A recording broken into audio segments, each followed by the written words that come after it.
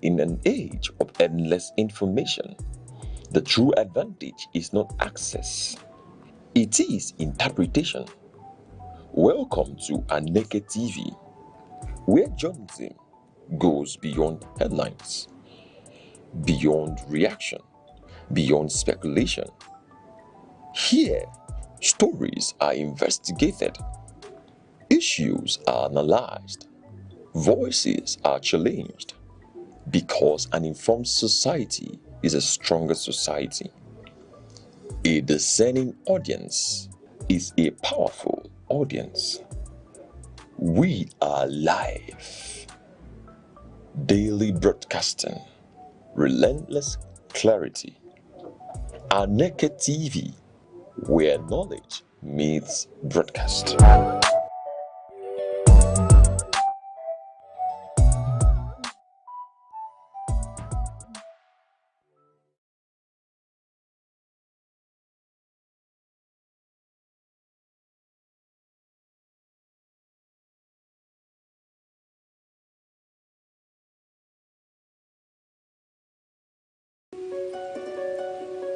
In a world that never stands still, where stories break in seconds and moments shape history, one station keeps you connected to your nation, to the continent, to the world.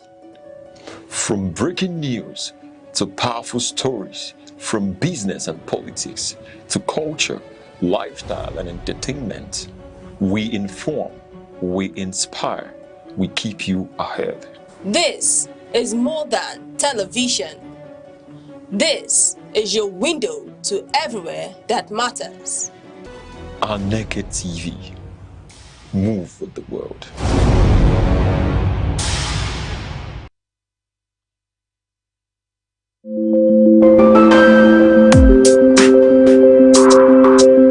Across Nigeria's dynamic economy, enterprise is on the move. From the resilience of small businesses to the expanding reach of indigenous industries, commerce thrives on innovation, determination, and vision. Finance is evolving, powered by technology and driven by a new generation of entrepreneurs. In a rapidly changing world, digital transformation is redefining how we save, invest, and grow wealth. From energy to agriculture, manufacturing to tech, Nigeria's economic landscape continues to diversify. Policies shift, markets respond, and opportunities emerge. Every figure tells a story. Every trend shapes the future. The question is, where is the next opportunity? On Aneke TV, we bring you clarity beyond the numbers. This is Business Outlook on Aneke TV, tracking the markets, analyzing the trends, and spotlighting the drivers of economic growth. Aneke TV, informing enterprise, shaping perspective.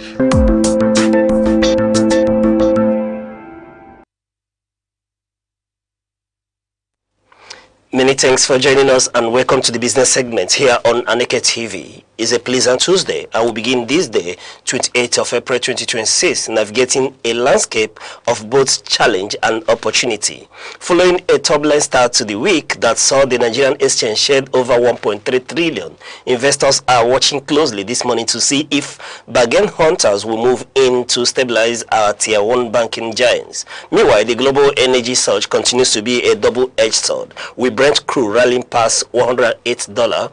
The fiscal buffer for the Federation grows even as we weigh the impact on domestic logistics and production costs. From the resilience of our commodities market to the latest shift a forest window. We are here to break down the numbers that matter to your pocket and your portfolio. And this is Aneke TV Business Desk, where data meets destiny and your words finds its voice. I am Uche Osai. Let's get down to business. Starting with the Nigerian Stock Exchange, where I will tell you that the Nigerian Exchange experienced a significant downturn yesterday, Monday, April the 27th, as the All-Share Index ASI fell by 0.94% to close at 223,602.29 points. The sell-off, largely driven by the banking sector, resulted in investors losing approximately 1.37 trillion naira, bringing the total market capitalization to 143.98 trillion naira.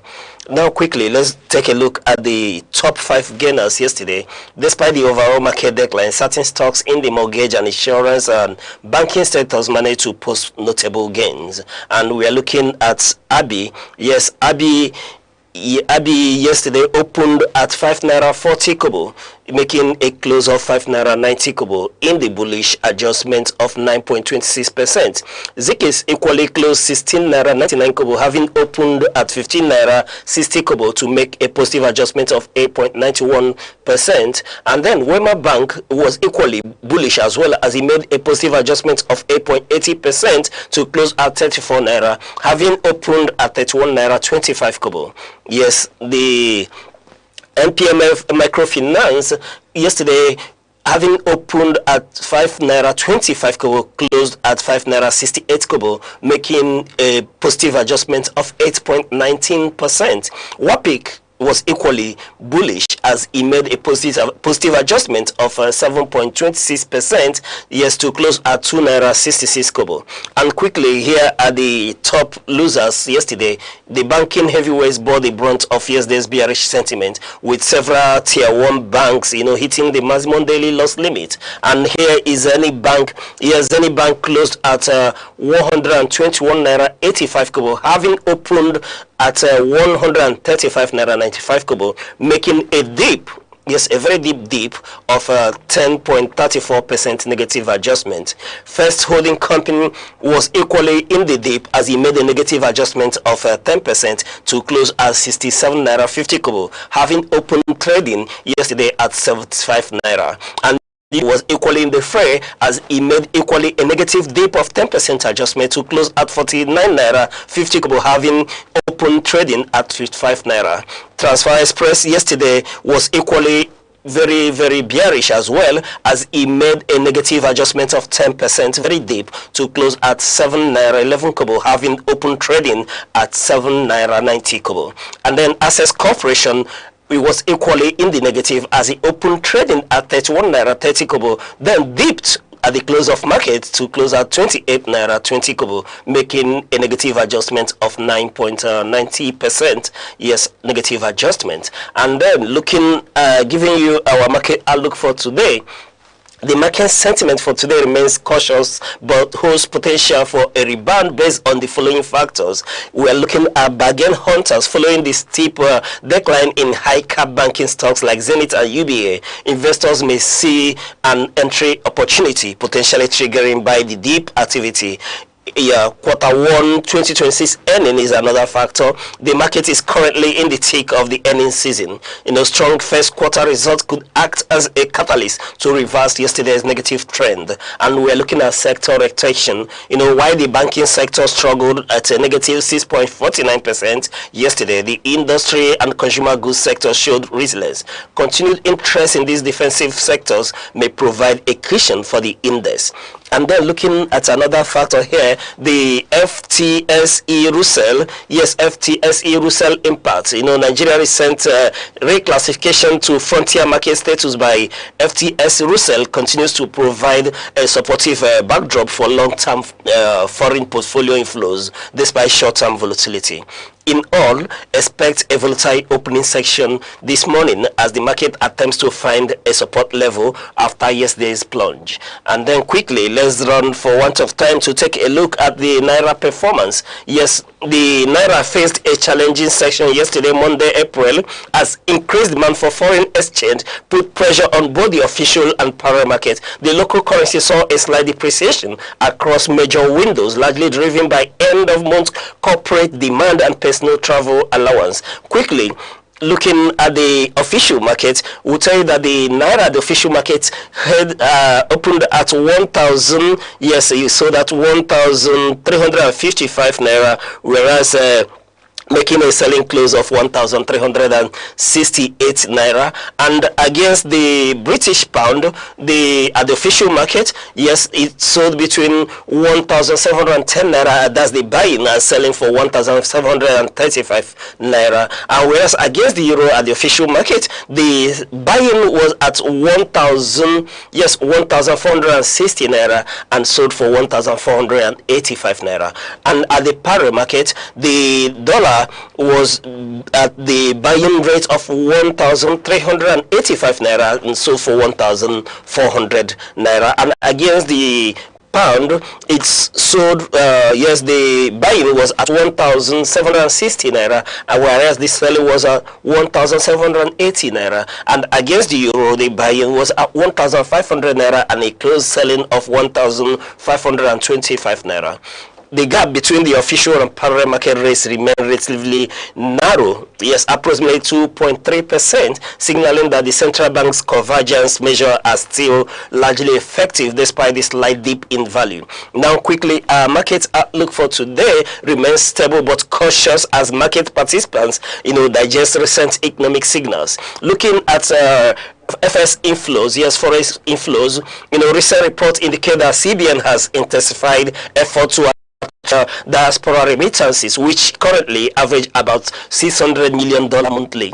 This steady inflow is expected to provide a buffer against extreme volatility today. And looking at liquidity trends, market liquidity at the Nigerian foreign exchange market window has improved slightly. If the CBN continues its periodic intervention, we may see the Naira trade within a tight band of 1,350 Naira to 1,375 Naira against the US dollar during today's section. And then looking at macro factors, with the IMF and World Bank recently commending Nigeria's exchange rate adjustments and subsidy removal, investors' confidence remain cautiously optimistic. The hard-won stabilization is expected to prevent a free fall even amid short-term demand spikes.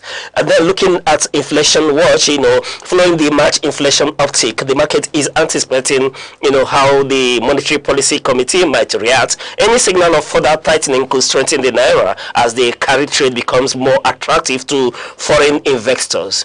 The Naira is likely, expected to hover around current level today with minimal fluctuation, barring any sudden surge in demand at the official window.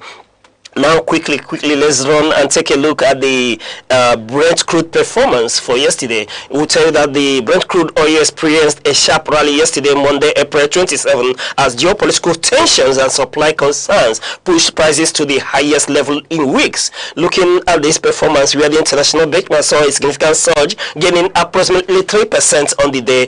Closing price settled at around $108.03 per barrel. With some intraday peaks touching around $109. Yes, and we saw a daily change which was signaled an upward movement of a $2.98 yes upward trajectory, approximately at a plus 2.8 to 3.5 depending on the exchange window. Yes, they marked the 6th consecutive day of gains for the Brent and the longest such rally in since early 2025. And looking at the key drivers here, one of the major key drivers here was the Strait of Hormuz blockade. Yes, the ongoing shipping constraints and the effective closure of the Strait of Hormuz remains the primary drivers as critical choke point for global oil transit, and the continued disruption has created a structural supply premium. And then we're looking at stalled diplomacy efforts to, reach a peace agreement, for de-escalation between the US and Iran reportedly stalled again on Monday. The market reacted to the lack of progress by pricing in long-term disruption. And then inventory drawdown is another factor that spurred the market on, as global emergency reserves are reportedly being drained at a record pace of 11 to 12 million barrels per day, increasing the urgency for fresh supply that is currently bottlenecked. And then the market sentiment, looking at Goldman Sachs, revised its outlook yesterday, suggesting that if flows through the Straits do not normalize by July, Brent could remain above $100 for the remainder of the year. Yes, quickly, let's just for want of time, we'll take a peek at the Nigerian commodities market, and we'll bring you up to date with the price of maize. 100 kg bag of price of maize is sold, depending on location, between 58,000 and 65,000 naira, indicating a stable trajectory. And looking at paddy rice, yes, paddy rice equally is on the marginal increase depending on location. 100 kg bag is sold between 48,000 to 54,000 naira. Yes, she's indicating a marginal increase. And then Shogun 100 bags, is equally depending on location between 52,000 and 59,000 naira, indicating a stable trend. Soya beans equally at 75,000 and 82,000 naira, 100 kg bag depending on location as well. And then quickly going to take a look at the market drivers for today. Yes, we'll tell you that the planting season prep as the early rains begin across the southern and central base. Farmers are shifting focus from storage sales to planting. This typically results in a thinning of market supply for grains like maize and shogun. And then another factor here is the export index pressure. The AFES export index AEI has seen increased volatility due to a 3.31% drop in global cocoa prices yesterday. This may lead to a temporary slowdown in aggressive local buying by exporters in the coming days. And then we'll look at logistics and fuel, with Brent crude rising to $108 per barrel. The indirect impact on transportation costs continue to keep last mile retail prices high in urban centers like Lagos, Abuja, and even Enugu as well, even when farm gate prices stay flat. The outlook for today in terms of grains, we expect maize and shogun to maintain their current price bands. Today supply from northern silos remains steady enough to prevent a sharp spike despite seasonal shift. And we're looking at export slowdown, where cocoa and ginger are trading at a local aggregation centers may see more cautious bidding today following yesterday's dip in international spot prices as well. And then quickly, let's just give you, for want of time, we'll leave you with market advice for the Nigerian investors for today. And we are telling you that in the market today, that you just maintain a 60-40 split between fixed income and equities. Yes, use the current red days in the stock market to accumulate value stocks at a discount, but keep your cash reserves ready for further volatility. And that's where we'll draw the curtain today on this business segment here on Aneke TV. And we're letting you know to stay informed, stay ahead and keep your eyes on the numbers. I am Uche Osai. Invest wisely.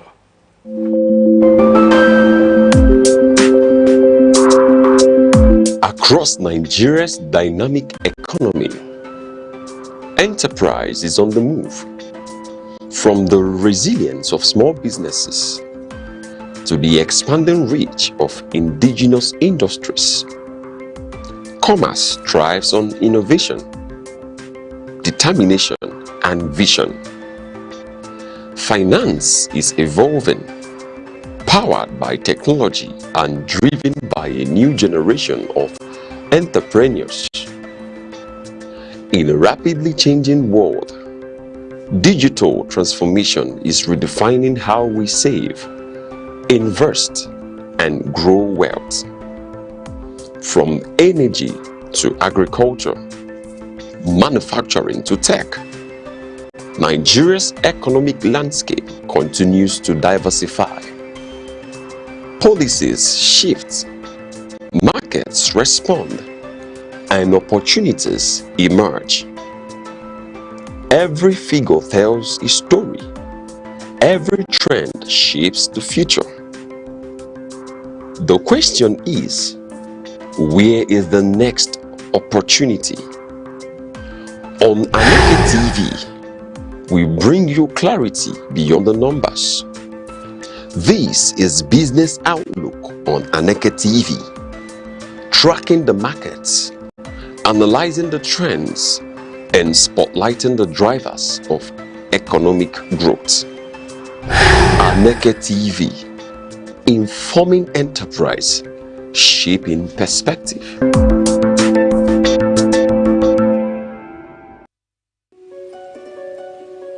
In a world that never stands still, where stories break in seconds and moments shape history, one station keeps you connected to your nation, to the continent, to the world. From breaking news to powerful stories, from business and politics to culture, lifestyle and entertainment, we inform, we inspire, we keep you ahead. This is more than television. This is your window to everywhere that matters. Aneke TV. Move with the world.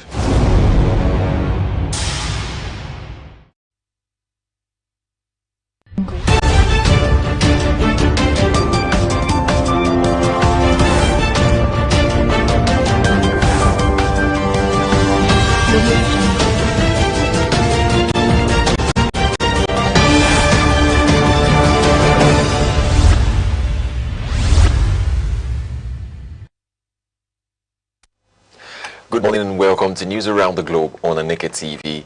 I'm Good Hope Chukuma. Glad to have you join us. Headlines. Fresh concerns over 2.1 million unimmunized Nigerian children. On the foreign scene, King Charles III arrives in Washington, D.C. amid diplomatic tensions. On business, Alex Oti flags off multi-million naira agricultural support scheme.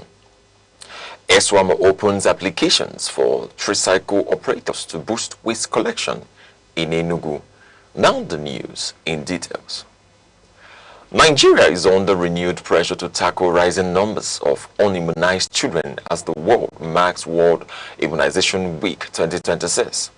The organization Save the Children has warned that millions of children remain unreached, particularly in underserved urban and peri-urban communities in Lagos and Kano states despite ongoing national immunization efforts. The group says Nigeria continues to rank among countries with the highest number of zero-dose children globally. An estimated 2.1 million children have never received any vaccine, while about 2.3 million are only partially immunized, reflecting persistent access barriers and systematic gaps in healthcare delivery. Save the Children is urging federal and state governments alongside development partners to strengthen routine immunization systems.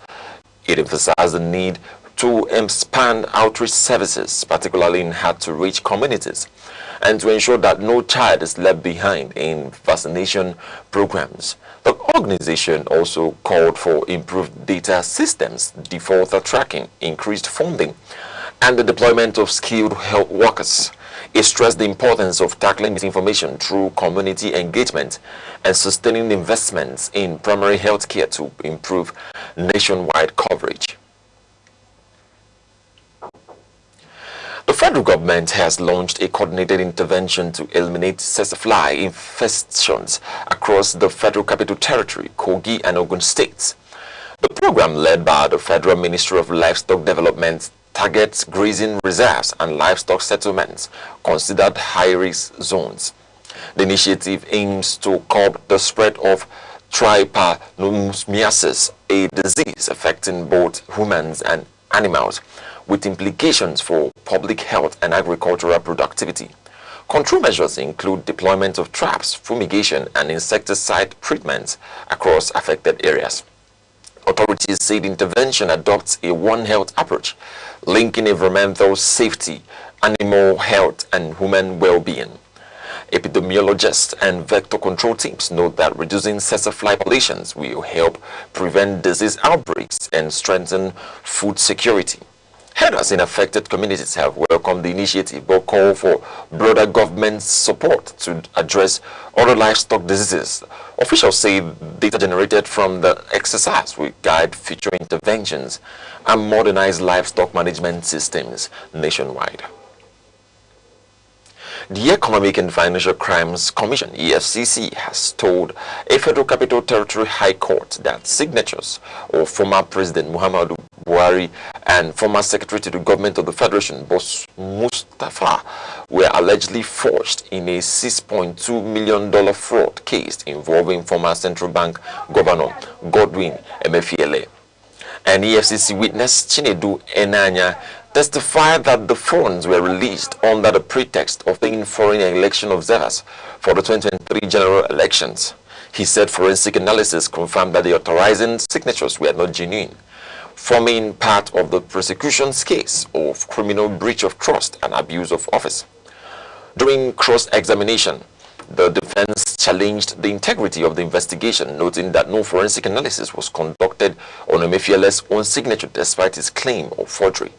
Defense counsel Matthew Broker accused the prosecution of delays and repetitive witness presentations. Presiding Judge, Justice Hamza Muazu, has directed the prosecution to conclude its case by April 28 on risk foreclosure. The trial continues as one of the most closely watched financial crime cases in Nigeria.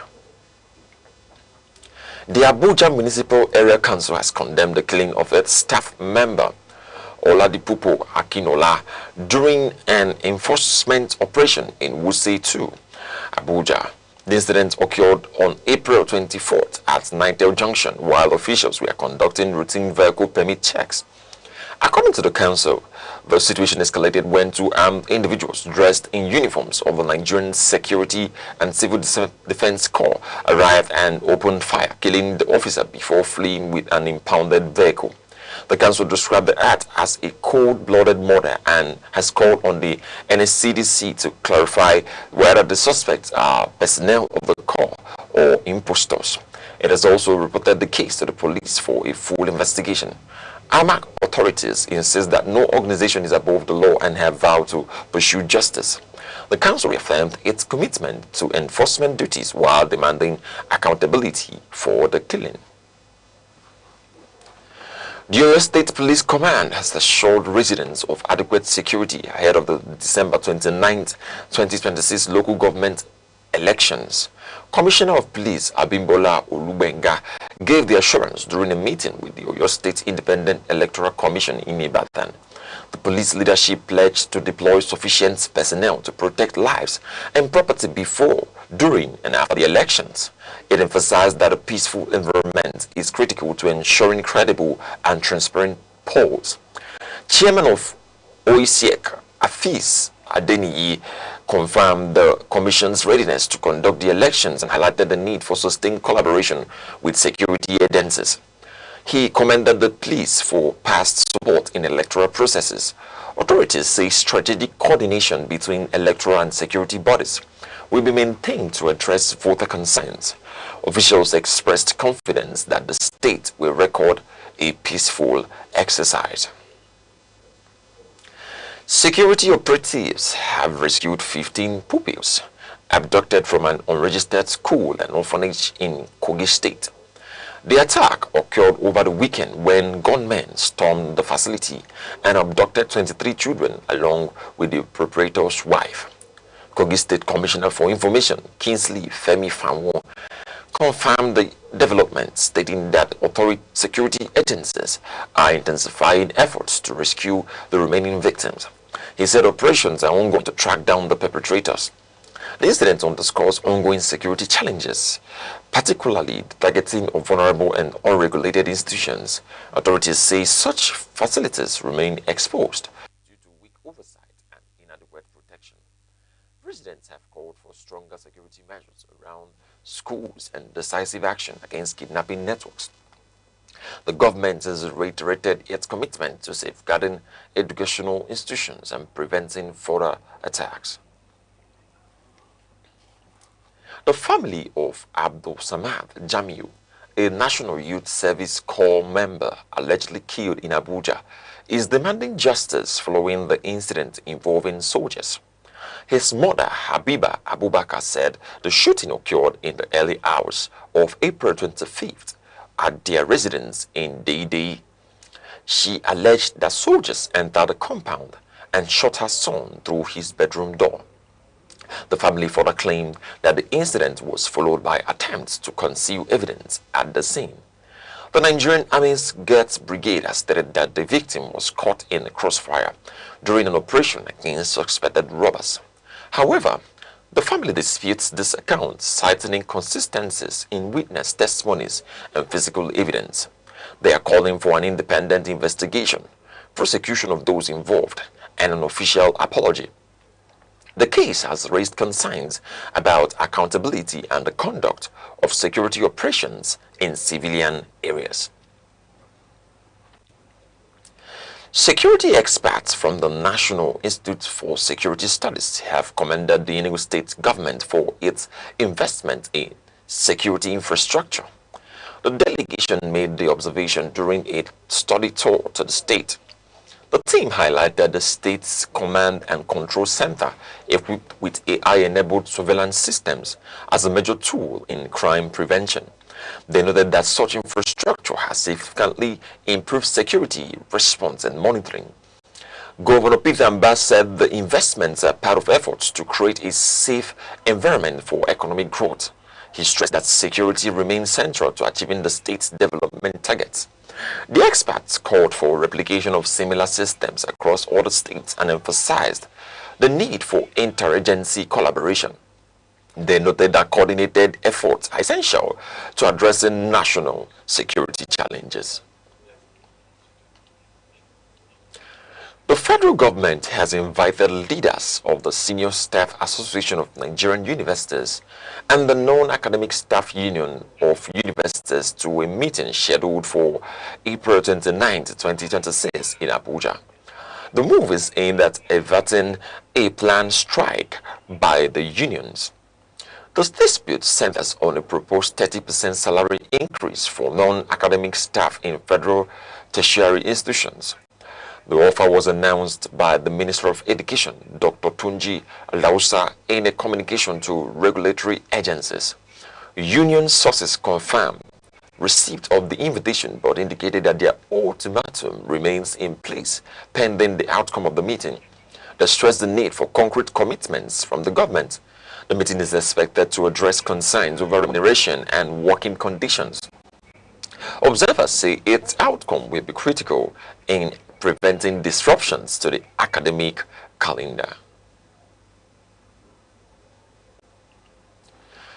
News around the globe is coming to you live from Aneke TV. Remember, you can stay connected with us on all social media platforms, Facebook and YouTube at Aneke TV. Now, a brief recap of the major stories making the news.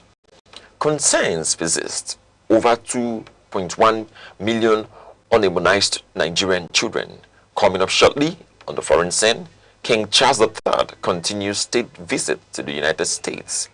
On business, Governor Alex Oti flags off agricultural support program in Abia State. Eswama opens applications for tricycle operators to boost waste collection in Enugu. We'll be right back shortly.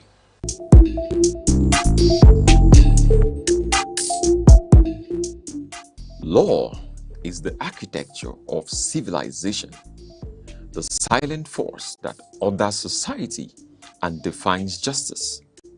Yet, within its complexity, many remain uncertain of their rights, their obligations, and the protections the law affords. From the inviolability of human rights to the intricate doctrines governing property and civil relations. This is a platform where law is demystified, where principle meets practice and knowledge becomes empowerment. Because justice is not abstract, it is personal. You and the law on Aneke TV.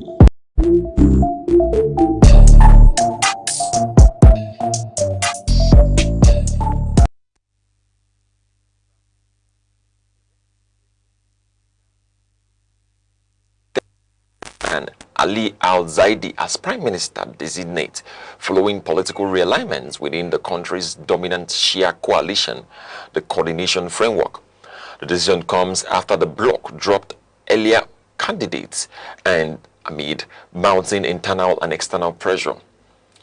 Al-Zaidi, a banker and media entrepreneur with no prior government experience, is being positioned as a consensus candidate capable of bridging Iraq's competing political and regional interests. His emergence reflects a compromise within Iraq's complex power-sharing arrangement. The development follows reported diplomatic pressure from the United States, including warnings by against the return of former Prime Minister Nari al-Maliki. The pressure contributed to the withdrawal of Maliki and caretaker Prime Minister Mohammed Shia al-Sudani from the race. Al-Zaidi is now expected to begin consultations to form a new cabinet. Britain's monarch, King Charles III, alongside Queen Camilla, has commenced a 4-day state visit to the United States, arriving at Joint Base Andrews. The visit coincides with the commemoration marking 250 years since the American Declaration of Independence. The monarchs were received by the U.S. President Donald Trump at the White House for a private engagement. However, the visit comes amid reported diplomatic tensions between Washington and the British government led by Prime Minister Keir Starmer. Key highlights of the visit include an address by King Charles to a joint session of the U.S. Congress, making him one of the few British monarchs to do so. The itinerary also features engagements in New York, including a 9/11 remembrance ceremony before concluding in Virginia. Despite the ceremonial significance, policy disagreements, particularly over international security issues, continue to test the long-standing US-UK alliance. Observers say the visit provides an opportunity for renewed diplomatic engagement. Mexican authorities have arrested Odias Flores, a senior commander of the Jalisco New Generation cartel, in a major operation in Nayarit State. Flores, also known as El Jardinero, is believed to have overseen key drug trafficking routes along Mexico's Pacific coast. Security officials say the suspect rose in prominence following the reported death of cartel leader Nemesio Oseguera Cervantes, also known as El Mencho. His arrest is expected to significantly disrupt the operations of one of Mexico's most powerful criminal organizations. Mexico's Security Minister Omar Garcia Harfuch confirmed that Flores is in custody and facing extradition proceedings to the United States, where he is wanted on drug trafficking charges. U.S. authorities have earlier placed a multi-million-dollar bounty on him. The arrest comes as Mexico intensifies security operations ahead of major international events. Authorities say dismantling cartel leadership remains critical to reducing organized crime and strengthening regional security cooperation. The federal government has directed aviation fuel marketers to provide a 30-day credit facility to airline operators in a bid to ease the ongoing jet fuel supply crisis. The move was coordinated by the Nigerian Midstream and Downstream Petroleum Regulatory Authority following stakeholder engagements in Abuja. The meetings, convened in collaboration with the Ministry of Aviation and Airspace Management, brought together key industry players including the Federal Airports Authority of Nigeria, Nigerian Airspace Management Agency, and Nigerian Civil Aviation Authority. Stakeholders raised concerns over rising aviation fuel prices linked to global oil benchmarks and called for regulatory intervention.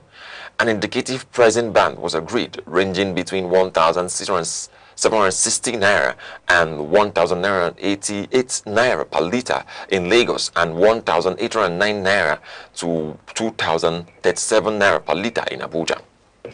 Authorities say the measures are aimed at stabilizing supply and preventing disruptions to flight operations. However, they caution that prices remain subject to fluctuations in international energy markets. Abia State government has commenced the disbursement of startup funds to 616 young agripreneurs under the Livelihood Improvement Family Enterprises in the Niger Delta Life ND project. Governor Alex Oti flagged off the initiative in Umuahia at the state capital. Beneficiaries described as incubatees are receiving financial support ranging from 472,000 naira to 1.2 million naira after completing training in agricultural value chains such as rice, cassava, poultry, and palm oil production. The program is a collaboration between the state government, the federal government, and development partners aimed at promoting youth participation in agriculture and enhancing food security. Officials say the initiative has already empowered thousands and improved rural infrastructure, including irrigation systems and access roads. The government maintains that the project will boost productivity and reduce unemployment. The Kwara State Police Command has warned point-of-sale operators against rising cases of financial fraud targeting their businesses. The Commissioner of Police in the state, Adekimi Ojo, issued the advisory amid reports of increasing fraudulent transactions. Police say suspects often lure operators into processing large sums under the guise of legitimate transfers, only for the funds to later be traced to criminal activities. Operators are then exposed to investigation and possible legal consequences. Police spokesperson Mrs. Adetoun Ejire Adeyemi urged operators to exercise caution, particularly with unfamiliar customers and unusually large transactions. She advised prompt reporting of suspicious activities to security agencies. Authorities say the warning is part of efforts to protect small business operators and maintain financial system integrity.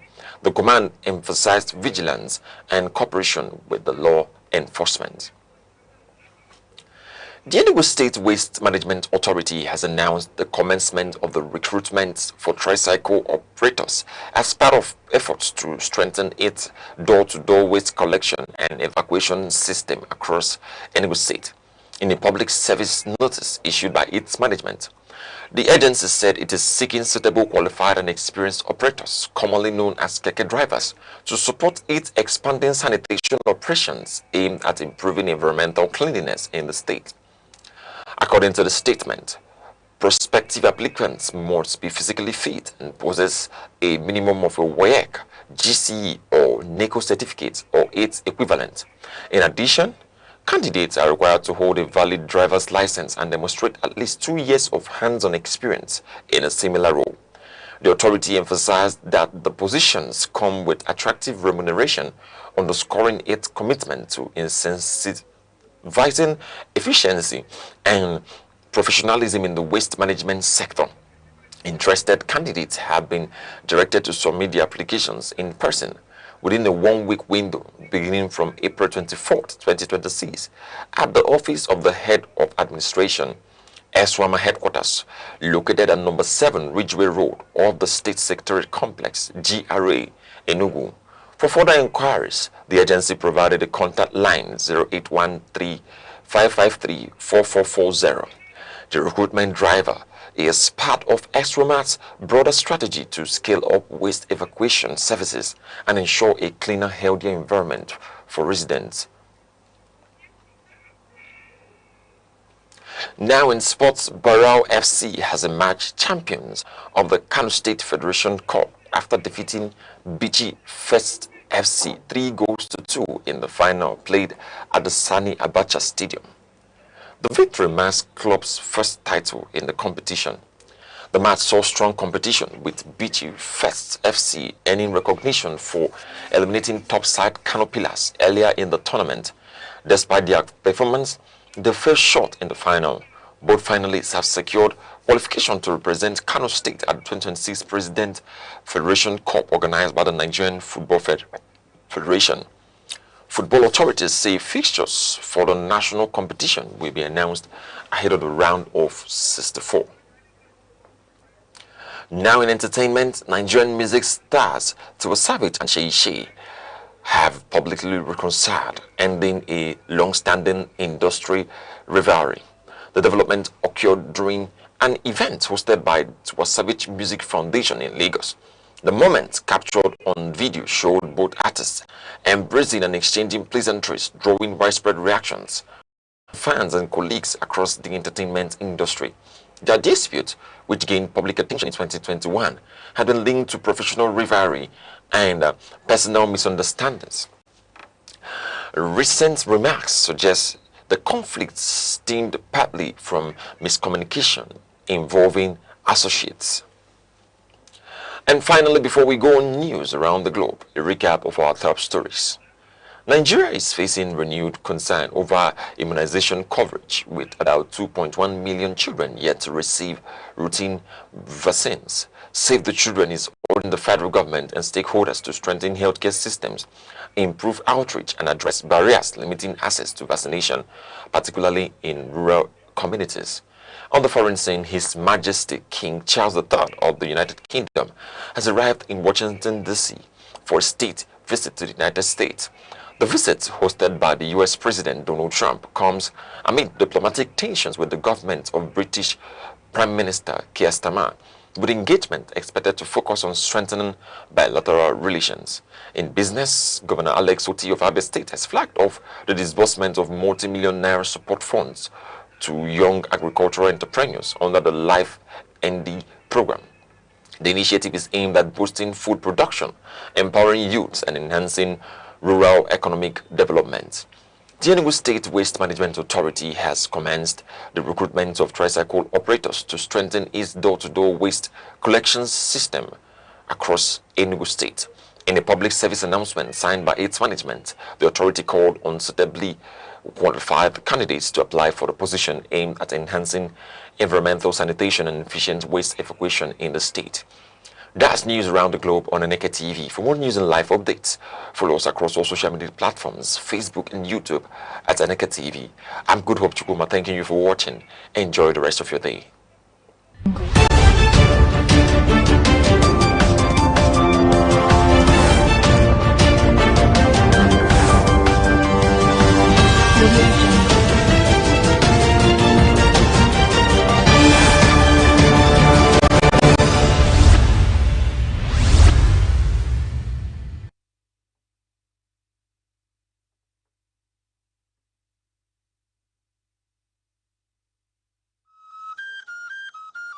Chinua Achebe taught the world that African stories matter.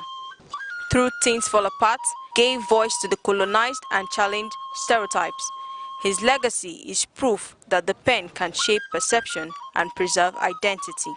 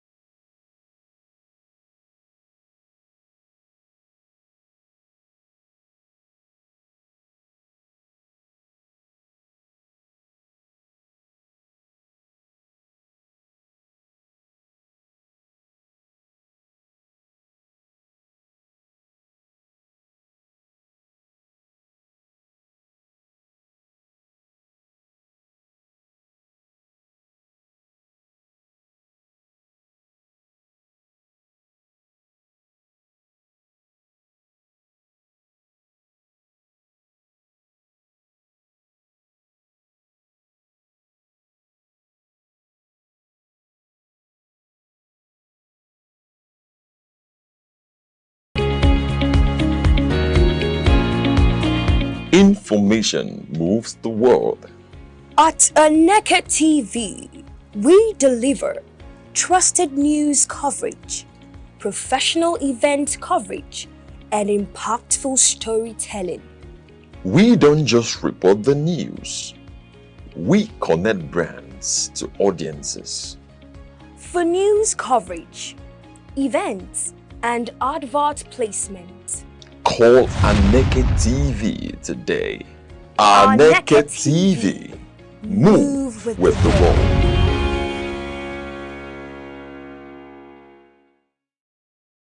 Nigeria finds itself at a pivotal moment, a nation of nearly 220 million people, rich in human potential, natural resources, and cultural diversity. Nigeria is simultaneously confronted with an array of security challenges that have deep historical roots and contemporary complexity. From the harsh insurgency that has persisted in the northeast for over a decade to the sprawling banditry networks across the northwest, from recurrent heather-farmer clashes in the Middle Belt to rampant kidnap for ransom syndicates and urban criminality, insecurity today manifests not as isolated events, but as an interlinked ecosystem of violence and instability.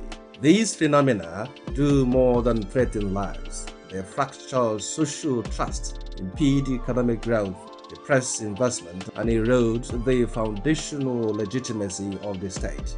In environments marked by distrust and fragmentation, dialogue emerges not as an optional luxury but a strategic imperative, a mechanism for understanding grievances, bridging divides, and constructing mutually accepted pathways toward peace and progress. Indeed, scholars of conflict resolution affirm that sustainable security is seldom achieved by force alone.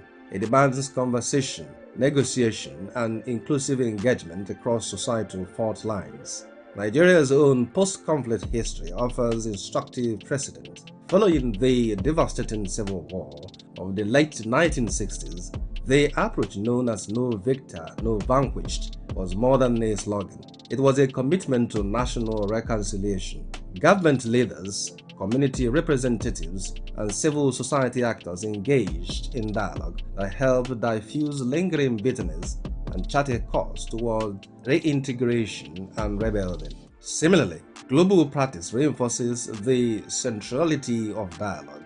In conflict zones from Northern Ireland to South Africa, negotiated engagement between hardline actors and governments ultimately outlasted militarized approaches. These examples illustrate a foundational principle. Dialogue humanizes the other and transforms entrenched antagonisms into space for shared problem solving. In the Nigerian context, dialogue must operate at multiple levels: local, state, and national, each tailored to the specificity of its environment. At the grassroots, structures like traditional council forums, community peace committees, and youth roundtables serve as critical platforms where grievances can be heard and understood. For example, in parts of Plateau and Kaduna states, facilitated dialogues between herders and farmers have reduced violent confrontations over land and grazing access by identifying consensus on resource management and corporate forms of engagement. These forums help transform relationships of suspicion into dialogues of accountability and shared interest. At state and national levels, concerted efforts are needed to institutionalize dialogue mechanisms within governance architecture. This means establishing offices or councils dedicated to peace building, conflict management, and stakeholder engagement with clear mandates, independent oversight, and sustainable funding. By creating structured channels for communication between communities, security agencies, traditional leaders, and civil society, the state can move beyond ad hoc responses and toward proactive governance. Dialogue must not be restricted to reactive negotiations in moments of crisis. It should inform policy design and implementation.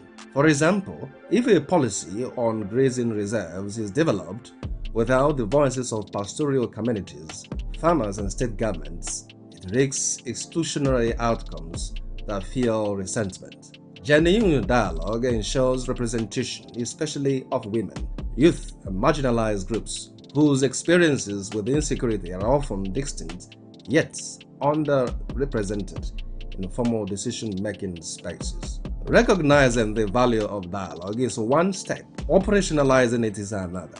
To ensure that dialogue is transformative rather than performative, several practical measures should be prioritized. Conversations must be paired with tangible socio-economic investments, such as rural job creation, skill development programs, microfinance houses, and community infrastructure, which address the underlying conditions that often give rise to insecurity. Digital platforms can democratize engagement, enabling citizens, especially in remote areas, to participate in consultations, report security concerns in real time, and access information. Technology also expands the reach of peace education campaigns that reinforce values of tolerance and civic responsibility. Efforts to mainstream peace building into school curricula, community organizations, and media narratives help cultivate a culture of nonviolence and mutual respect. These educational foundations strengthen the long-term resilience of societies against polarization and conflict. Professional training for dialogue facilitators, negotiators, and conflict analysts enhances the quality and credibility of engagement processes. Skilled mediators are equipped to manage tensions, navigate entrenched positions, and sustain momentum toward constructive outcomes. Nigeria's security challenges are either sudden or isolated. They are the product of historical marginalization, governance deficits, competition over resources, economic insecurity, and weakened societal contrasts. Addressing these complex realities demand a response that is equally nuanced and collaborative.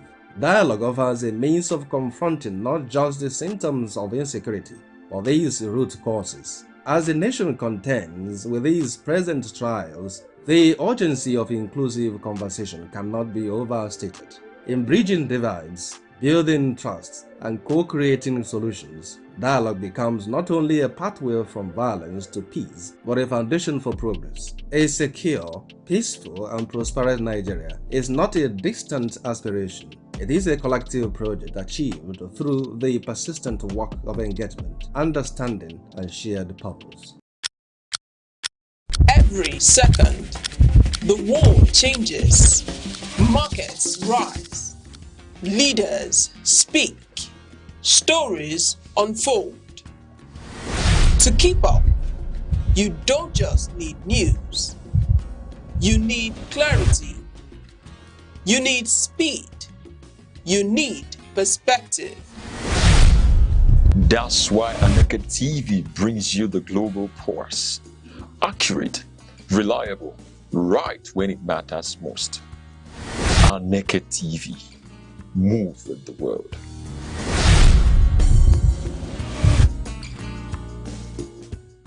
Leadership, in its deepest sense, is not the occupation of authority, but the assumption of moral weight. It is the invisible burden of choice, the negotiation between power and conscience, between what is possible and what is right. In every society, but especially in Nigeria's complex and evolving democracy, leadership becomes the mirror which a people either recognize their dignity or lose sight of it. Integrity, therefore, is not a decorated virtue attached to leadership. It is its very substance. It is the invisible thread that binds intention to action, promise to fulfillment, and power to responsibility. Without integrity, leadership becomes performance. With it, leadership becomes philosophy in motion. To speak of an egalitarian society is to speak of a moral imagination, a society where human worth is not negotiated by birth, geography, tribe, or privilege, but recognized as an inherent truth. Yet, such a society cannot exist in abstraction. It must be constructed through the ethical decisions of those entrusted with power. In this sense, integrity is not merely a personal virtue, it is a structural necessity. Nigeria, like many post-colonial societies, carries within it a tension between promise and practice. Its constitutional ideals often rise higher than its institutional realities, and in that gap between aspiration and execution, the question of integrity becomes unavoidable. For every broken system is first a broken commitment, every weakened institution a reflection of compromised truth. When leadership loses integrity, societies does not simply become inefficient, it becomes fragmented. Trust, once fractured, does not merely disappear, it recedes into cynicism, citizens begin to expect failure as normality, and governance becomes a theater where hope is repeatedly rehearsed but rarely fulfilled. Yet, integrity in its truest philosophical sense is not merely the absence of corruption, it is the presence of coherence. It is the alignment of inner conviction with outer action. A leader of integrity does not simply avoid wrongdoing, they embody consistency in a world that constantly rewards compromise. In such coherence lies the foundation of equity, for inequality is not sustained only by economic imbalance, but by moral inconsistency, where rules apply differently depending on proximity to power. An egalitarian society demands more than equal laws. It demands equal moral application of those laws. This is only possible where integrity governs leadership. To build a society, institutions must outlive individuals, and principles must outweigh personalities.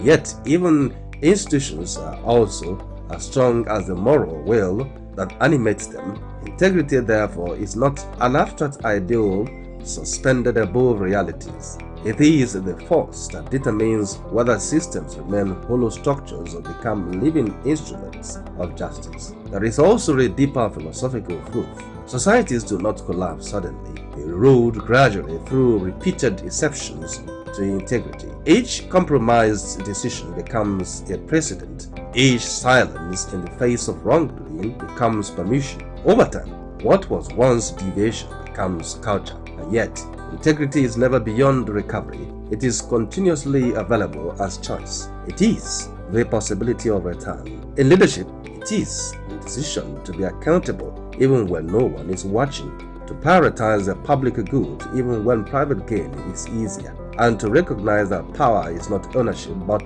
stewardship. An egalitarian society, then, is not a distinction but a moral discipline. It is sustained not by slogans of unity, but by the daily ethical labor of those who govern and those who are governed. It requires a shared consciousness that justice is not automatic, it is maintained. In the end, integrity is the quiet architecture of trust, and trust is the foundation upon which societies either stand or collapse. Nigeria's future, and that of any nation, will not be determined solely by the abundance of its resources, but by the depth of its moral seriousness. For leadership, stripped to its essence, is not the exercise of power over others, but the faithful responsibility of power for others. And in that responsibility lies the possibility of a society where equity is not merely proclaimed, but lived silently.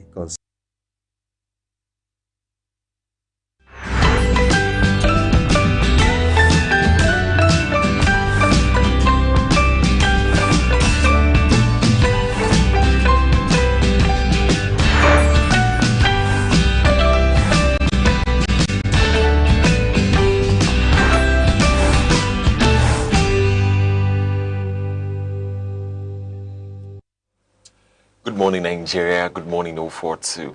Please and greetings to everyone watching. You're tuning to Sunrise on Aneke TV, where every sunrise begins with purpose, love, and delightfulness. Bringing you today's daily dose of brightness and joy. I'm Good Hope Chukuma, coming to you live from our studio here in vibrant Enugu. And good morning to you, our global audience. I'm Uche Osai. Wherever you are, at home, in your office or in transit, thank you for letting us into your space this beautiful morning. We're here to refresh, inform, and motivate.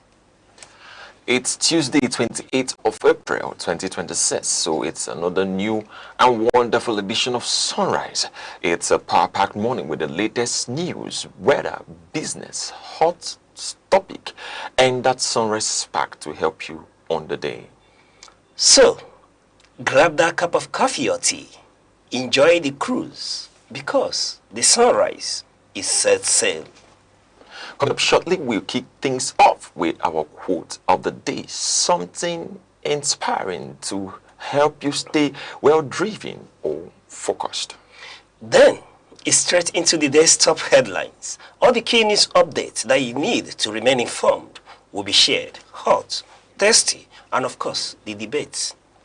We'll also give you a full weather forecast for cities across Southeast and beyond, so you know what to expect before stepping out. And later, we'll bring up the man of many parts, the sports oracle, and World Wide Web to keep you informed about the happenings around the sports world to leave you smiling. Now we go over to the quote of the day here on this edition of Sunrise. This is our inspiration segment, and the quote says, "Only men who are masters of themselves become easily masters of others. Therefore, my thought, my tongue, my action shall be brought under strict control always." This quote is from one of the greatest nationalists we've had in Nigeria, that's Chief Obafemi Awolowo. He said, "Only men who are masters of themselves become easily masters of others." This is not something we need to argue about. When you are in control of your life, when you're in control of yourself, when you're in control of your speech, your thought, your action, it helps you shape your perspective.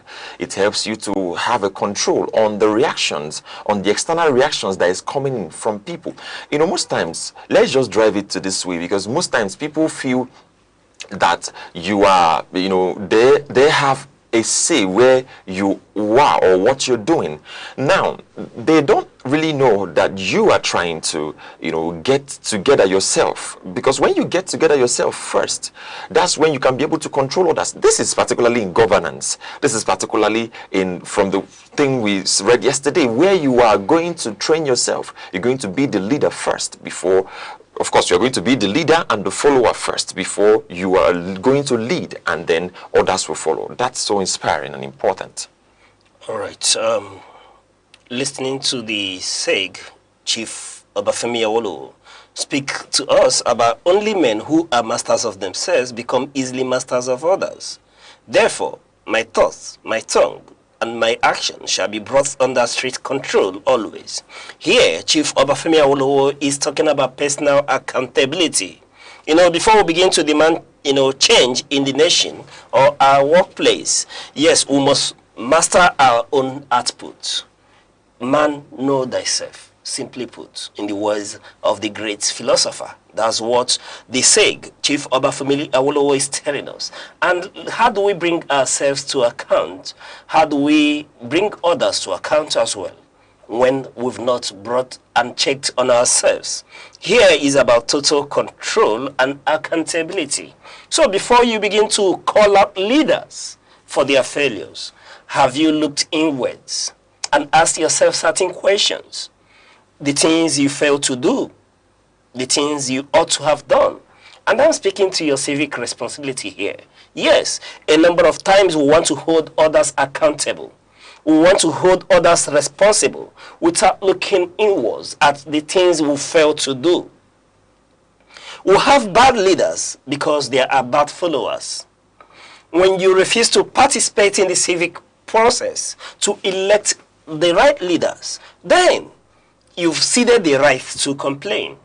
In fact, it's lack of personal accountability when you do not participate in the process that trusts up leaders who take over the helm of affairs and derail to deliver to the plans or to the wish of the masses. It is simply because the followers have refused to do the right thing. So we urge you this morning, wherever you're watching from, the main market in Onitsha, or Wete market in Enugu, or Keita market, or Garike market in Enugu as well. I hear Hori in Aba, or Ariare market in Aba, or you're watching from Ogige, or Alaba International Market, or Sabongeri market in Kano. Wherever you are, we are boundless, and we are charging you this morning that you need to stand up, take responsibility, participate in the process for us to elect the right leaders. It is our civic responsibility, and we need not shy away from it. Just like the great SEG says that only men who are masters of themselves become easily masters of others. Therefore, he speaks to my thoughts, my tongue, and my actions shall be brought under strict control always. Yes, until we've done the right things, we've placed ourselves in the right path, participated in the process, get our PVC, go out to vote. Until then, we have ceded the right to bring others to account. Therefore, we urge you this morning to be part of the process. Yes, go get your PVC if you do not have it. And if you have it, keep it handy. For soon, the bell will toll, and it will be time to elect the leaders. Yes, if we do not participate, then we will have the leaders that we deserve. Please, we urge you, join the process, participate, that we elect leaders who would work and see to it that will leave a nation that the generation next will be proud of. All right, we go on a short break and we'll be right back with the weather report. Stay with us. The Insight with Uche Osai. Having the political will to confront whatever is the challenges. Igbo man wrestles with the tortoise that had a lot of ingenuity, a lot of ideas, and the tireless. It will take the broad mind of government in power to say, let there be electoral reform, no matter whose heart is God. I was there. We did everything. All of us came and supported him with our last blood. In-depth analysis, expert views, real voices, uncover the stories shaping Nigeria today. Deep dive, honest, unfiltered, only on the Insight with Uche Osai on Aneke TV. Join us.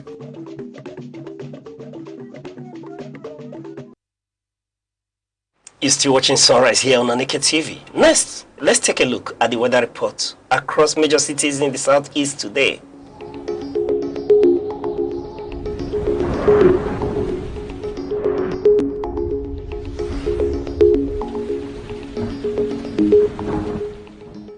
Good morning, Oka, Anambra State.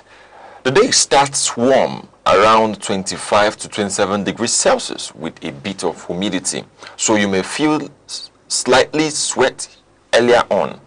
As the day goes on, it will get hot, rising to about 32 to 34 degrees Celsius. By late afternoon or evening, clouds will gather. Rain or thunderstorms are likely, helping to cool things down and leaving the night fresh and calm. Good morning, Diko City, and welcome to Enugu. Enugu this morning starts cool and comfortable at 24 to 26 degrees Celsius. By afternoon, things warms up to about 30 to 32 degrees Celsius. Rain is expected earlier here. And once the rain falls, it becomes cool, refreshing, and making the evening calm. Good morning, Abakaliki. Day starts cooler at 24 to 26 degrees Celsius, but this area will heat up more today.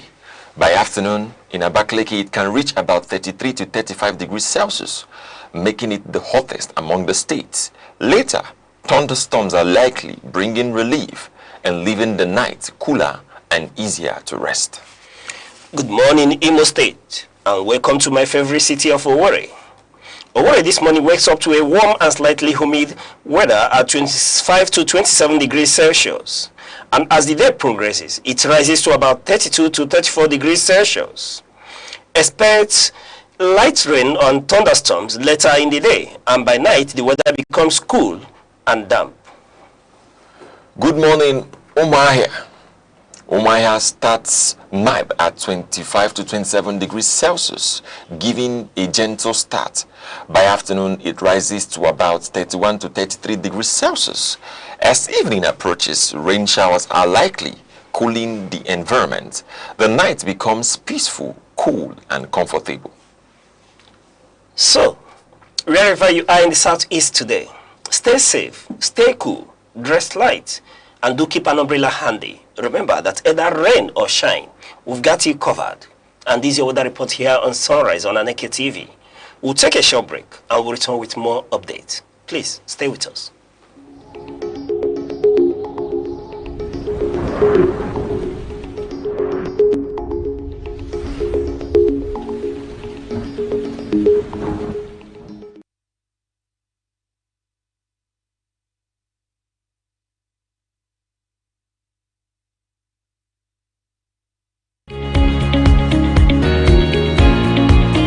Information moves the world. At Aneke TV, we deliver trusted news coverage, professional event coverage, and impactful storytelling. We don't just report the news. We connect brands to audiences. For news coverage, events, and advert placement, call Aneke TV today. Aneke TV. Move with the world.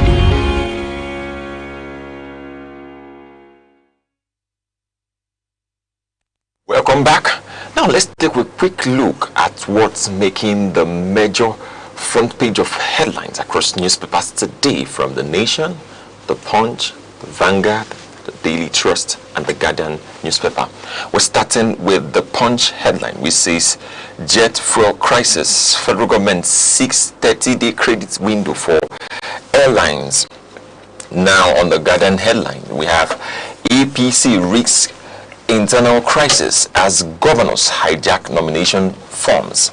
On The Nation, we have Sanwo-Olu Hamzat best to take over as governor. On The Daily Sun, we have gunmen kill pastor, wife, 2 children in fresh Plateau attack. On The Vanguard, we have pepper mills collapse. Nigeria loses 674 billion naira annually to foreign producers. Now on The Daily Trust, we have who is there? Core members' final word. Now we start today with the Punch headline, which says jet fuel crisis, federal government seeks 30-day credit window for airlines. And this is talking about the jet fuel crisis that has been lingering for weeks now, looking at the federal government's intervention to expand the credits for airline operators so that they could, they could pay for the jet fuel at the end of 30 days. That means they can, travel, they can operate and have a free time and a free zone while they're operating, so that at the end of the day there will not be a tight schedule of or tight financial issue that is hanging on them, looking at citing that fuel prices are really going up. And in some states, from Lagos to across some states, you can get it about 1,890 something, while in Abuja it's about 2,033 naira and more.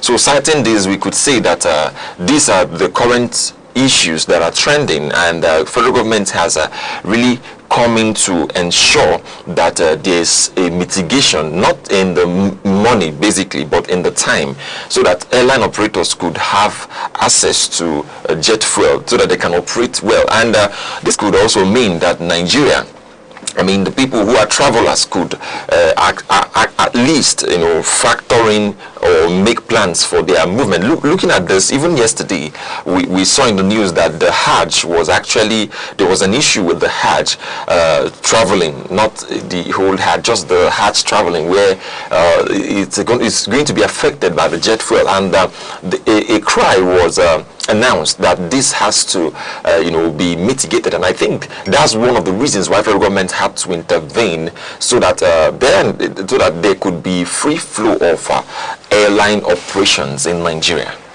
Yeah, you're quite apt in this regard. When you look at this situation, it begins to bring to bear the sorry situation that we are in as a people. When given that factors, happenings in other climes have a direct bearing to our nation, leaves much to be desired. And when we talk about the jet fuel crisis in Nigeria, you can't negate it from the crisis in the Middle East, where the cost of prosecuting the war is making serious impact in Nigeria.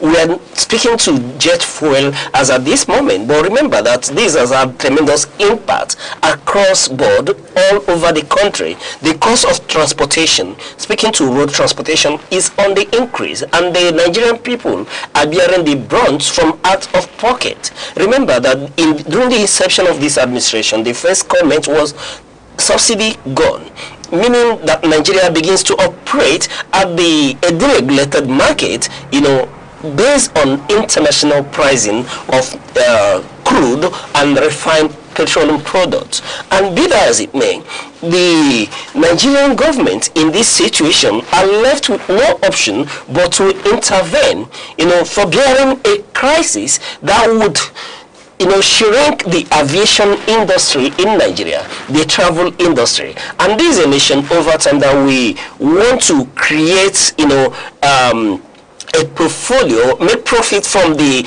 tourism sector, and is a thriving industry in Nigeria. And when you look at the operators of airlines in Nigeria, over time they've come out to cry out loud, given the skyrocketing cost of aviation fuel in the country. However, I give kudos to the Minister of Aviation and Express Management for the timely intervention in bringing all stakeholders together.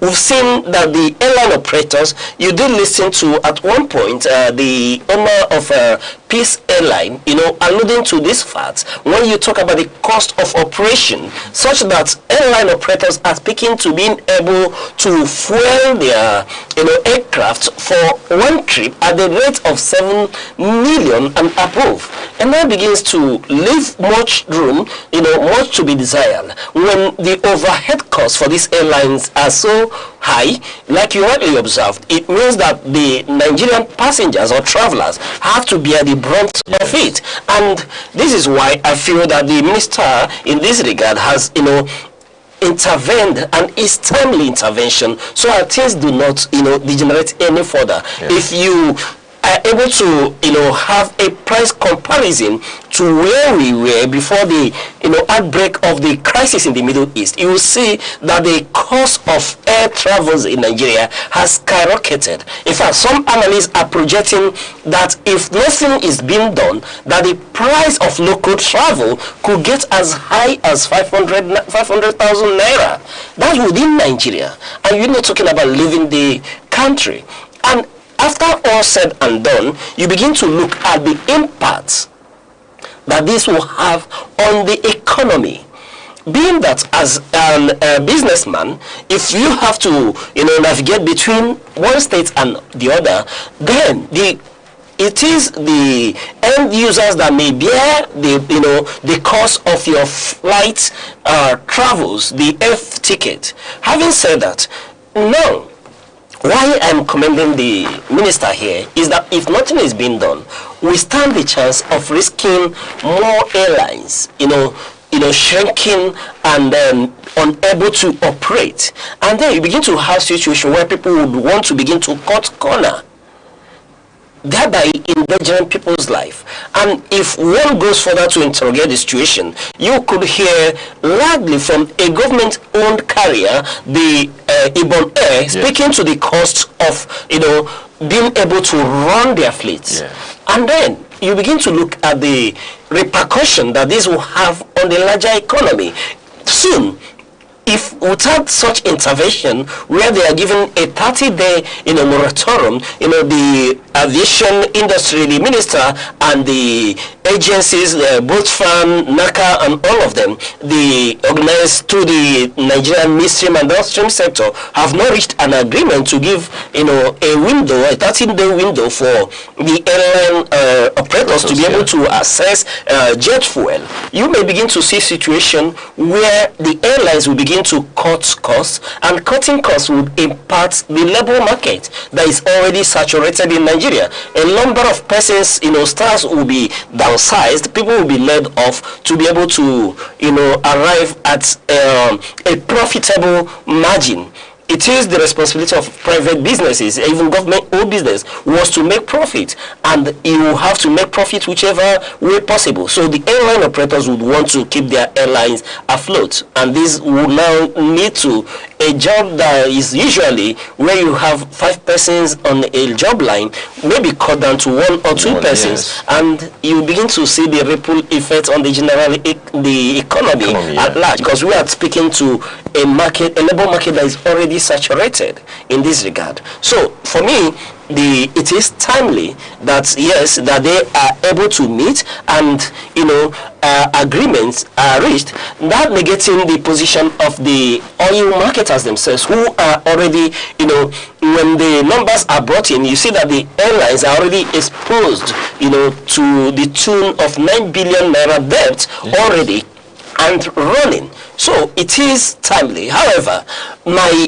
answer on this is that the Nigerian state needs to, reinterrogate itself, that a nation that is known to be filled with abundance, given a 1 month to 2 months crisis in the Middle East, we are battling with being able to, keep our industries afloat, keep the aviation sector running, and the Nigerian masses are already bearing the brunt of it. So something needs to give, something needs to be done. And in this regard, the aviation ministry has intervened. But I tell you one thing, without wanting to sound as a critique of every affairs of the government, I tell you that this is reactionary. We need to get to a point where we're able to be not just being net producers of crude, but being self-sufficient.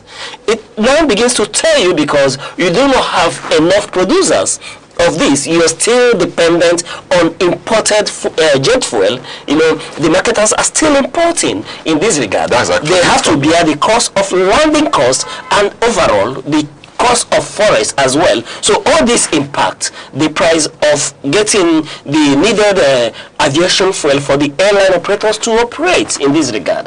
Having said that, you start now look at the fact that it's only Dangote refinery that is operational and could supply, so it exposes the economy, it exposes the nation.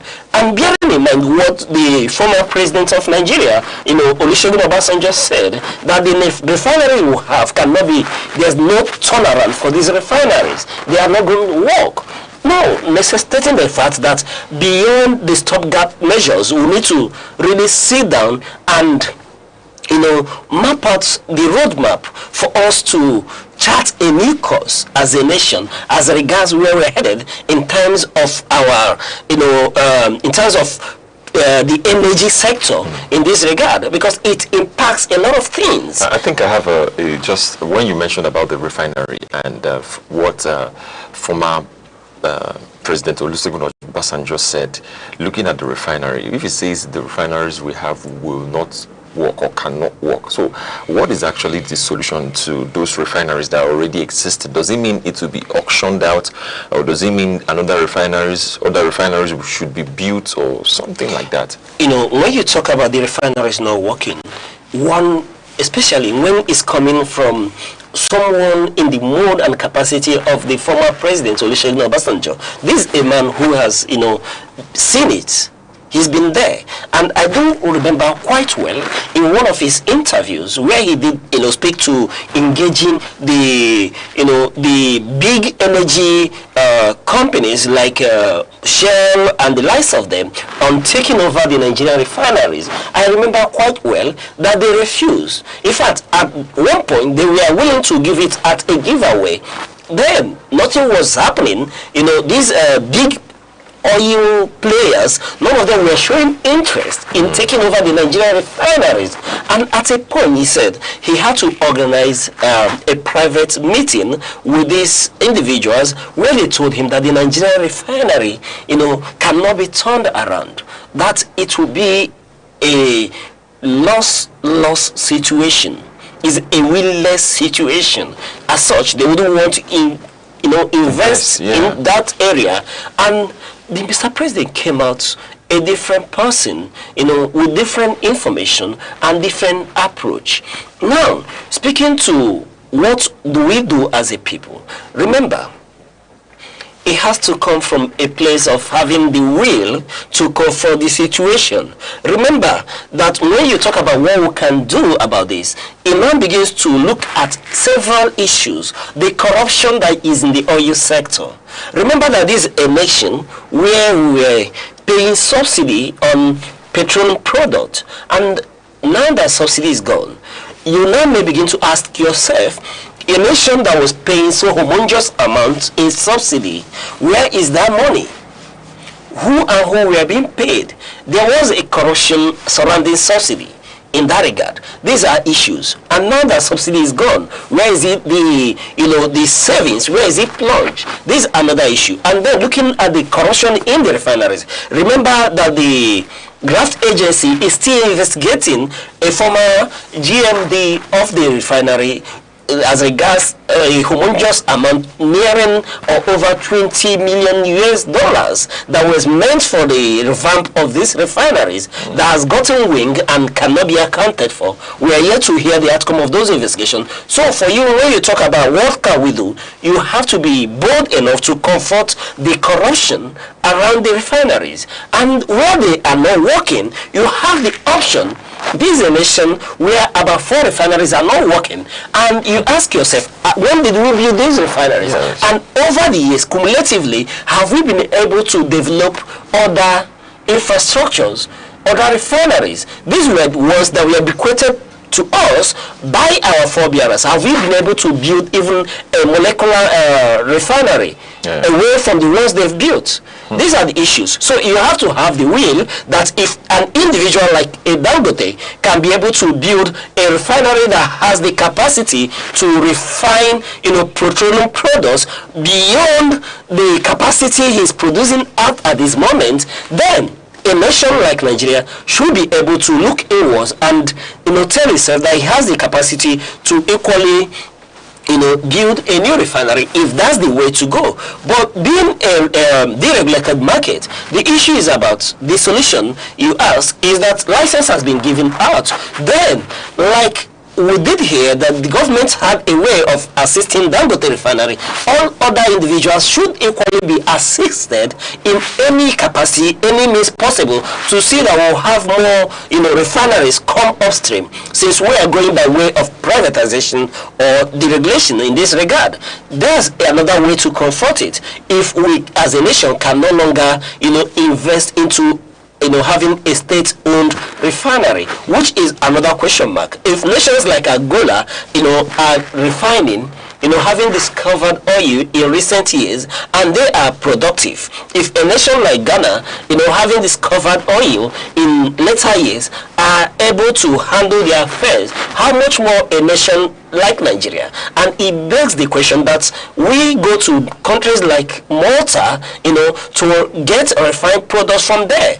Now, leading to the major question, why can't we as a people, like you asked, confront our situation? And I tell you, the solution here is the will to confront the situation, not the capacity, not the resources to handle this issue.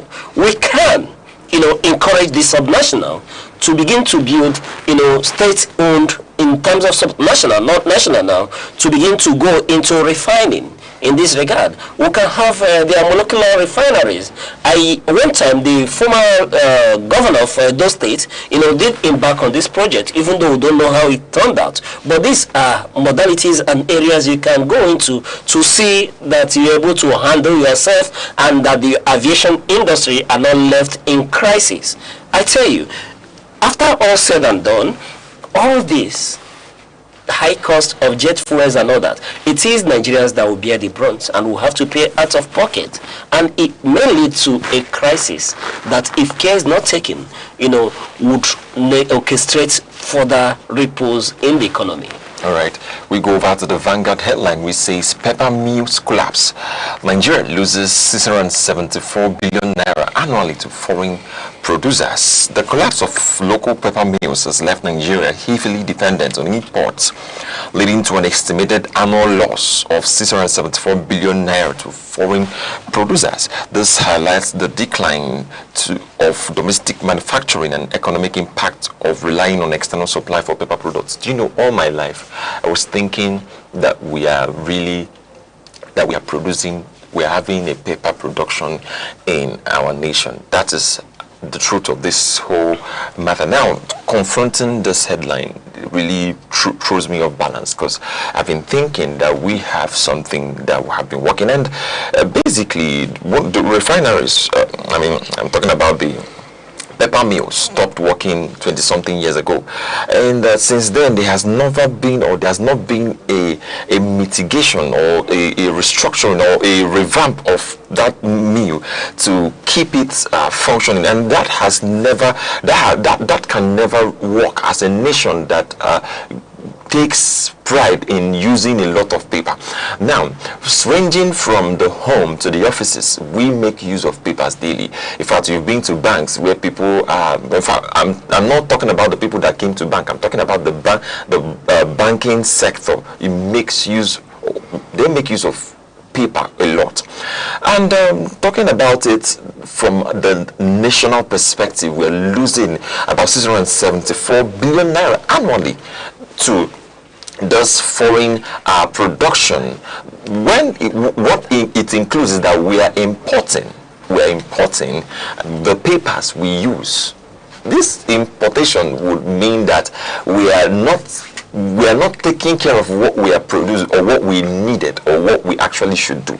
This is raising a lot of concerns and questions, and I know you out there, you are asking the same question too, because if we are having such humongous amounts going into the loss of our production of our paper in Nigeria, that means we need to look into this. Now, I think when I was in school, we did a research and we tried to find out how you can produce paper.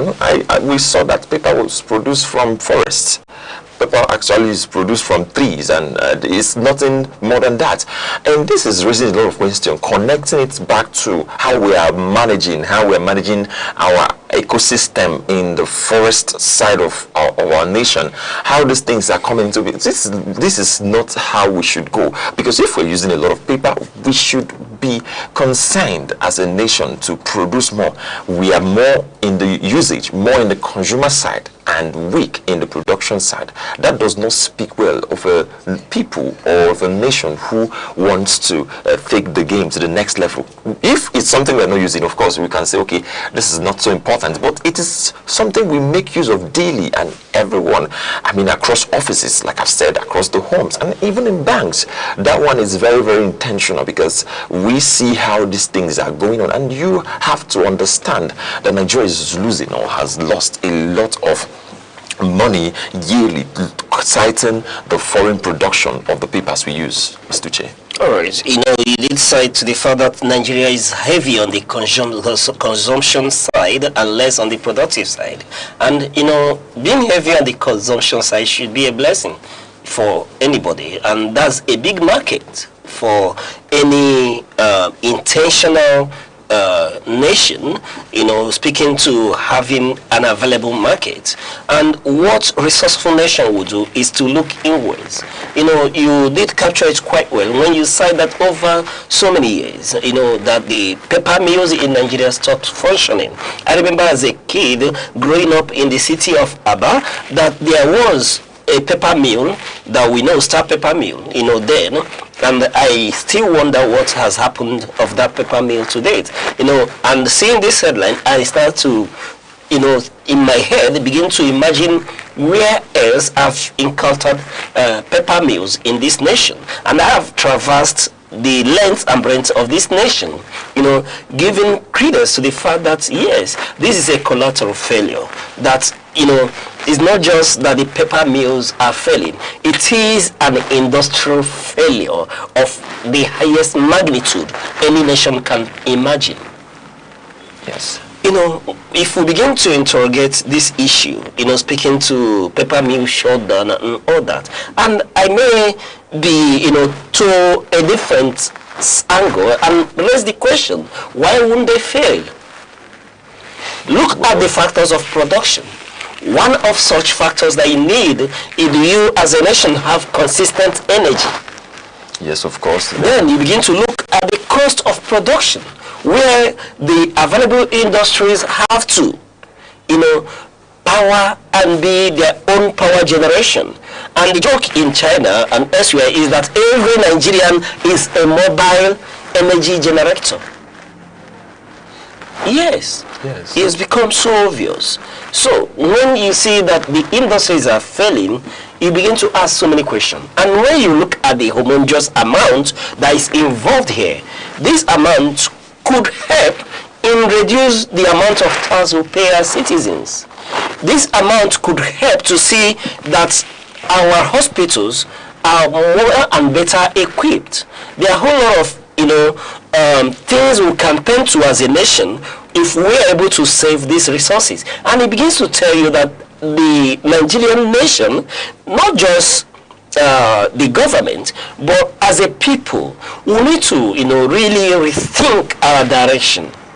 Yes. People over time keep calling for one form of conference or the other. Some target national conference, some call it economic summit. But the point remains that until as a people we sit down to begin to marshal out a road plan for the salvation of this nation, we may continue to be comforted with headlines like this. Yes, when you look at the paper industry, for example, that is non-existent in this regard, because we are heavily dependent on importation.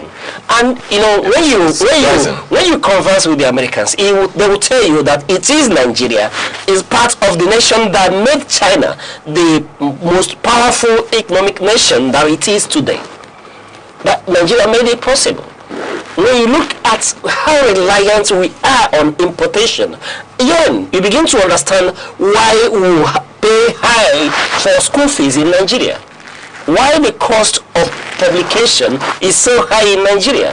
Why printers, and when you want to publish anything in Nigeria, they will have to charge you higher.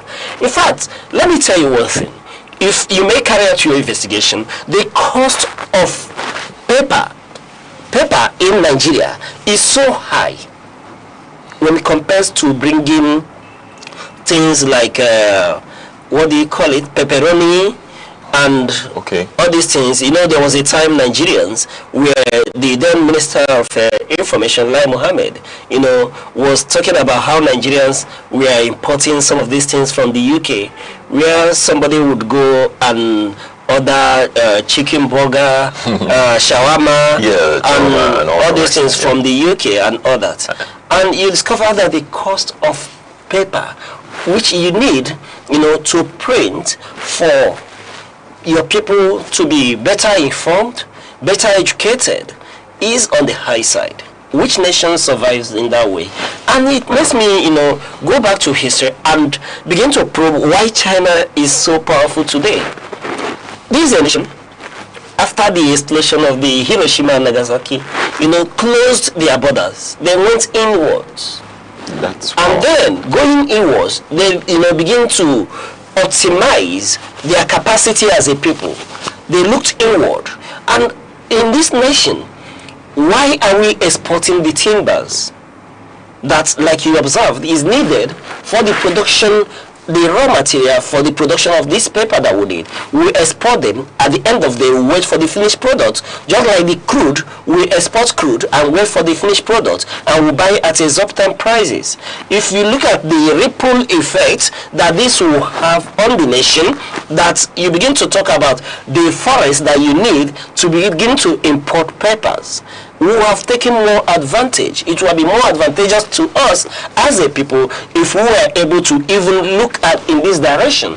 This is an open field which any government could invest in and make tremendous profit. In fact, the subnationals, and I begin to wonder what our policy outlook and our policy originators and formulators are looking at. A number of times we want to skyrocket to the production of chips, manufacturing of phones and software without looking at the little things we can do for ourselves. Yeah. There are forests in Nigeria where if any subnational goes into paper production, you will be able to cash out from that, because it's a homogeneous market. You have schools, you have offices, you have publishers, printers that are dependent on this importation for their daily needs. And having said that, look at what these industries will mean, how many jobs that could be created for Nigeria if we are functioning optimally, the paper mills are functioning in Nigeria. And it leads me to another issue. While in Kano, you can go around Kano. There's a place called Sharada in Kano, for example. You will see over 1,000 closed factories. Textile factories that are closed. You know, it's not just the paper mill industry that's, you know, that is dead in Nigeria. There are a whole lot of industries that are in comatose in Nigeria. And if we really mean business as a people, and these are the direction that people should be looking at in terms of investment, especially government that wants to encourage investment, that wants to, you know, grow and consolidate the economy. In fact, soon the politicians will start going around and then trusting upon our faces their manifesto. The question we should ask them, their plan for turnaround maintenance of these industries in Nigeria. All right. While we're looking at the paper mill, there are still the textile industry. There are a whole lot of industries that are in comatose. Yes. That the cost of operating businesses in Nigeria is so high that if any business, you know, talk about the small scale business, if they're able to navigate beyond 10 years, you see them become so successful because the challenges in running a business in Nigeria are so tremendous. Yes, tremendous. All right, we go on a short break and we'll be right back with other updates. Stay with us.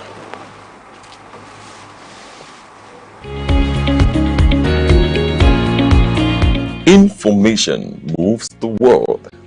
At Aneke TV, we deliver trusted news coverage, professional event coverage, and impactful storytelling.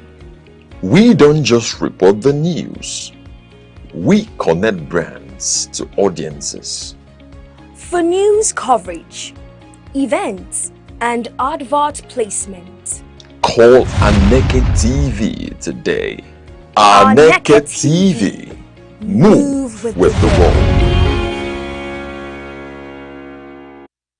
Welcome back. Still on the newspaper review edition on this on Sunrise here on Aneke TV. We have from the Guardian headline, which says APC risks internal crisis as governors hijack nomination forms.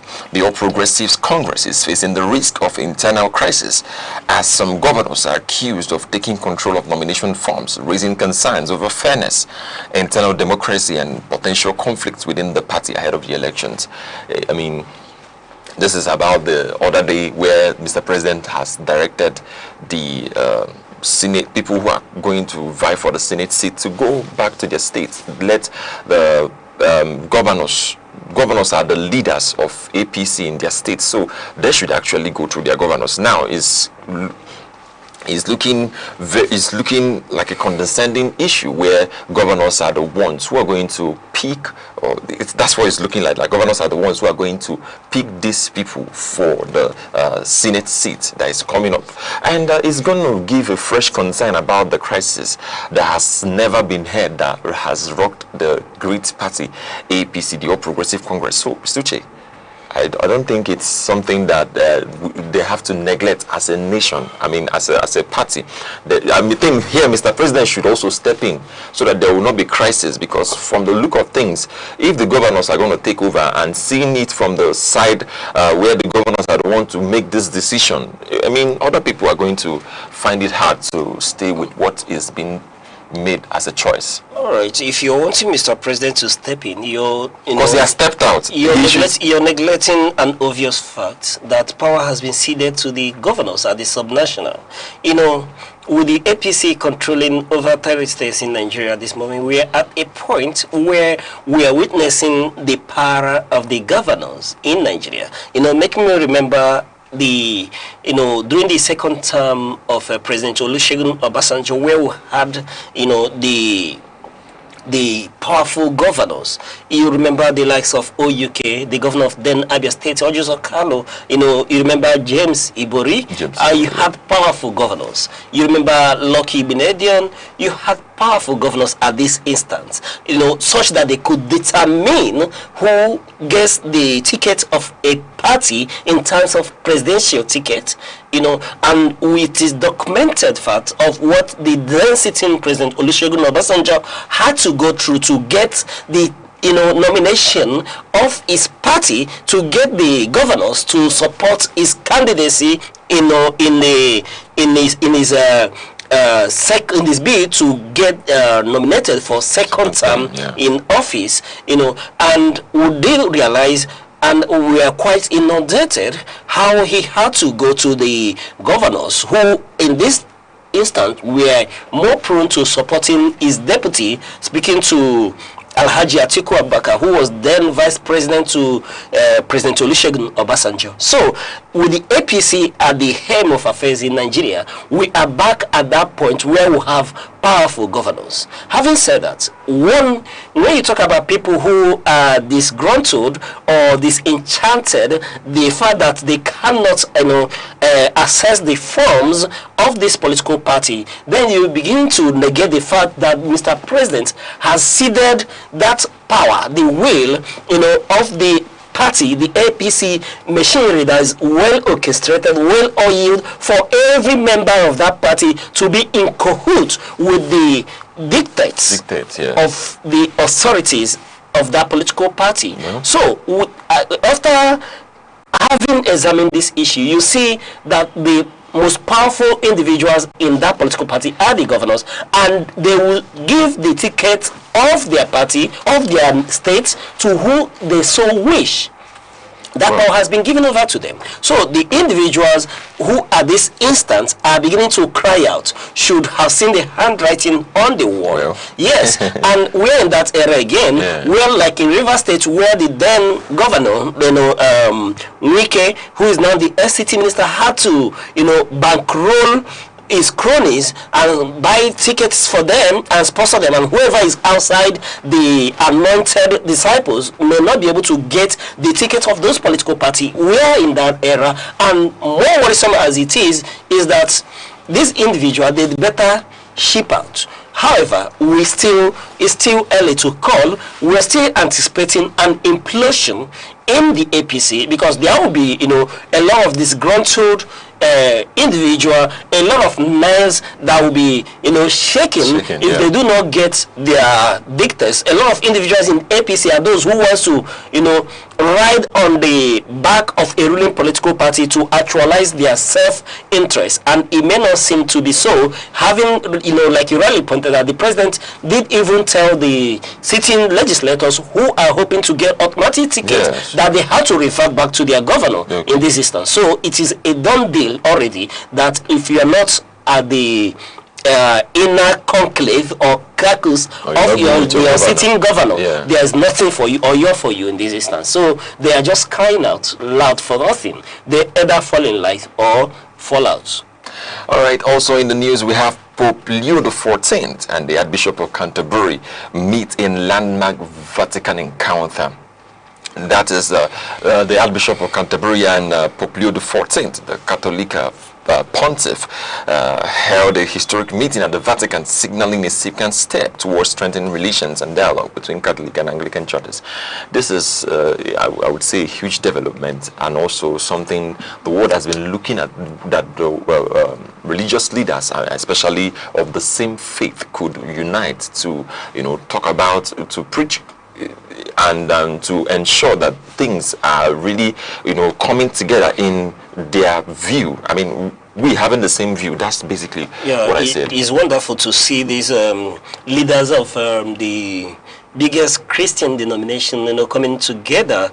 Seeing Pope Leo and Sarah Muli together in this instance is quite encouraging. And the paradox of it is that you see a Catholic Church, so dogmatic in its doctrine of priests not marrying and not ordaining females priests. In this instance, hosting Sarah Muli, who is the leader of 85 million Anglicans, being the first woman to be elected into such position. However, one would believe, like the Frontline Africa, has advanced this story quite thoroughly, that this will begin to ensure an interdenominational peace, and do away with the rivalry that we've seen over the years. And since it's same gospel that is being preached, that we begin to see a common front as the Christian denomination, the Christian religion in the world begin to unite and take a frontline position on issue.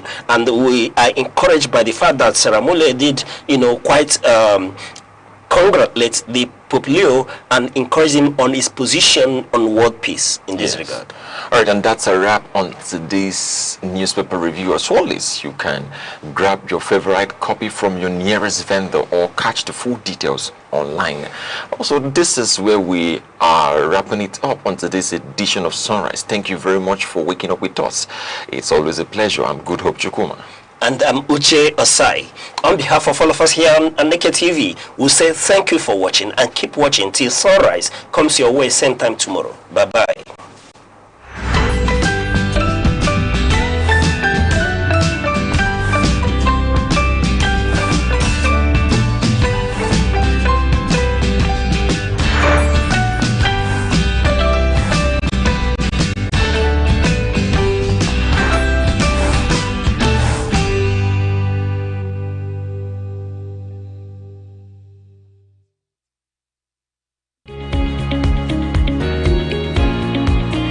Information moves the world. At Aneke TV, we deliver trusted news coverage, professional event coverage, and impactful storytelling. We don't just report the news. We connect brands to audiences. For news coverage, events, and advert placement, call Aneke TV today. Aneke TV. Move with the world.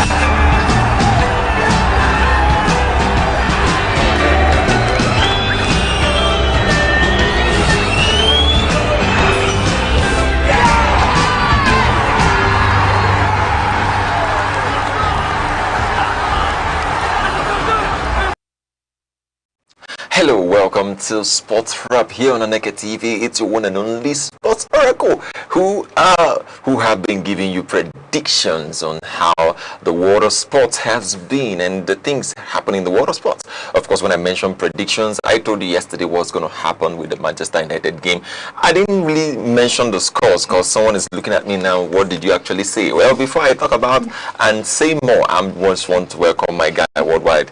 You're welcome back. When you were saying the prediction, I just wanted to hear if you actually I didn't predict, but from a stance of a professional sports oracle, yeah. I knew and I told you how Brentford could just score. Yes. Yesterday, I told you, right? I told you that they can't score when they come inside the box, and that yesterday match was one of the matches that Manchester United have been looking forward to winning, because last year when they played the first leg, it was somehow, of course, they even had to lose, but right now every Manchester United fan is smiling and grinning wide, very, very wide. Well, we're going to look at what is going to happen in the world of sports and what has been happening. Let's just take a look at the Sports Extra Punch. We have a comeback. Anthony Joshua, we're starting with the boxing. Anthony Joshua confirms July 25 ring return after car crash. This is the first of its kind after December 28 car crash that took the life of two of his associates. You remember that particular? 4 months. You say, yeah, he's really coming back, and he's really interested to see what's going to happen here. Now we have just by the side, we are having the Champions League rumors. You remember today's Champions League, and we're expecting Tuesday night football. Then we have PSG versus Bayern. That's up by the left corner. Champions host ravaging Bavarians in first leg semis. I mean, we're going to talk about predictions so at the end of the show. Then we have Chelsea who talks with Iraola's agents. These guys are looking for who to spoil a game. But they are really looking for who to I think this is the coach Chelsea. They are looking for who to spoil again. Well, let's move on from that. We have Fernandez wins Rangers Player of the Year award. I mean, our Nigerian Fernandez, our Nigerian. Specific on this. Fernandez. No, it's not Bruno Fernandez. It's our Nigerian Fernandez. There's now also an imposter Fernandez. Yes. So we should know. You are really right. We have Van Dijk, hopeful for Salah return, and just looking by the side, we have Bournemouth, Brighton battle for Eagle bound Aziz. This is our own Aziz, the baddest who plays with his team, and we have Genoa. Star Ekato Hinks Nigeria switch. This guy is trying to get into Nigeria. I mean, a lot of guys are trying to come into Nigeria. They're seeing how passionate we are with football, and they're like, what? Player wants to play for his national team. Yes, some of them who are changing their teams. I wonder what they are really up to. But let's just see that Atletico suffer Julian Alvarez blow ahead of Arsenal clash.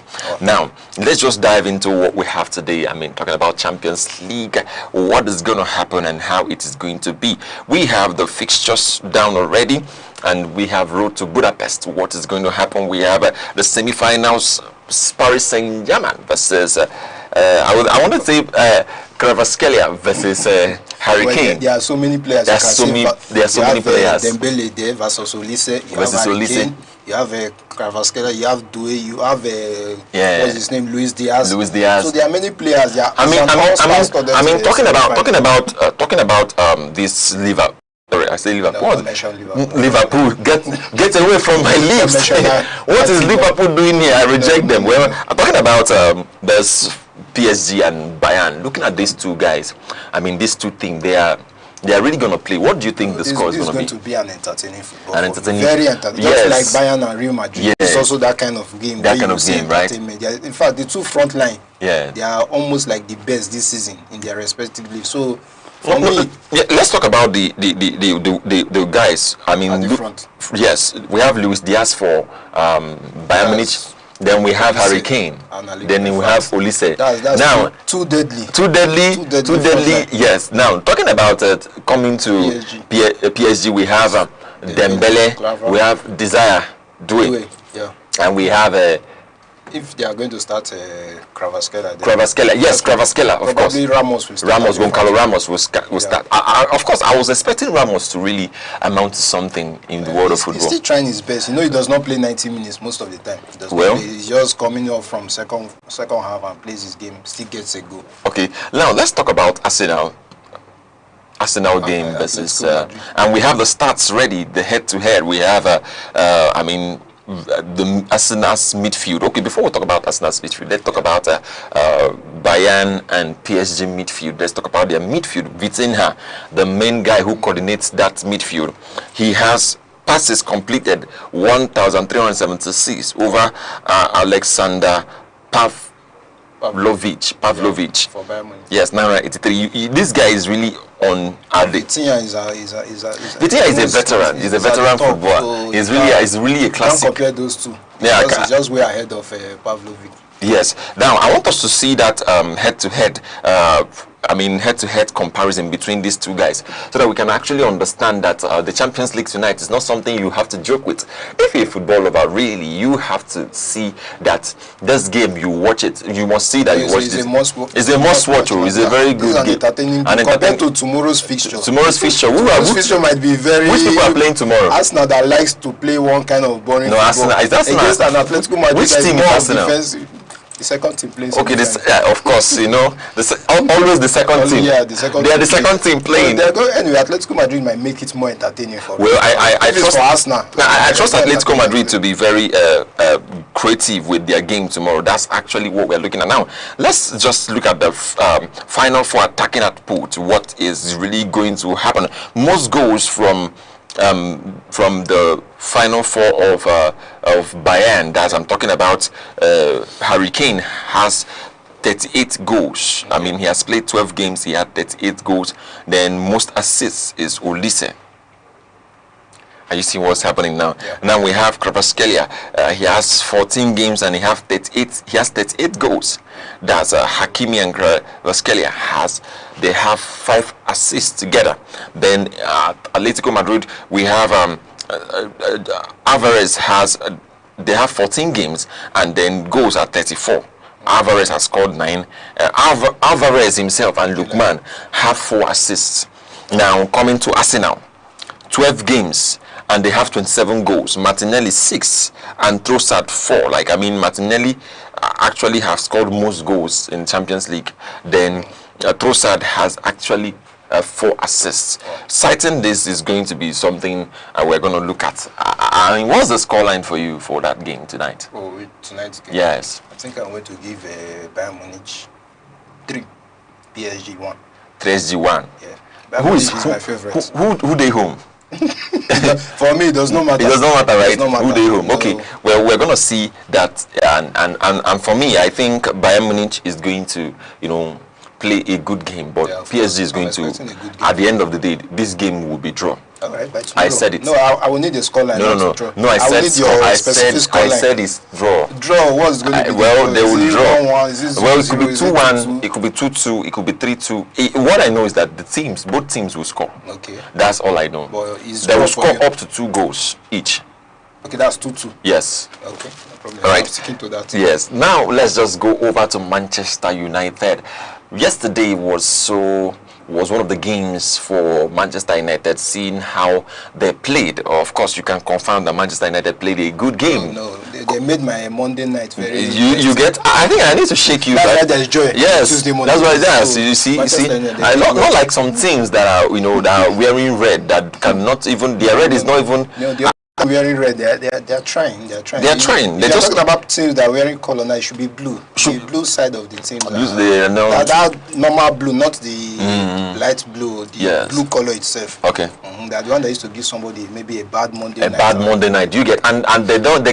You can't even feature them on a Monday night because they will. No. Your Tuesday will be. Your Tuesday will be red. Joy is supposed to come in the morning. In the morning, you get. Tuesday. You are right. Now looking at Bruno Fernandes, who has 19 assists so far in the Premier League. In fact, my PFA player of the year. That's for me. Now, Bruno Fernandes has actually he has done a lot of wonderful things for the team. Just 2 more assists, and his name will be sealed on that. Do you get? This guy is very sensational. Now, if there was time, we would have just seen that goal, how it was scored, what actually happened. Now, talking about the first goal from Casemiro. Casemiro, I mean, the ball from Maguire. You see why it's good to have people like tall players who are good with a red ball. That's why Maguire is always there to feature in the ball that comes from the up. Maguire, and you can see also the top 6. Manchester United is standing third, and they are clear. Looking at it, you have Arsenal has 73 points, played 34 games, and goal difference is 38. Then Manchester City has played just 33 games. They have an outstanding, and they are at the 70th point. They have 70 points, and they are on the 2nd position. Then Manchester United is on the 3rd position, playing 34 matches, and they have 61 points, and Liverpool is 4th. I mean, Liverpool is actually on fire. We could just put that a little to them because we know they're trying. They're not doing so well, but they're trying. Manchester United, they have sealed their spots already because Brighton. I don't expect Brighton to win their remaining 4 matches. No, excuse me. Brighton will win which match? No, they're not going to win. No, unless it's handball. No.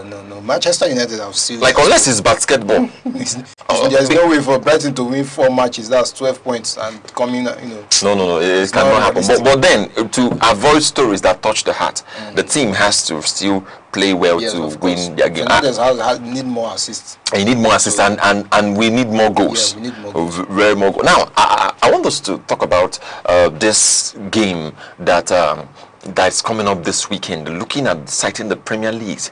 And now, before we talk about that, let's check the Premier League table. How the Premier League table is actually looking like, what is really going to happen in the Premier League, just in the neck of the table. Now, let's just take a rundown. In this table, we are having, like we have seen the big 6. We're talking about Bournemouth. Bournemouth is 49, has 49 points, and Chelsea has 48 points. Brentford 48, Fulham 48. So there's a lot of, you see, there's a lot of... even Everton 47. Even Everton has... It's just from that 6 to 11th. I can include Sunderland, which is 12th. They have from 6th. Let's remove Brighton. Okay. We have from 7th 49 to Sunderland, which have 46. Just 3-point difference for about 5 teams. Now, you see, now I want to drag us to something. Looking at the bottom of the table. That's another place. Another place that is like the row of action. Very, people will say is Woski. Let's use the word Nottingham, West Ham, and Nottingham Forest. Who do you think will go for relegation? Tottenham. I don't know if they will. Roberto Zibedi. Actually, Roberto Zibedi, from the one who he went from Marseille to Tottenham. Now, looking at what he was promised, and he was promised that if he was able to take these guys out of relegation, I don't know how Tottenham is really making this kind of decision. Do you think Tottenham's problem is the players or the coach? Having to have the likes of Postecoglou. I mean, do you think they've used a lot of coach this season? They have really done that. One thing that is suffering, or one thing that is happening to Tottenham now is injury crisis. Now Xavi Simons is out. Okay. He's out. So imagine which people are left to play the ball. And at this crucial moment where they need wins, they are having their star players, coming out of injury. So it's really going to be tough for me. I don't see them coming out from this spot. And if they eventually comes out, fine. Congratulations to them, but it's going to be tough. And the fixtures they have left, it's also very tough fixtures. Very crazy fixtures. But now, looking at West Ham, do you think West Ham could even... West Ham for me might qualify. Because West Ham is looking very challenging now. Coming, but that's one thing with all this team. When you need them to perform, West Ham have not been performing since. But now that you need them to perform, they won Everton 2-1. It's like they win Everton. No, it's not. Everton is one of the strongest Premier League teams. So they got 3 points against them, and Tottenham had to play Wolves. Wolves were already relegated, and they struggled to even get that 1-0 lead. Well, so for me, it's going to be something we're going to look into, and I think we are going to draw the curtain here on this sports wrap on Aneke TV. Thank you very much for being there and watching and taking a BQ. I will advise you to go to our social media platforms. You can comment and share your opinion, and then give us an update what you think is going to happen tonight in the Champions League. And also you can give a future predictions about tomorrow, what's going to happen in the game tomorrow against whoever gets the prediction, right? Yeah, there should be something. There should be something for you. Don't forget I have my own 3-1 prediction. We're going to see to that. Thank you very much, Worldwide, for doing this video. And I am your one and only Sports Oracle. Thanking you for watching. Enjoy the rest of your day.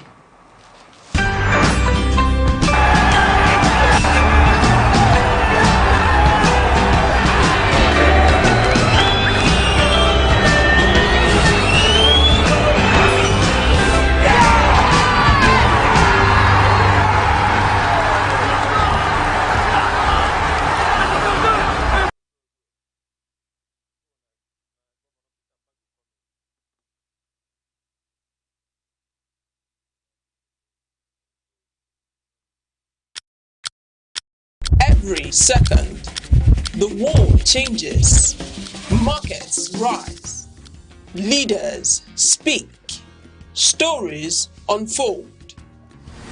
To keep up, you don't just need news, you need clarity, you need speed, you need perspective. That's why Aneke TV brings you the global pulse. Accurate, reliable, right when it matters most. Aneke TV, move with the world.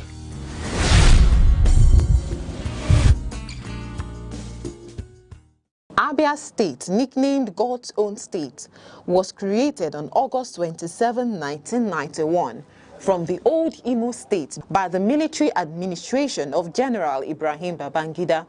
Its name, Abia, is an acronym for Aba, Bende, Isikwato, and Afiuku Umahia, the 4 major areas that initially comprised the state. The state lies in Nigeria's southeast and is inhabited predominantly by the Igbo ethnic group, who are known for their enterprise, hospitality, and vibrant cultural practices. Before state creation, the region was part of the Eastern region and played notable roles in Nigeria's pre- and post-independence history. One landmark event was Aba Women's Riot of 1929, a mass protest by women against colonial taxation, which began in the Aba area and influenced policy changes across Nigeria. Abia State is naturally endowed with fertile soil for agriculture and solid mineral resources such as limestone, kaolin, and laterite. Oil and gas are also found in some parts of the state, making it one of Nigeria's oil-producing areas. Economically, Aba is a powerhouse of trade and manufacturing, especially in textiles, leather works, and metal fabrication, earning it the nickname Japan of Africa. Abia State's cuisine reflects Igbo culinary traditions with popular dishes including achi and oha soup. It is a thickened soup made from oha leaves and achi seeds. Okazi soup. It is rich with okazi leaves and cocoyam paste. Abacha, African salad, made from cassava flakes, palm oil, and local spices. Ofensala, white soup, a light soup often cooked with fresh fish, beef, or chicken. Palm wine, a traditional beverage tapped fresh from raffia or oil palm trees. Abia State has different notable attractions, and they include National War Museum Umuahia, housing relics and weapons from the Nigerian Civil War; Akwete Weaving Village, famous for its centuries-old traditional cloth weaving; Azumiri Blue River. This is known for its clear blue waters and scenic beauty; Amakama Wooden Cave, a natural hollow in a giant tree with cultural significance; Long Juju of Arochukwu, an ancient shrine and historic slave trade route site. Abia State celebrates various cultural festivals such as New Yam Festival, Iriji, marking the start of the harvest season; Ekpe Festival, a masquerade and dance tradition in Arochukwu and other areas; Akwete Festival, celebrating the art and heritage of Akwete weaving; Aba Carnival. This carnival showcases dance, music, and colorful parades. Abia State is known for its entrepreneurship and Aba-made goods like shoes, bags, clothes, and mechanical fabrications. It is also known for agriculture, especially cassava, yam, oil palm, and cocoa, cultural craftsmanship like Akwete cloth, pottery, and wood carving, and their historic significance, especially in women's rights activism. 1929 Aba Women's Riot.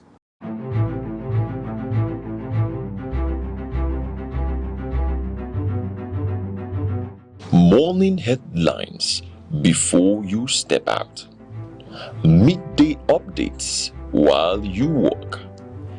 Evening analysis when the day winds down. Wherever life takes you, Aneke TV keeps you informed, connected, and ahead. Aneke TV. Move with the world.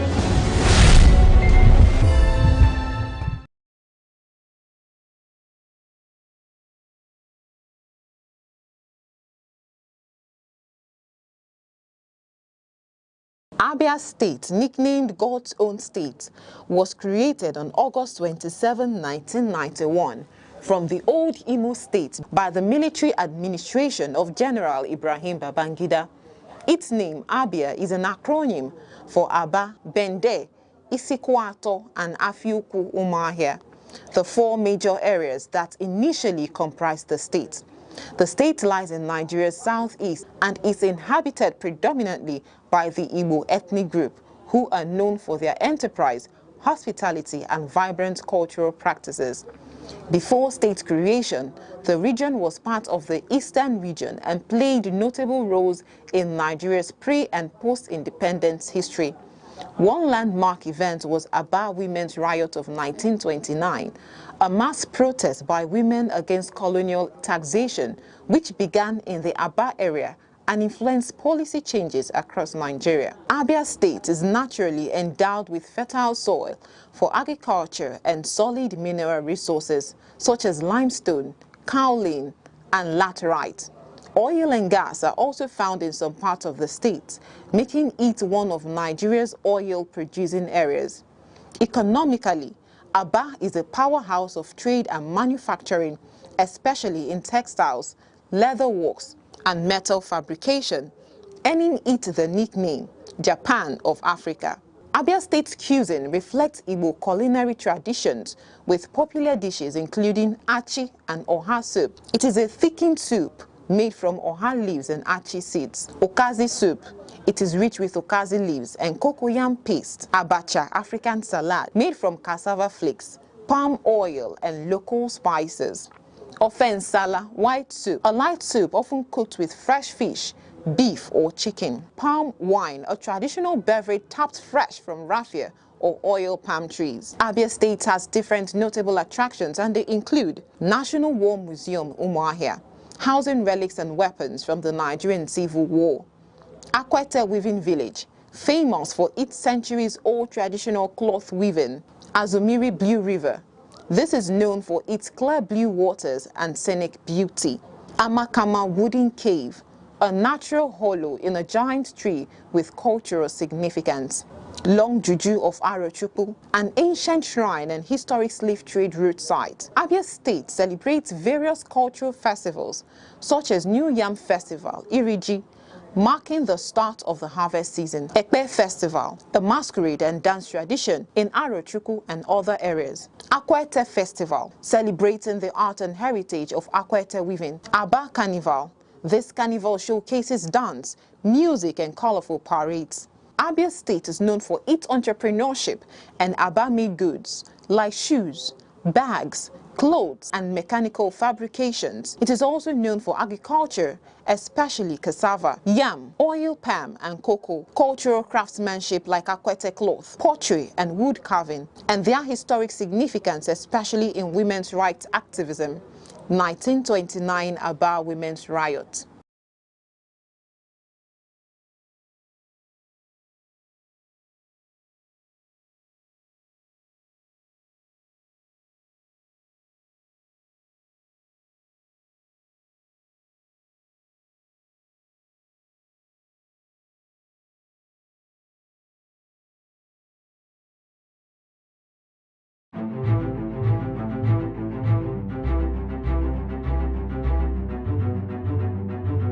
Morning headlines before you step out.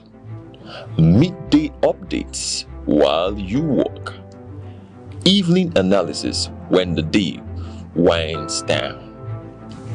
Wherever life takes you, Aneke TV keeps you informed, connected, and ahead. Aneke TV. Move with the world.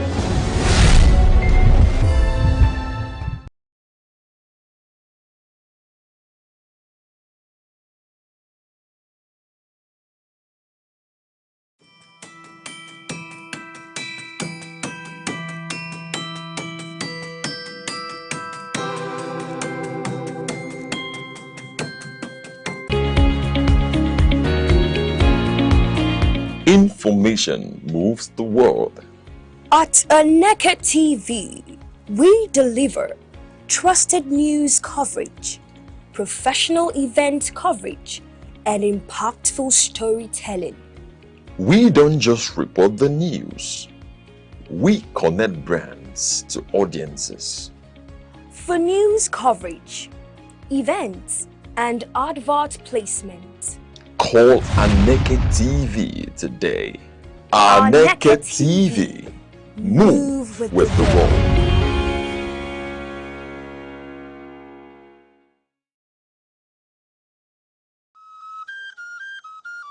Chinua Achebe taught the world that African stories matter. Through Things Fall Apart, gave voice to the colonized and challenged stereotypes. His legacy is proof that the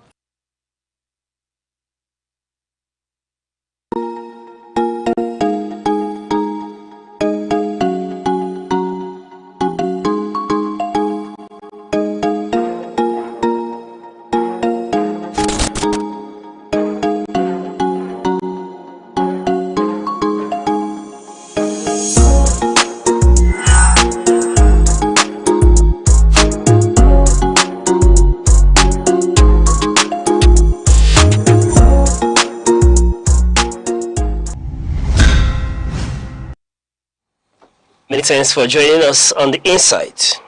Remember, The Insight is that program where we bring to you habits of issues, politics, policies, personalities shaping our nation.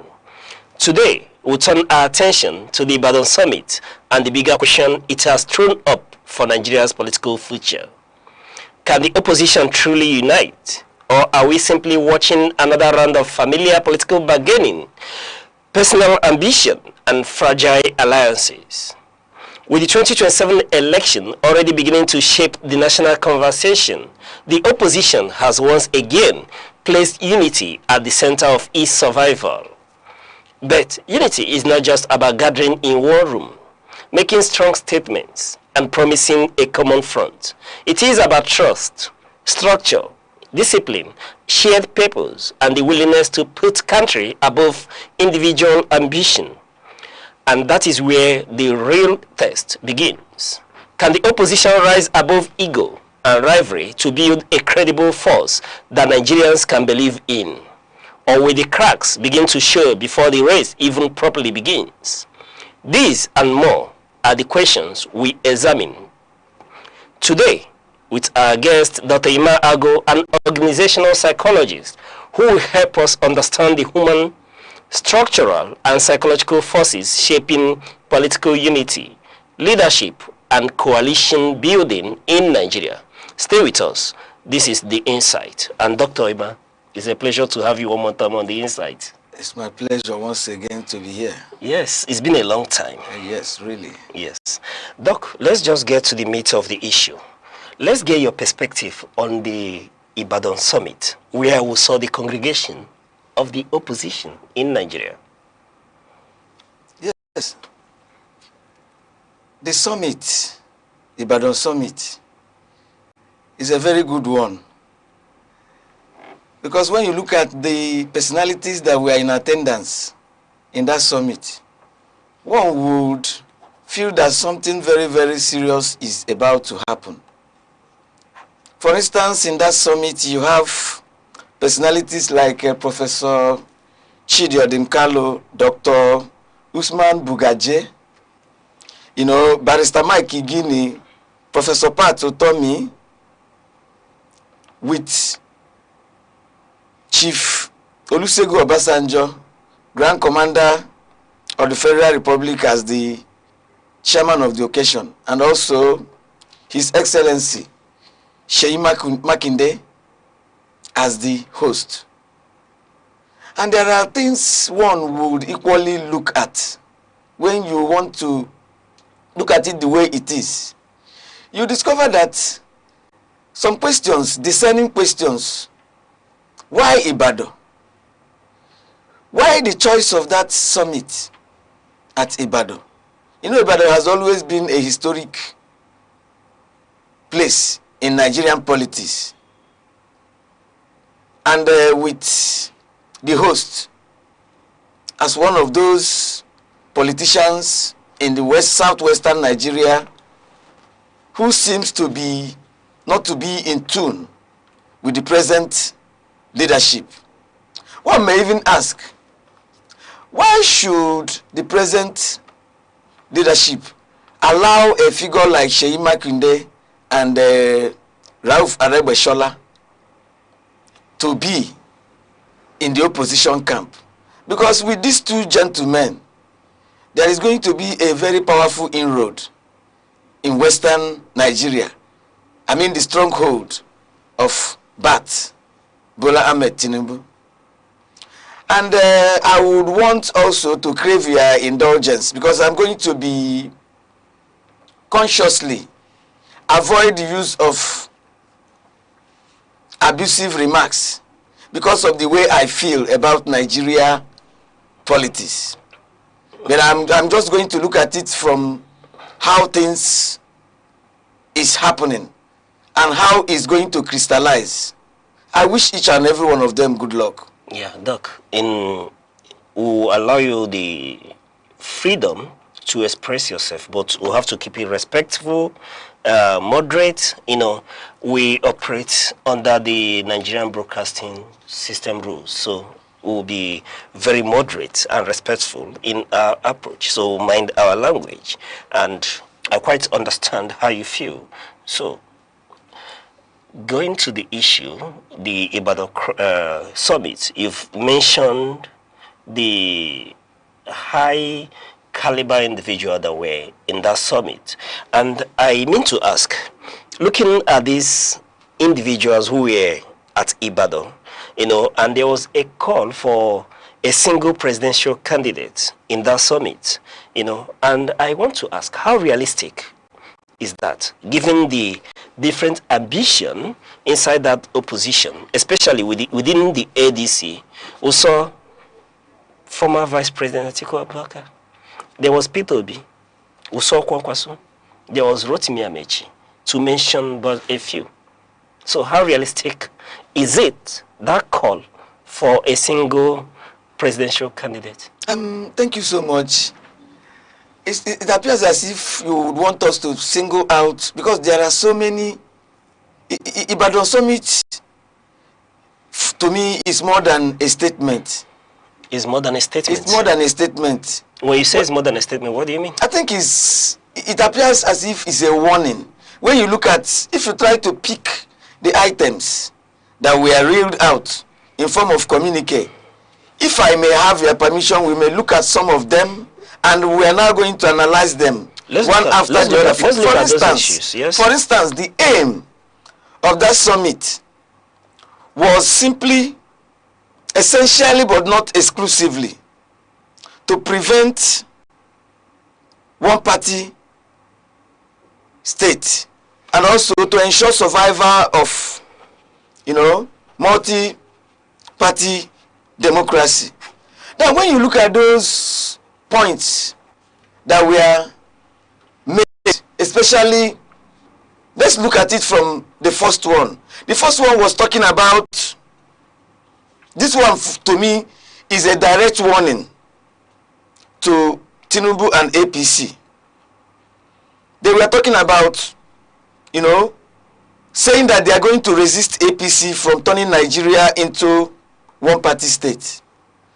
You see, when you look at the crystallization of purpose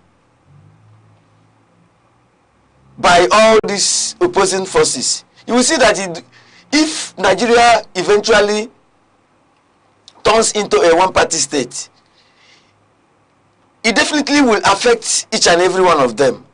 So the best way is for them to come together and look at the things the way they are and forge ahead. So the first statement was a warning, if you may look at it. Then when you look at the second one, the second one was also a bold statement. It was so audacious. They said that they want to prevent the imposition of Tinubu as a sole, presidential candidate. So what does it mean? It tries to say, if you look at what is happening today, especially when you look at the opposition parties, just like a witch crying in the night and a child dying in the morning, you will see that though it is still allegation, it has not been proven, but one would suggest, because Nigerians have eyes, have ears, and are making use of all their senses to see that why is it always pointing towards the direction of opposition parties? Why not APC? So, for me, the first and second one is more of a warning.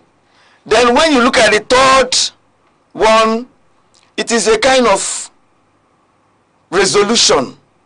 They are saying that they are going to work together to present one single, just like what you have just said, one single presidential candidate.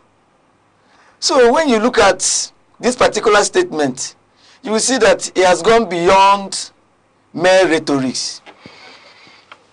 They are very serious.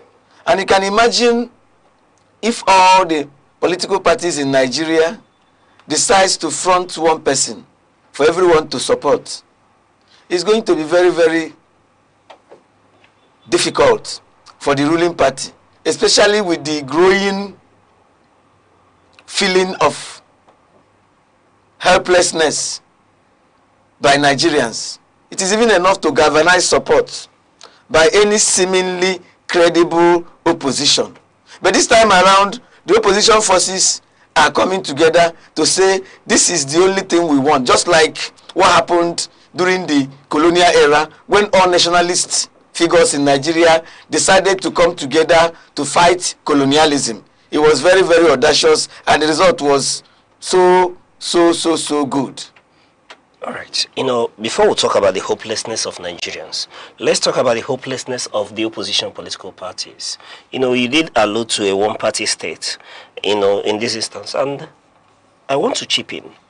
Beyond the figures and the parties so represented at Ibadan, there are over 15 political parties as well, opposition political parties. So why would one allude to Nigeria tilting or becoming a one-party state in this instance? Simply because the front-line opposition political parties cannot handle their affairs. Thank you so much. In as much as you mentioned 15 other parties, but even in your statement, you also said front-line opposition political party. Okay. What make any political movement, any political party tick. It's about the personalities you see around. You know, initially, most people in Nigeria think that when figures like Atiku Abubakar, Rotimi Amechi, you know, Tambuwal, Kwankwaso, and the game changer himself, Peterobi, that they cannot be in one camp. Why is Peterobi the game changer? For me, he's a game changer. Game changer in the sense that greater percentage of Nigerian youths are following him because he holds the key to their future. He has the solution to Nigerian problem through agricultural revolution, industrialization. There are youths following Atiku. What? There are youths following Atiku. There are youths following Atiku. There are youths following Rotimi Amechi. I am not, you don't compare it. There are youths following Makinde as well. There are youths following them, but we all know that Peterobi is still the game changer. If I have to borrow the word of former governor of Ekiti State, what's that his name? Ayo Fayoshe. He says that Peterobi still remains the only Nigerian politician that can unseat any president, whether you like it or not, especially when that president is not doing well. Do you understand? I think this present administration has not done well. All right, before we go into looking where the administration has done well or not, let's look at the opposition. Have the opposition done well in this instance? You know, you did cite the figures who were in the room as well, and I quite agree with you when you say that it's individual that make up a frontline opposition. And these individuals seem not to be unable to marry their ambition. That is what you hear. But a deep political analysis will still tell you that it is not as they tell you. Let me try to look at it from this angle so that you will see that all that you are seeing in social media may not be factual. May not be factual. Exactly. Peterobi, you can imagine what could make a Peterobi to go and pitch his tent with ADC. He has his own interest. What could make Atiku Abubakar to say, I can drop my ambition to help the ongoing understanding in Nigerian politics to continue for 4 years? What could make a Kwankwaso to say, let me deputize Peterobi? If you look at the arithmetics, you will find out that Peterobi may agree to go for 4 years, completing the southern, the slot. Though it's not in constitution, but I think it's an agreement. It's not constitutional.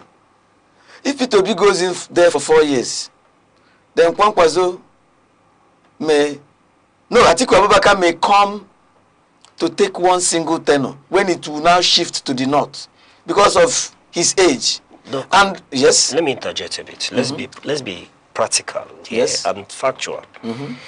You have a Kwankwaso who was a presidential candidate in 2023, refusing to second anybody or ally with anybody. He ran in 2023. And now you are speaking to a Kwankwaso who, if all works out well, with Peterobi gets into the presidency, would yield ground for Atiku Abubakar to take over after their first tenure. How did Tinubu become the president? Was it not by helping Buhari, who tried so many times without? Buhari served 8 years. Wait. We are looking at what happened before Buhari won the ticket, even won the election, or even was able to unseat the PDP when they were there. It was agreement. All these men have their own, political base. But there is no way you can win this present political arrangement when you don't drop some of your, what you hold to heart to get something. It's a win-win thing. Kwankwaso, like you have just said, can never become the president of Nigeria with what he's doing in Northwest, particularly in Kano State. Then Atiku Abubakar have tried it before. And if you now say let them all stay on their own, you are simply allowing Tinubu to continue without any major resistance. They have looked at all these things. Even if you try to analyze the election of 2023, you will see that if they had done this thing, adding the votes from peterobi and Atiku would have made the whole thing very easy for them. But it's just because each and every one of them were on their own. And that was why they allowed Tinubu to win. Having looked at this and coming to full realization that it is better for us to achieve this thing and become. Look at Kwankwaso. I think becoming a vice president of Nigeria, I don't think is a bad idea. And that will even give him enough experience to come again to aspire to become the president of Nigeria. Just like what Atiku is doing. And if Atiku had allowed peterobi, or if he should allow a peterobi to win, because peterobi for me is a gentleman, he may just say 4 years is enough for me to erect a solid foundation for Nigeria to take off. He will change all these things, and Atiku, because of his age concerns, may just come and do one tenor, then allowing Kwankwaso to come. But the foundations must have been laid. All right. I wanted to take you on such agreements. We saw Osibanjo, who was said to be an acolyte of Bola Tinubu, running against Bola Tinubu in the APC primaries as well, having served that 8 years as the vice president to Buhari in that instant. But be that as it may, still on the conversation, we've listened and we heard Atiku Abubakar speak to the media that he is running and is not stepping aside for anybody. In fact, he is the better positioned and most qualified of peterobi and Rotimi Amechi. Again, we've listened to Rotimi Amechi speak to not stepping aside for anybody in this regard. So what do we call this? Opposition of confusion. Thank you so much. Sometimes there's what I normally describe as mind game. When you play mind game, you may be saying the opposite of what you have in mind, in order not to allow your opponent to actually determine what you want to do. We call it mind game. He may be playing mind game. For me, I have this strong conviction. What could only make these strong political gladiators to be under one roof is for them to unseat the present government. Everybody has interest, and no matter how rational any political moves can be, private interest is still paramount. Peterobi has his own interest. If Peterobi wins and becomes Nigerian president for 4 years, he's already a president, and he would have done something very marvelous, laying the foundation. If Atiku Abubakar decides to come after him, when the thing would have gone to the north, and say, let me do this 4 years, and after these 4 years, as a statesman, age consign, I will just drop it. My whole ambition is just to become Nigerian president. He will be satisfied. Then Kwankwaso, who seems to be younger, will now continue and finish up that tenure. But one thing you should notice that if you allow a peterobi to go there and do a 4 years, there are so many foundations that will be very difficult for anybody to erase, would have been set. And so many things would have been laid to rest. So, Doc, one can rightly summarize that the Ibadan summit is all about individual interest on how to seat Bola Ahmed Tinubu and not the larger interest of Nigeria. It is not individual interest. It is not. It is far from that. Are you happy, if I may ask? Things are not really the way they are. The primary aim, objective of any government is protection of lives and security. Then the question now is, to what extent has these two things been achieved? And let me tell you, Nigerians are looking up to these guys to do the needful, because you cannot become a leader in Nigeria without a political platform. Do you understand? And they know Tinubu himself is equally planning. They are also planning. And the only way you can get the results out of all your effort is when you now try to crystallize all this support base. Look at how it goes. Peterobi has support from the youth because they believe that he holds the key to their dream. Then Kwankwaso has base in the northwest. In fact, he has a charismatic followership there. Then Atiku Abubakar also has this base in the northeast and also in some parts of Nigeria, especially in the northern part of Nigeria. When you look at these three individuals, you see that they have not just charismatic followership but organic followership. And they believe that when they come together, things will begin to change. Look at a regime that removes subsidy, only for them to be borrowing money here and there, without any visible signs or outcome. How can you borrow money without any visible outcome? And Nigerians are watching. And the only way to remove any regime in power is through election.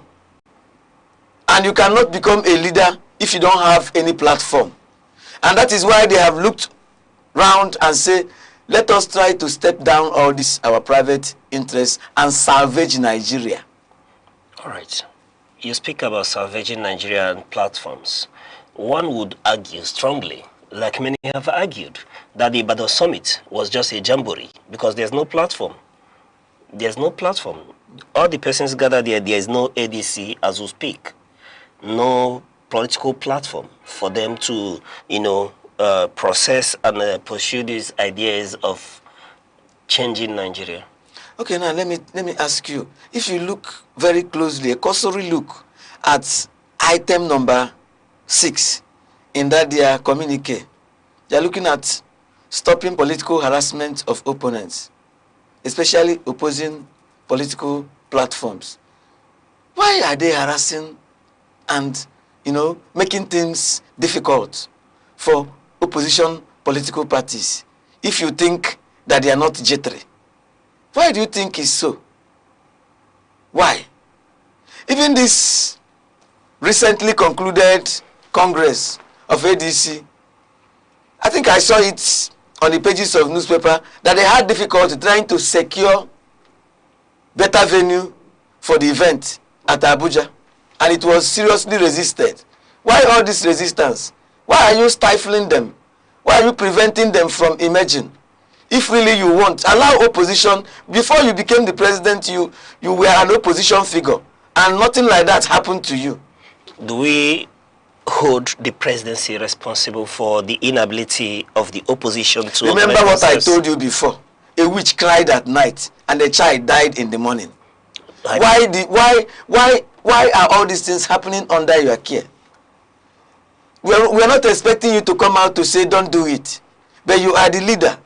And I am very much aware of what we call vicarious responsibility. But we are speaking to, for example, in the ADC, of party members who are in court, not from the opposition. They are from within the ADC. All these things are charade. They are just trying to do it to confuse. Then it speaks to the inability of the so-called leaders to organize themselves in a political party. Which political party? To be able to handle the affairs of the party. Some members of political party, or some party members, some of them are moles. Do you understand? And he who pays the piper dictates his tune. You don't understand? When you look at some of these things, you see that somebody, remember what I told you about private interest? Somebody who doesn't have very strong ideological stand, who is who has this questionable character, may decide to collect money and cause internal wrangling or division in his own political party, as we have seen in most of these political parties. Why are all these things not happening in ADC? Why? Because they've been able to organize themselves. It's not about it. It's not about it. It's not about it. They have a purpose.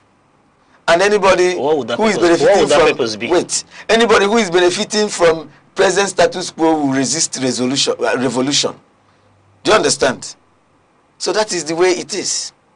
You speak about purpose. What would the purpose be? Purpose of who? The APC in this regard. To continue and to perpetuate. To continue and their to hold. perpetuate. Yes. Every political party would want to remain in power, to say, but let us digress a bit. Let's look at the ADC, which seems to be the frontline coalition party, if one may argue. But looking at ADC, what are their chances? In the sense that their fate lies, within the Supreme Court in this instance. What will happen to the likes of peterobi, Kwankwaso, Atiku, and the likes of them if the Supreme Court comes out to give favorable rulings to ADC, Nafi Ugombe, yes, the Dumebi Kachku and the likes of it? Okay, thank you so much. You see, one thing, I wouldn't want history to repeat itself. Whenever there is any delayed judgment, it always goes against the wishes of Nigerians. Look at what happened during the election. Immediately after the election, they waited. And after some time, only for Nigerians to wake up and started hearing the news that certain things has taken place. When you look at the case of ADC, you will see that it is very, very clear.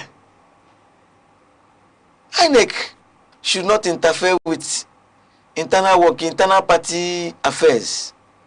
INEC has no business, and it has been there.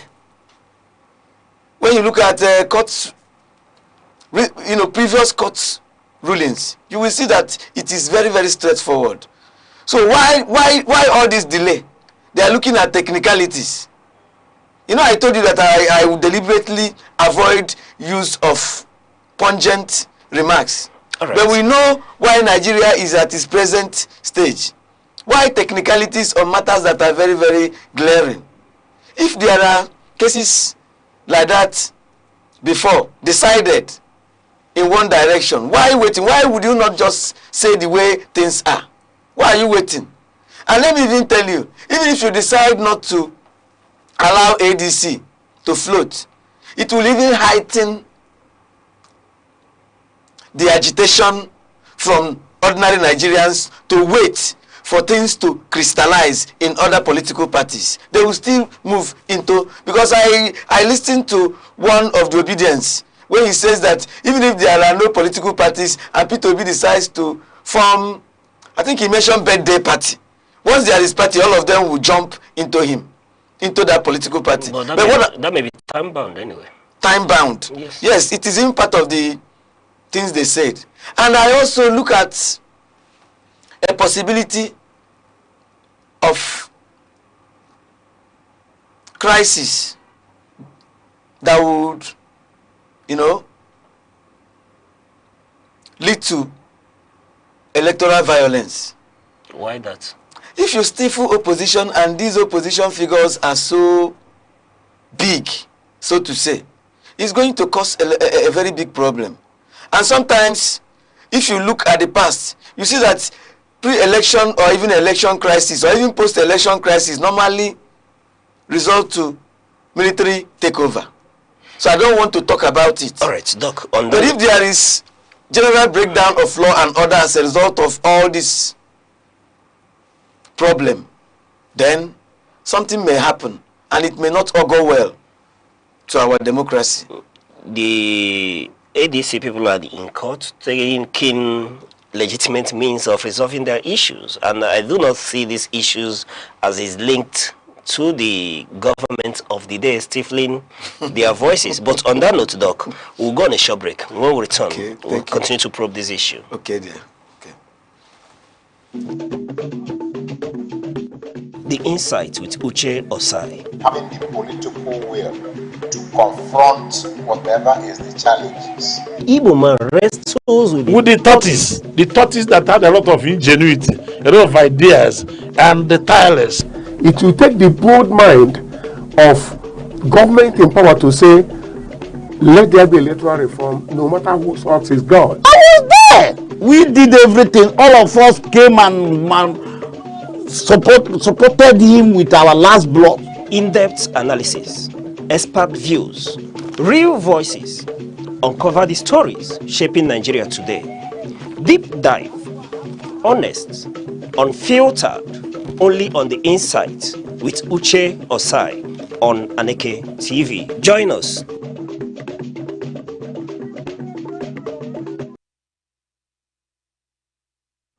Many thanks for staying with us. I will be looking at the Ibadan Summit, the opposition political parties in Nigeria, and we've been discussing with Dr. Ima Ago. Doc, it's been quite conversational, but let's track back to the Ibadan Summit itself.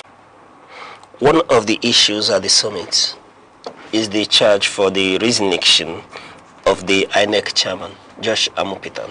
How practical and realizable is that? Thank you so much. If you look at item number 7 of that communique, you will see that that one was directed towards INEC. The recent happening in INEC is showing, in fact, Nigerians are beginning to lose confidence in INEC's ability to conduct credible, free, and fair election. Why?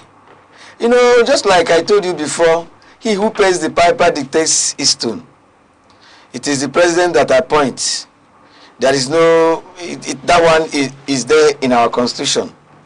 But there was this recent discovery by some people about statements which this present INEC chairman made in 2023 when he tweeted or wrote something like victory is assured. There is no problem. It's just like everybody has right to support whomever he wants. But my fear and my concern is that he went as far as making effort to change, to conceal, to covert, to prevent what was discovered, trying to open another handle, trying to change something when somebody pointed out that this is INEC chairman, this is what he said. It's just like a referee in a football match celebrating after his team scored a goal. Do you understand? He went as far as changing the handle. Then they now went and used an app, Grok, and now discovered that the original number that was produced during the first account was still there. And they wondered why he went as far as trying to conceal what somebody discovered. If you have nothing to hide, why are you trying to hide it? And all these things made Nigeria. And also recently, the way he interpreted court's decision. This status quo antebellum. He went and interpreted it in a way that didn't go down well to Nigerians. You are INEC. You have no right to interfere in what goes on in the party. I'm not trying to say that the ADC may have used a wonderful way to install their leadership.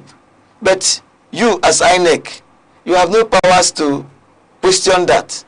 He's an erudite lawyer, a senior advocate at that, and INEC has a legal department. Look at what I told you. INEC has no such powers. You cannot exercise powers that is not allocated to you. INEC is just an umpire. And there are certain things you do, people will try to begin to ask questions. Whether you are working as as an impartial umpire, or whether you have premeditated direction. Why would you go to the extent of saying that you want to recognize party leadership? You simply allow the court to interpret it, not you. Okay, you equally went ahead to recognize wike faction against court ruling. The court recognized? No. He went and recognized them. Court recognized the other faction of PDP. It invalidated the Ibadan Convention. Court did not invalidate, if you follow it. Court never invalidated it. Why should you be so quick on David Mark faction? And everybody knows that wike faction is APC, because he has his one leg in APC and his one leg in PDP. Allegedly? Not allegedly, we are all there. I told you before, repeatedly, that a witch cried at night and a child dies in the morning. And if such things continue to happen, Nigerians will now begin to link the cry of the witch to the death of the baby in the morning. You agree with me that wike is not a card-carrying member of the APC? We know now, we know. It's not about facts. Now, speaking to the INEC chairman, INEC came out to say that his account was cloned, that they've organized a forensic audit in that regard, and they have come to the conclusion that his account was cloned, that the said account doesn't belong to the INEC chairman. Well, if account was cloned, what about the number? What about the original number? There was a deliberate effort to change, because he knew that that particular remark, victory is assured, is way too serious for anybody to neglect. Why would you? My own gross is not in that statement, but in deliberate effort to change and hide and deceive Nigerians. Still speaking to the Ibadan summit, the agreement that was reached, speaking to the removal of Josh Amupitan, does that summit, the opposition, have that capacity to ensure that he is removed? Because he has to go through constitutional process, and the opposition failed in getting the legislature to toe his line when it came to electoral amendments. We all know what happened during the last electoral amendment. We all saw it. And I'm even beginning to take relish in what is happening to some of them now, if not all of them.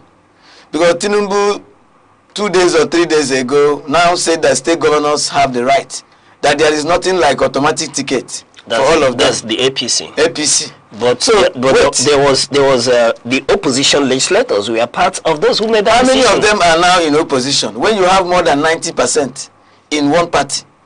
So the remaining will not have any meaningful effect. And in democracy, we are looking at numbers. So it is APC Senate.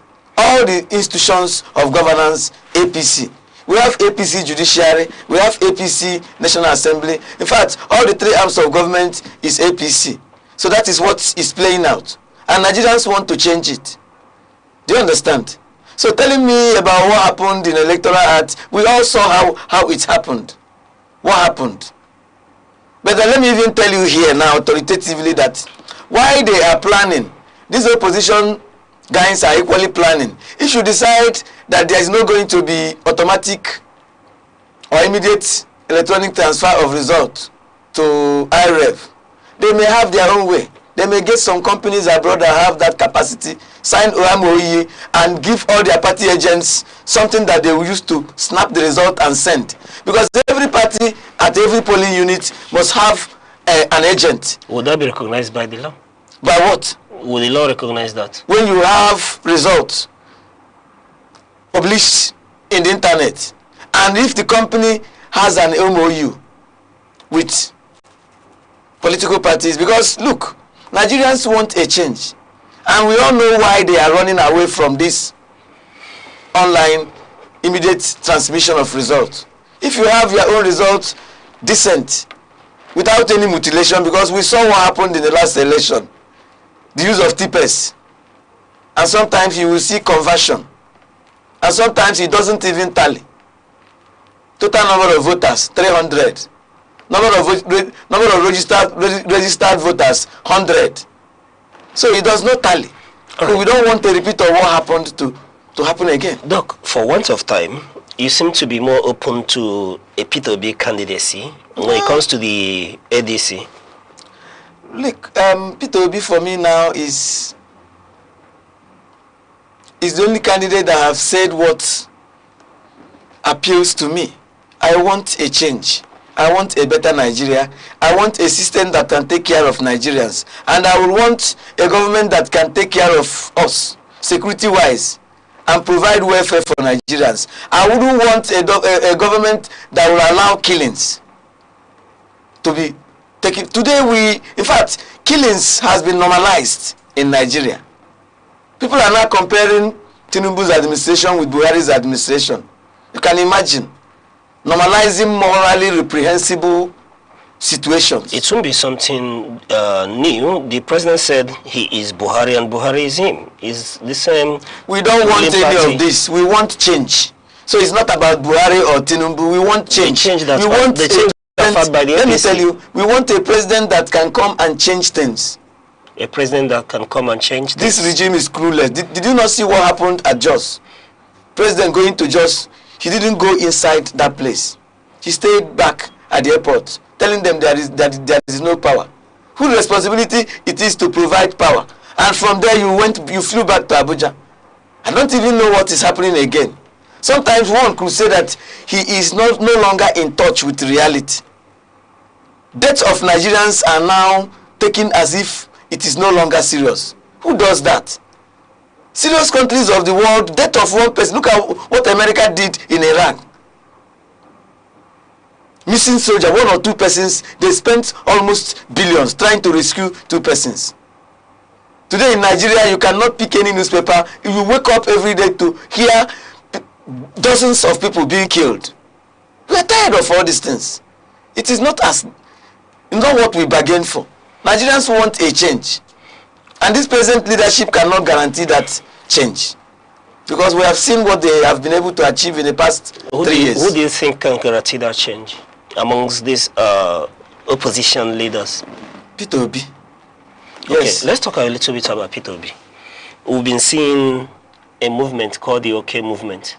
OK movement, Obi Kwankwaso movement. What's your disposition towards that movement? Do you remember that the obedient movement and the Kwankwasia never saw eye to eye in 2023 and they're coming together now? Interest and objective were different in 2000. Sometimes, don't you know that in life, your worst enemy can become your best friend when there is crystallization of purpose and ideas and even interest? It can happen. The person that I fought during my days in NYC, the day I went in there, later became my best friend. In fact, we ended up as roommates. That is how life is. That is how it is. It is dynamic.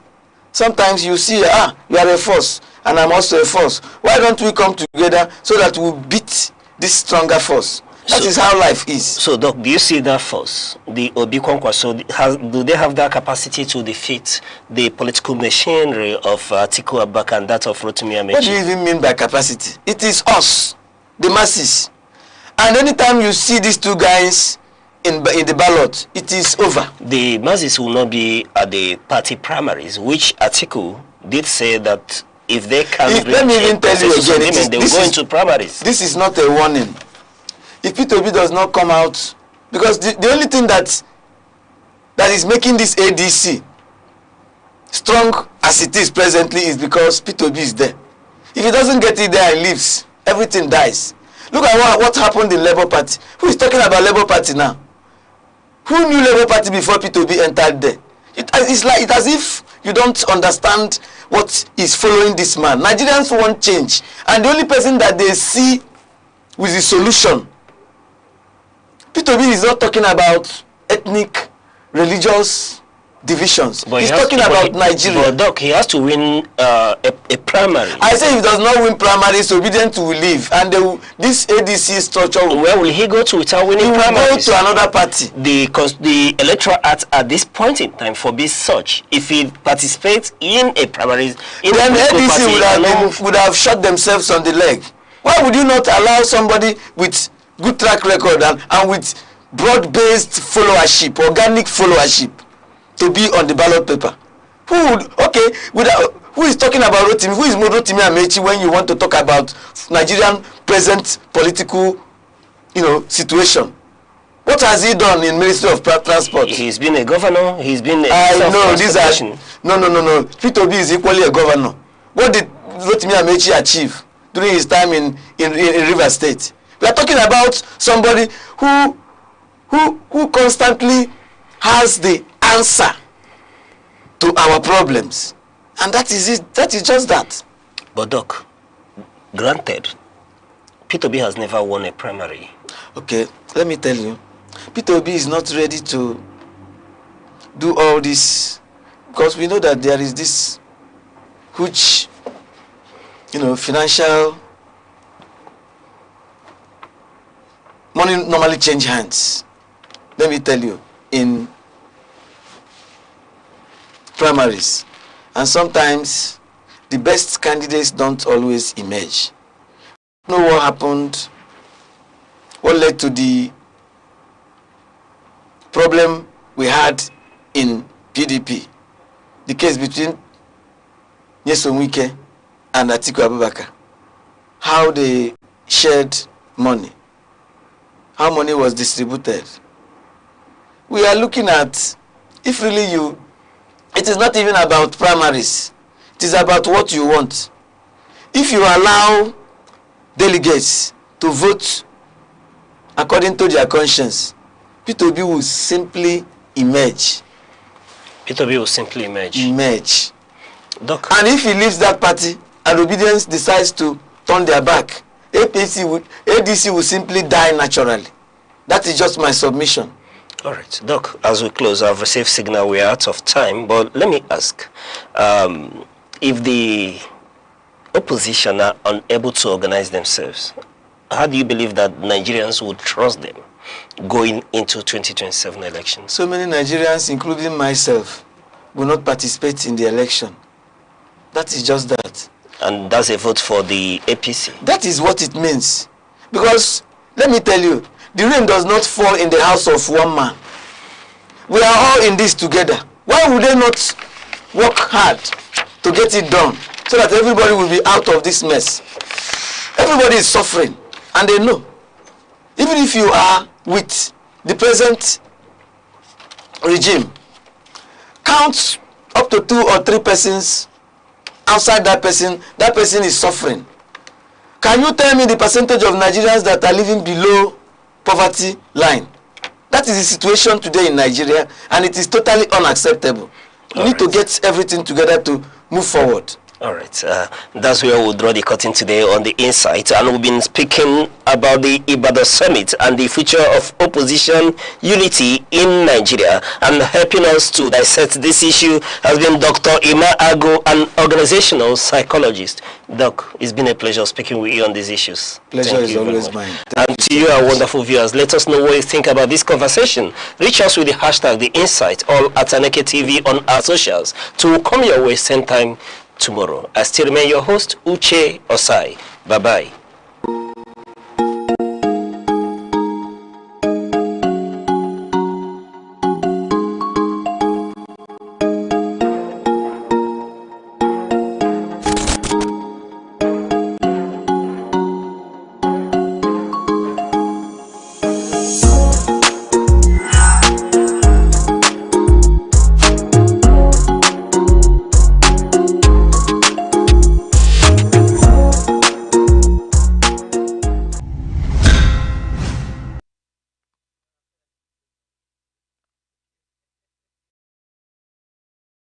Security is not just police on patrol. It is safety in homes, schools, markets, and mines. Without it, progress is impossible. Be alert. Report danger. Support community watch. True security is collective responsibility.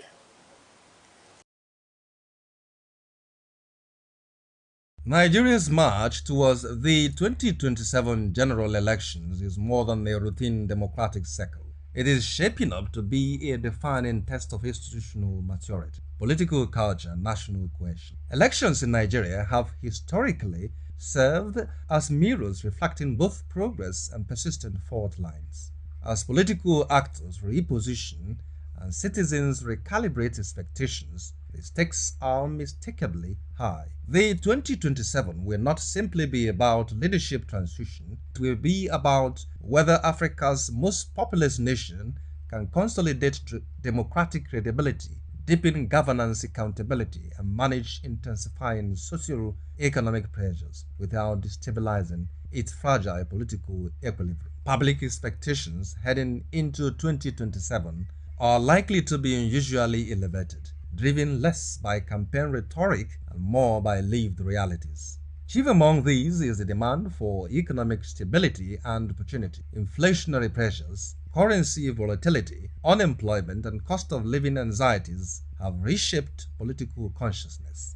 Voters increasingly assess governments not by ideological narratives, but by tangible economic outcomes, jobs, purchasing power, infrastructure, and social mobility. There is also a growing insistence on governance effectiveness. Citizens are showing declining tolerance for symbolic politics. Competence, policy cohesion, and measurable results across security, healthcare, education, and public services now weigh heavily in electoral judgment. Electoral integrity, too, has become central. After reforms introduced by the Electoral Act 2022 and the deployment of technologies such as beavers, Nigerians expect elections that are transparent, technologically reliable, and free from manipulation. The bar has been raised, and any regression could provoke significant public backlash. Equally important is the demand for accountability and trust restoration. The widening gap between political elites and ordinary citizens continues to fuel skepticism. Consequently, the 2027 elections will be judged. Information moves the world. At Aneke TV, we deliver trusted news coverage, professional event coverage, and impactful storytelling. We don't just report the news. We connect brands to audiences. For news coverage, events, and advert placement, call Aneke TV today. Aneke TV. Move with the world.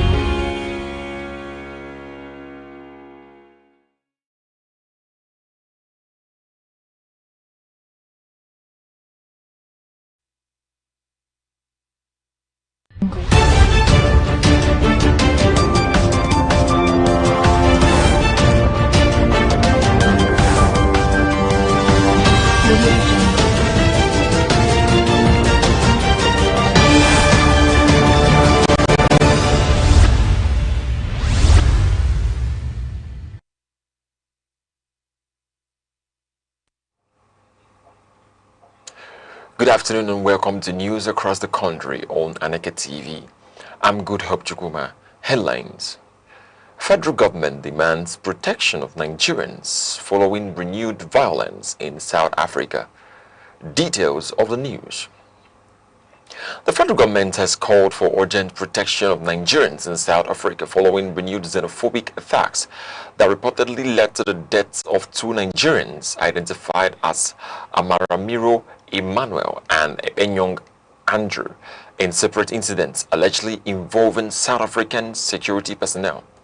The Nigerian consulate in Johannesburg has demanded a transparent investigation into what it describes as a pattern of profiling and violence against foreign nationals.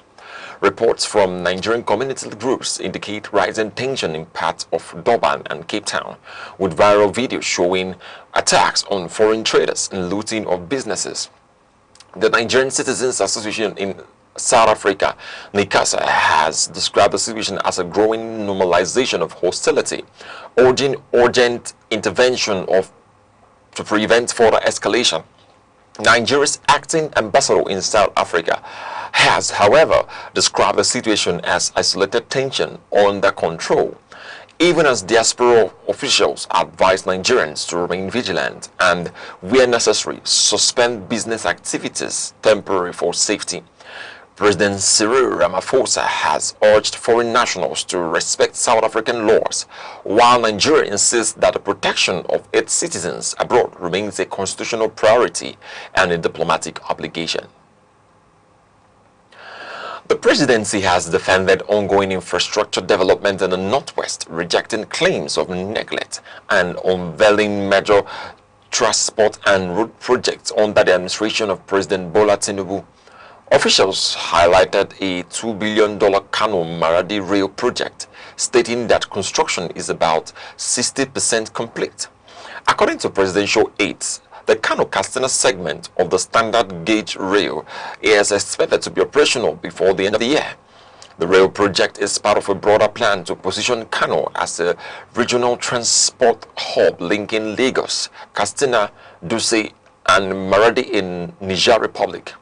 The government says the initiative is aimed at improving trade efficiency and reducing pressure on road infrastructure, with projects that each train journey could remove up to 30 heavy-duty trucks from highways, lowering transport costs and road maintenance expenses. Officials under the Renewed Hope Ambassadors initiative are also embarking on nationwide engagements to highlight completed projects, including roads, healthcare facilities, and transport upgrades across the region. A federal high court in Abuja has fixed May 5th for hearing in a suit seeking to compel the Independent National Electoral Commission (INEC) to deregister several political parties ahead of the 2027 general elections. Justice Peter Lifu set the date following a suit targeting parties including the African Democratic Congress, Accord Party, Zenith Labour Party, and Action Alliance over alleged failure to meet constitutional requirements for continued registration. The plaintiffs, comprising former lawmakers, argue that the affected parties have failed to secure minimum electoral performance benchmarks, including vote thresholds and national spread requirements, and are therefore burdening the electoral system. The court has directed all parties to file their processes by May 1st, describing the matter as urgent and of public importance in ensuring electoral clarity and administrative efficiency ahead of the next election cycle. Abia State Governor Dr. Alex Oti is spearheading efforts to upgrade 3 state-owned hospitals for certification by the Joint Commission International (JCI), a global healthcare accreditation body. The facilities include the Abia State University Teaching Hospital in Aba, Amachara Specialist Hospital in Umuahia, and Omonato Specialist Hospital in Bende. Only 2 hospitals in Nigeria currently hold JCI accreditation. Governor Oti, during a briefing with hospital project consultants, directed accelerated rehabilitation work and insisted on strict timelines, emphasizing that delays would not be tolerated. He also highlighted ongoing upgrades, including the installation of advanced medical equipment. The administration says the goal is to transform the facilities into referral centers capable of delivering international standard healthcare services across the state and beyond. Troops of the 63 Brigade of the Nigerian Army have recovered arms and ammunition during a security operation in Ogidibwen community, Warri's southwest local government area of Delta State. The operation, conducted under Operation Delta Safe, followed reports of gunfire that caused panic in the areas. 4 AK-47 rifles, over 100 rounds of ammunition, and other weapons including machetes and tactical gear were recovered. 2 suspects were arrested during the raid and are currently in custody as investigations continue to determine the source of the weapons and the circumstances surrounding the violence. Brigadier General Moronfolu Shonibare commended the troops for their swift response and warned against illegal arms possession, stating that military operations will continue to target criminal elements in the region. The Akwa Ibom State Police Command says it has averted a major security breach following the discovery of explosive materials at the Ikotekbene Custodial Center. Commissioner of Police Baba Azari, said the discovery followed intelligence from correctional authorities, prompting a rapid deployment of the explosive ordnance disposal unit to the facility. 2 high-explosive rounds and a burning fuse were reportedly discovered alongside metal cutting tools and other suspicious items concealed within the facility. The explosives were safely neutralized by the EOD team. Security has since been tightened around the facility, with 24-hour surveillance introduced. Police say investigations are ongoing to identify those responsible for the attempted sabotage. Police in Lagos State have arrested a couple, Paul Onyema and Adeline Obonna, over the death of their 10-year-old adopted daughter, Faith, in the Igando area of the state. The child was reportedly found dead following alleged prolonged abuse. Neighbors raised alarm after noticing her sudden disappearance, prompting communal intervention and police involvement. Investigations suggest the child had been ill for several days before her death, with allegations that she continued to suffer physical abuse during that period. The suspects were arrested after attempts to allegedly conceal the circumstances of her death. Medical confirmation reportedly indicated the child was brought in dead. The case has been transferred to the State Criminal Investigation Department in Panti for further investigation and prosecution. The Enugu State Police Command has rescued a kidnapped victim and arrested a suspect linked to a criminal syndicate that lures victims through fake online job offers.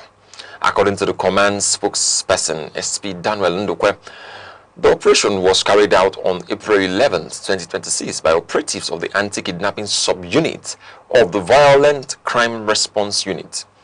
A 27-year-old suspect, Anyaboso Ugochukwu, was arrested during the operation. Police say the victim was abducted after responding to a fake job advertisement and was forced to pay 500,000 naira ransom. Investigations also linked the gang to a similar case on April 1st, where another victim paid 100,000 naira before release. The syndicate reportedly lures victims via social media and directs them to meeting points in MNA before transferring them to a secluded location in Aneke, where they are held at gunpoint and threatened with weapons. The suspect has reportedly confessed and is assisting ongoing investigations aimed at dismantling the network, arresting fleeing members and recovering ransom funds. The Commissioner of Police, Mamman Bitrus Giwa, has urged the public to verify online job offers and report suspicious activities to security agencies. The Enugu State Waste Management Authority has announced the commencement of recruitment for tricycle operators as part of efforts to strengthen its door-to-door waste collection and evacuation system across Enugu State. In a public service notice issued by its management, the agency said it is seeking suitably qualified and experienced operators, commonly known as keke drivers, to support its expanding sanitation operations aimed at improving environmental cleanliness in the state. According to the statement, prospective applicants must be physically fit and possess a minimum of a wike, GCE or NECO certificate or its equivalent. In addition, candidates are required to hold a valid driver's license and demonstrate at least 2 years of hands-on experience in a similar role. The authority emphasized that the position comes with attractive remuneration, underscoring its commitment to incentivizing efficiency and professionalism in the waste management sector. Interested candidates have been directed to submit their applications in person within a 1-week window, beginning from April 24, 2026, at the office of the Head of Administration, Eswama headquarters, located at number 7 Ridgeway Road, off the State Secretariat Complex, GRA, Enugu. For further inquiries, the agency provided a contact line 0813 553 4440. 4440, yes.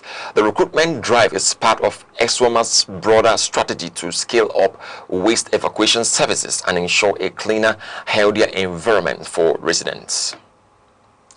You're watching Aneke TV news across the country. Remember, you can follow us on Facebook and YouTube at Aneke TV. Now a quick reminder of major developments in the news.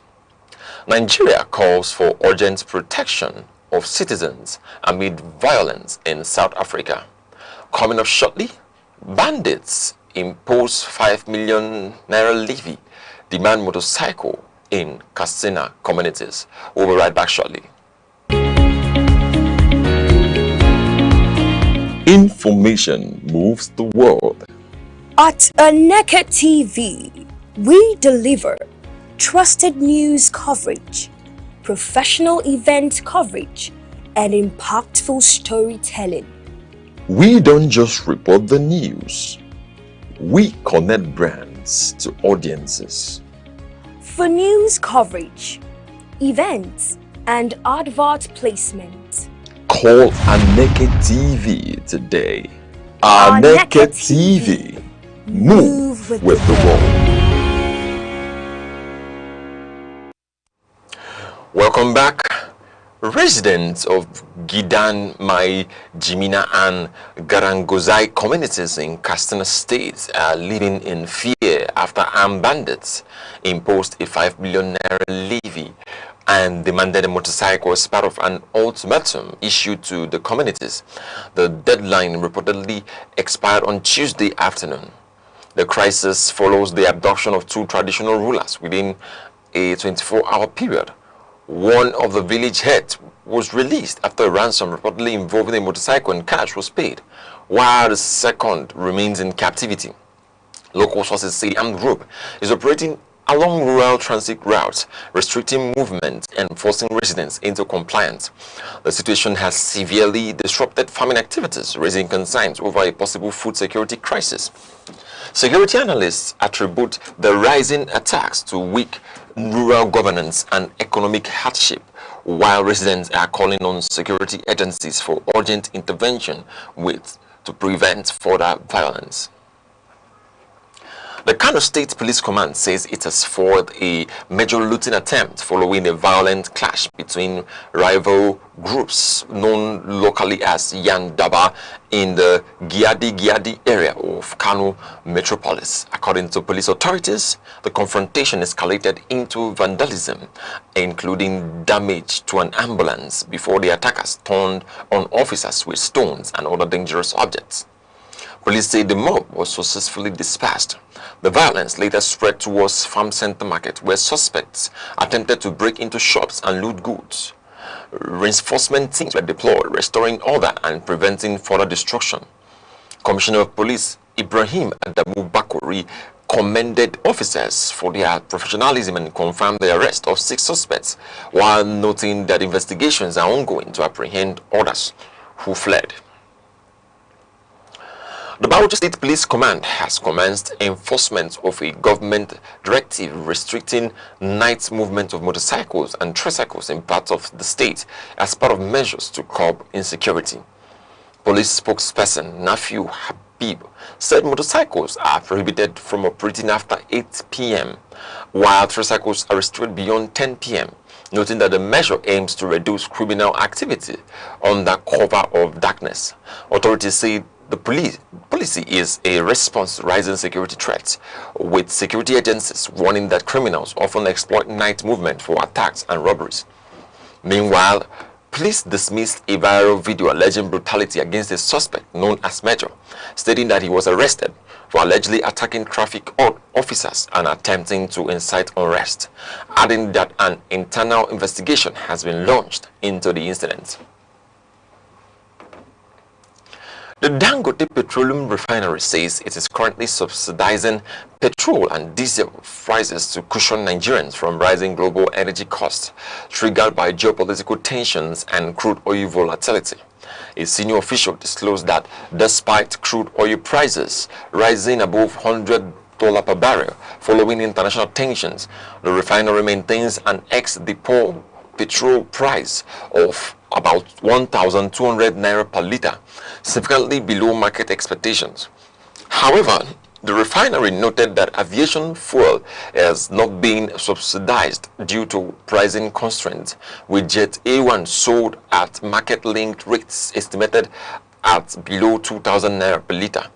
Airline operators, however, allege higher retail prices in the market, sparking concerns over cost escalation in the aviation sector, while the refinery says it is operating within global market realities. Now in entertainment, Trabzonspor women's team midfielder Chioma Olise has expressed strong support for Super Eagles striker Paul Onuachu, describing him as her king and praising his performance in the Turkish Super League. Onuachu currently leads the league scoring chart with 22 goals, despite recently experiencing a brief goal drought linked to a reported muscle injury. He remains 2 goals ahead of his closest challenger. Olise, former Edo Queens player who recently made her senior debut for Nigeria, said Onuachu's form is an inspiration to Nigerian players abroad and urged him to maintain his scoring run. She also expressed interest in meeting the striker, noting their shared experience as Nigerian internationals in Turkey. Super Eagles forward Ademola Lookman is preparing for a highly anticipated UEFA Champions League semi-final clash as Atletico Madrid host Arsenal at the Wanda Metropolitano. Lookman, who joined Atletico Madrid during the winter transfer window, described the fixture as emotional due to his football achievement, development in London with Charlton Athletic, but said his focus remains on helping his team secure victory. The Nigerian international recently returned from injury sustained in the Copa del Rey final and is expected to play a key role after contributing 2 goals and 2 assists in Europe this season. Atletico manager Diego Simeone is counting on Lookman's attacking influence as the Spanish side prepare to face an informed Arsenal team in a tight contested semi-final. Former heavyweight champion Anthony Joshua has confirmed he will return to professional boxing on 25th of July in Riyadh, Saudi Arabia, ending months of speculation about his future in the sports. Joshua, speaking ahead of the bout, said he has recovered from a personal setback following a fatal road accident in Nigeria last December involving close associates, adding that he is focused on resuming his career. He will face Albanian boxer Christian Petermbah, who enters the fight with an unbeaten knockout record. Joshua described the bout as preparation for potential major fights later in the year. Petermbah, however, has warned that Joshua may have underestimated him, setting up what is expected to be a high-intensity heavyweight contest. Now in entertainment, Nollywood actor Yul Edochie has raised concern over increasing cases of untimely deaths among men, urging them to prioritize their health and reduce stress level. In a social media message, Edochie advised men to avoid excessive pressure, stating that life should not be treated as a competition and encouraging individuals to move at their own pace. The actor, known for his outspoken views on masculinity and relationships, said men must recognize their limits and avoid situations that threaten their well-being. He added that while ambition is important, staying alive and healthy should remain the top priority, urging men to seek balance in their personal and professional lives. And now to end the news across the country, here are the main points again.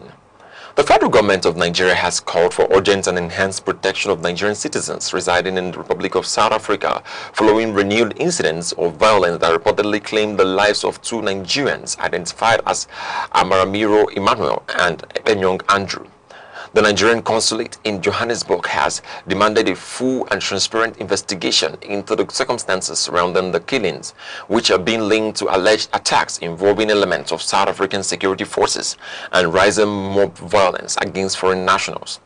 In a related development on domestic security, armed groups have reportedly imposed a 5 million naira levy and demanded a motorcycle on communities in Gidan, Mai Jimina and Garangozai in Katsina State. The ultimatum follows the abduction of 2 traditional rulers within a 24-hour period, one of whom was released after ransom was paid, while the second remains in captivity. The situation has disrupted economic and agricultural activities in the affected communities, raising concerns over food security and rural safety. That's news across the country at noon. For breaking news and eyewitness reports, call 070-3043-7110 or follow us on Facebook and YouTube at Aneke TV. On behalf of the producer Chidi Masawa and the entire news team, I'm Good Hope Chukuma, thanking you for watching. Enjoy the rest of your day.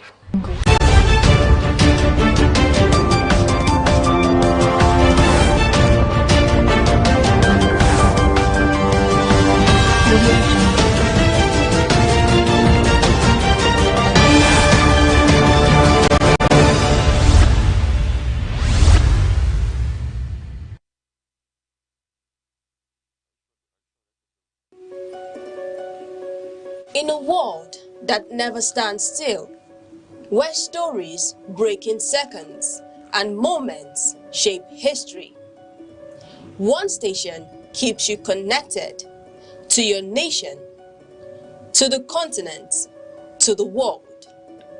From breaking news to powerful stories, from business and politics to culture, lifestyle and entertainment, we inform, we inspire, we keep you ahead. This is more than television. This is your window to everywhere that matters. Aneke TV. Move with the world.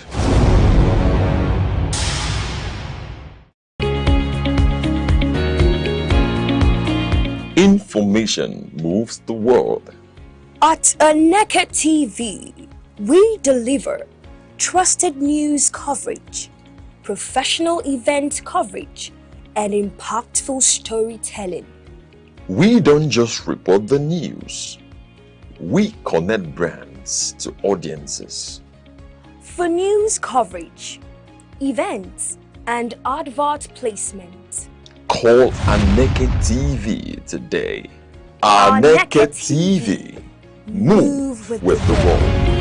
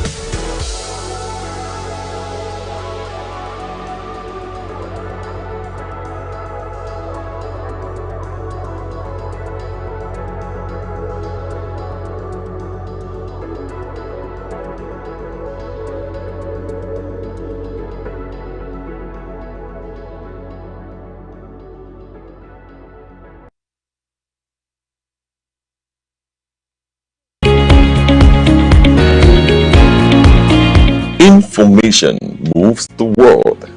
At Aneke TV, we deliver trusted news coverage, professional event coverage, and impactful storytelling.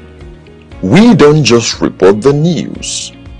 We connect brands to audiences.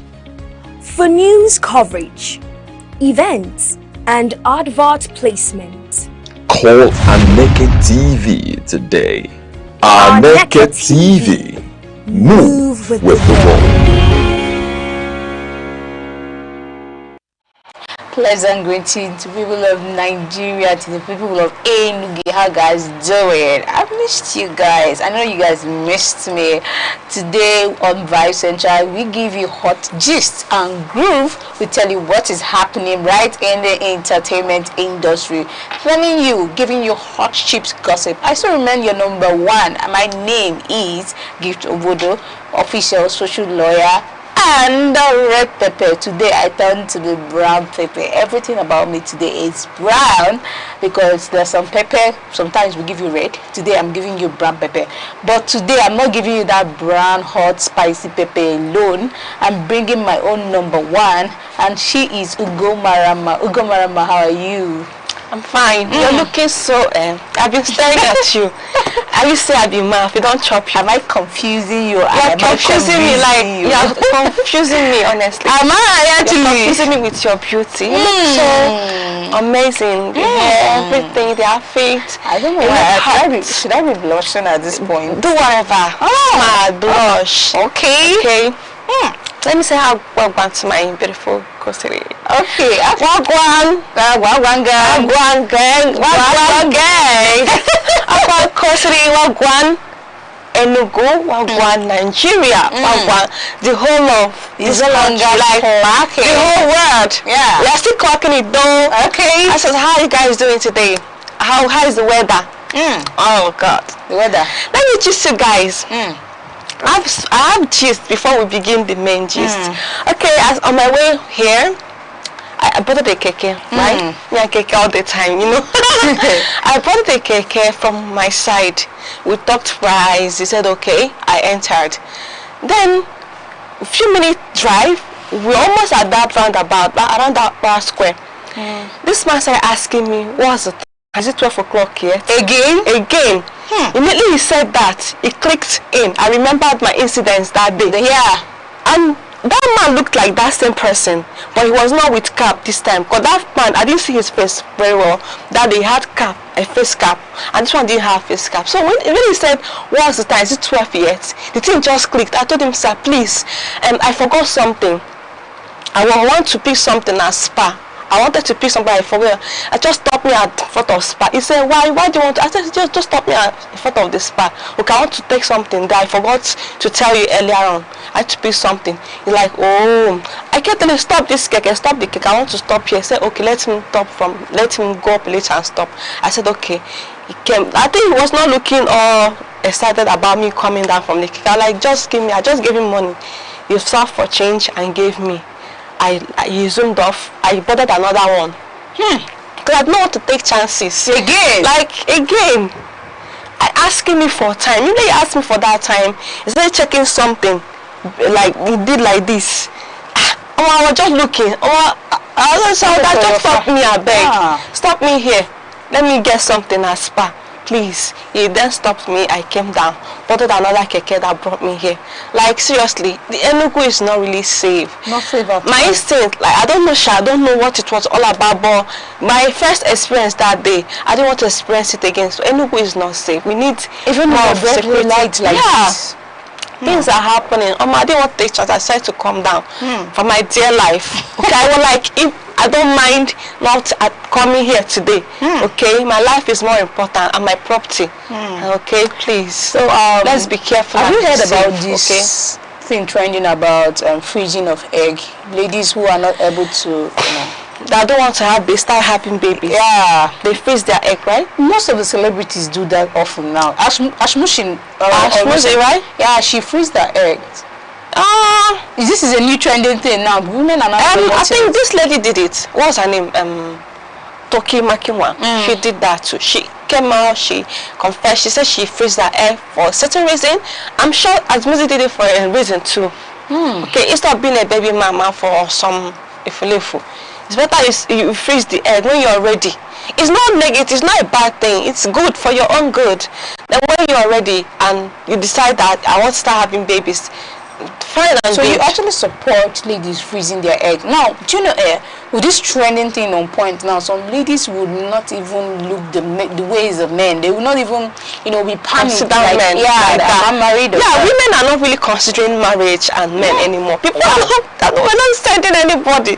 Maybe they send men again. I've put to tell myself, if I don't marry, I don't mind. Enjoy myself, enjoy my life, make my money and enjoy my life. Okay, I don't mind. And you should be very, very careful about it. I am going to come to your wedding. You want to come to my wedding? I want to come to your own wedding. And at your wedding, I won't come. Okay. I'll be your cheap bridesmaid. Okay. Should I continue? Go on. Go on. No problem. Okay. Okay. Yeah. Okay. All right. So I'm gonna give you the second gist. I'm waiting. I just want to give you another gist. All right. We just have our okay. What's the person? Bibi Nigers. Okay. So yeah, Fina said that she's very fertile. The same thing. The same thing. Yeah. Fina said that she's very fertile and she doesn't mind. She doesn't want to have children. I want to be a cat and dog mother. Yeah. Never I saw that thing online. I also said, Fina, cat and dog mother. She doesn't want to, you know, have children. Like, I'm just wondering, where are these celebrities? Where are they getting these thoughts in their mind? Like, how? It's just life experience. No, it's not about life experience. It's just like past experiences can push someone. But you see the male celebrities getting married and it's okay for them. But when it comes to the female folk, it becomes a problem. Oh, let me ask you a question. It's a gist though. Cross just got married. Cross of SBB Niger. You know, he has a leaked nude video. Are we aware about that? But assuming it was the female celebrity, it would trend. Yeah, they will still dig it up on her wedding day. Yeah. But since it's a male, they are not talking about it. You guys are just being pious. Like there's something happened in the wedding on the wedding day. He was sharing kids with the mother. If you're the wife, what would you do? Like let's assume that you're getting married, okay, and your husband is sharing kids, like kids, French kids with his. What would you do? What would be your reaction? Will you continue the marriage, or will you know that there is fire in the mountain? Run! I need to run. Should I answer that question? Answer it. I think having a proper conversation would do better.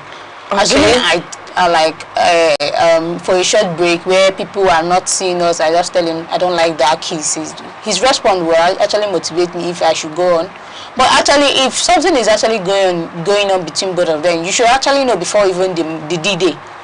Because the way he speaks and the way he defends his mom in whatever she does should actually give you some ideas. Like, see, something is actually going on. Like, you should just avoid some certain things. I'm not. Yeah. You don't find out on the D-Day. Yeah, the thing is that people don't really bring up their character when you're in a relationship with them. When you're in a dating session with them. I think they don't really, they pretend. You might not actually see it before, maybe during the marriage, when the day that you are getting married, you might not see it elope. You might see it later when the marriage has begun. Has broken down. No, you guys are still in the marriage, you are in the middle of the marriage. You start seeing some signs. People can't show you their character, their true character when dating. They will hide it until you marry them, and then you go see them. Yeah, it keep like opening. A lot of things keep coming up. This freezing of egg has just been going on, and this one is coming from official Sarah Martin. She says, "Dear Ashimushi, thank you for educating the women on freezing egg, but please remind them that freezing their eggs from getting unwanted pregnancy doesn't prevent them from getting infected with HIV and the disease that comes with careless bedmatics." Wow. Yeah.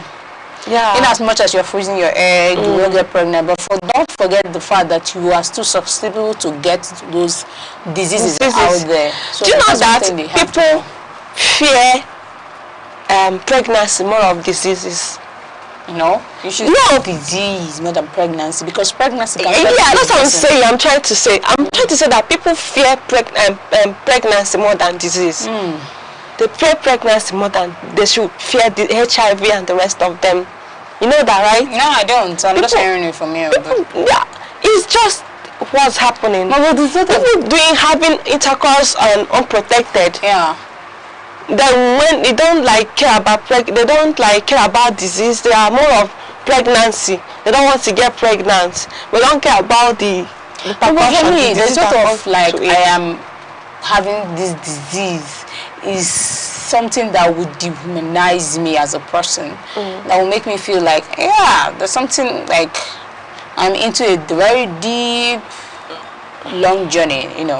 So I should just be careful with myself that I'm going to die any day, anytime. So the thought alone is just more risky than, you know, you're pregnant, you can actually remove it or do something to the baby. But disease, you cannot just do away with it. Infection, you cannot just do away with it. It takes a long time.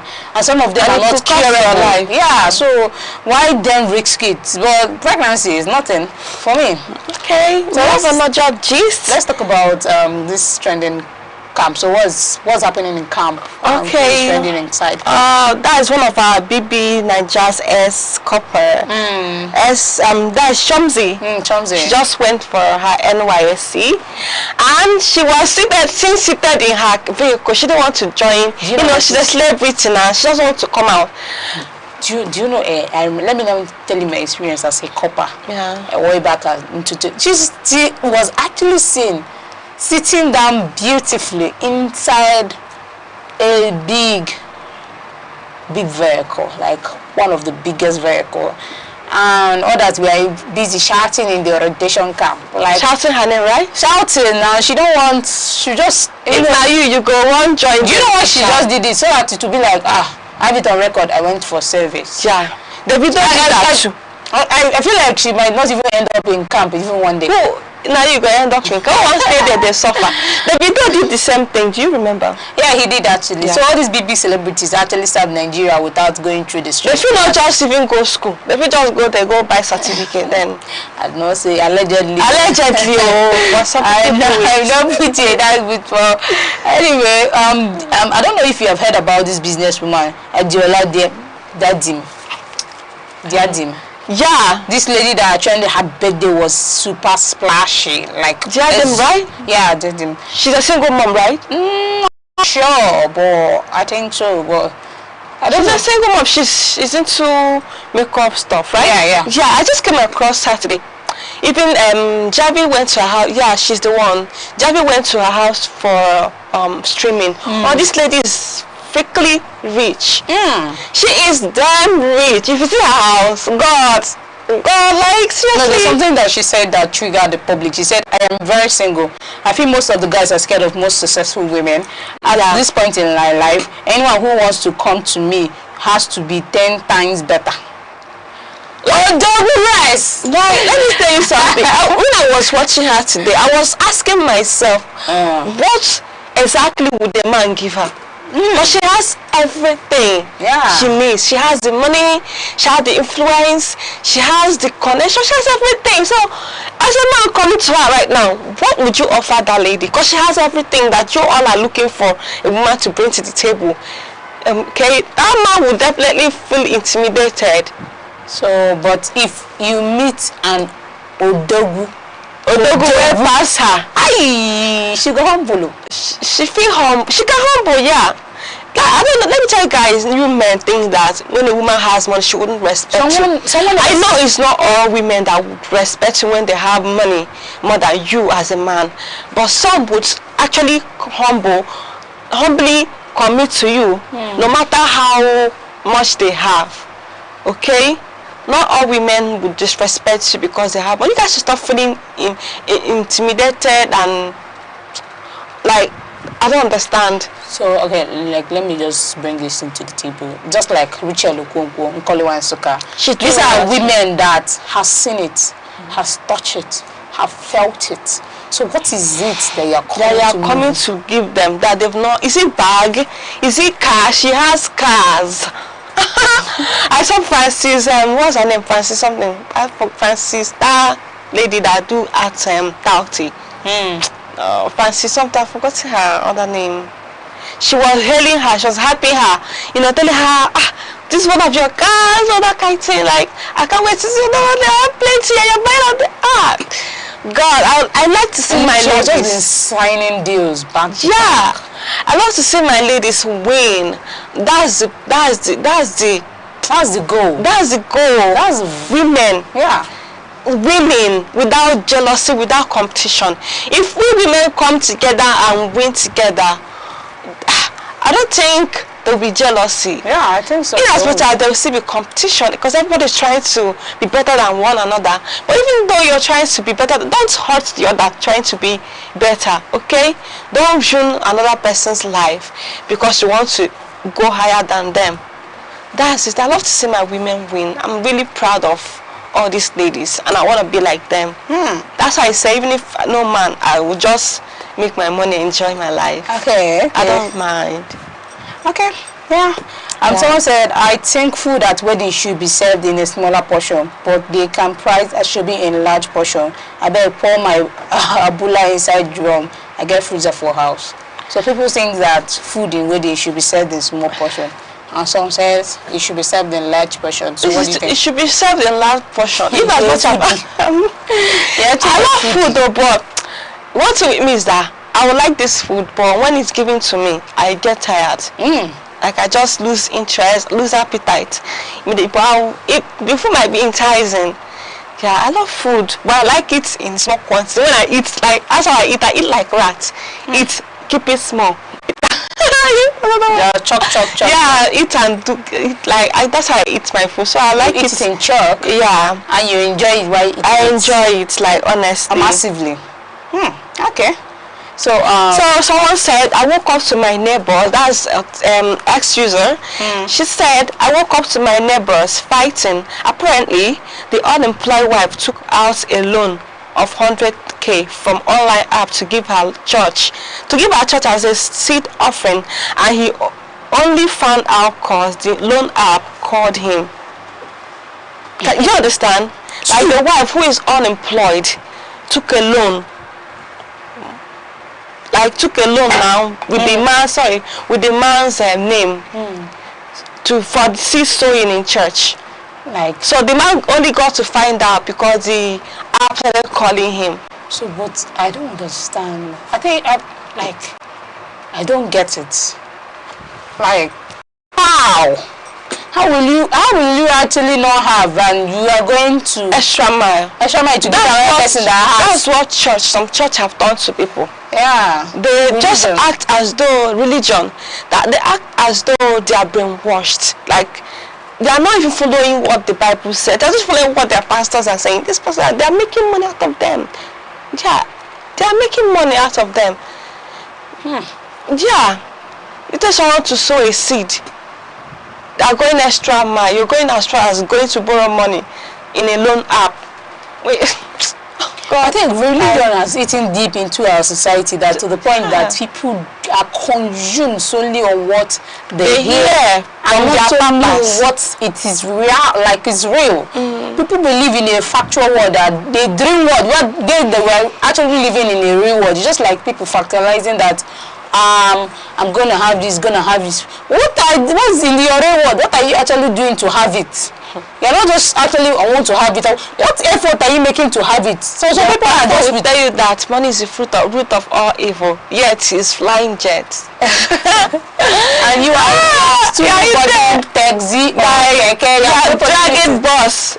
They say we need a seed. If you know that you love this certain, come and bring us a seed of 500,000. They will tell you how much you should bring. You see people rise up, you don't have it. You are going to give. They are going to give it. I'm not saying you should not give to God. Yeah, give what? But when you have it, give. Not going extra mile. Like it's just to give to please your papa. Not when you are not finished eating, you are giving. It works so for some people where like someone has told me that she did not have, but maybe she gave everything she had. Things began to move. It's faith.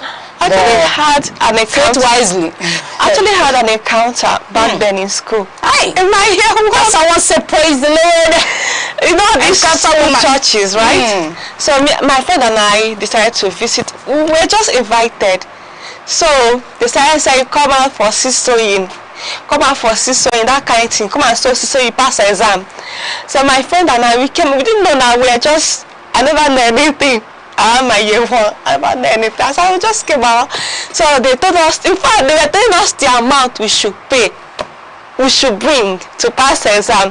So others gave, I didn't have at the time, I didn't have the money. They gave me, do you know that when we met, they collected our numbers, phone numbers. Do you know I was in my lodge sleeping, they sent me the account number to send the money. They even started testing me. I should send the money so date.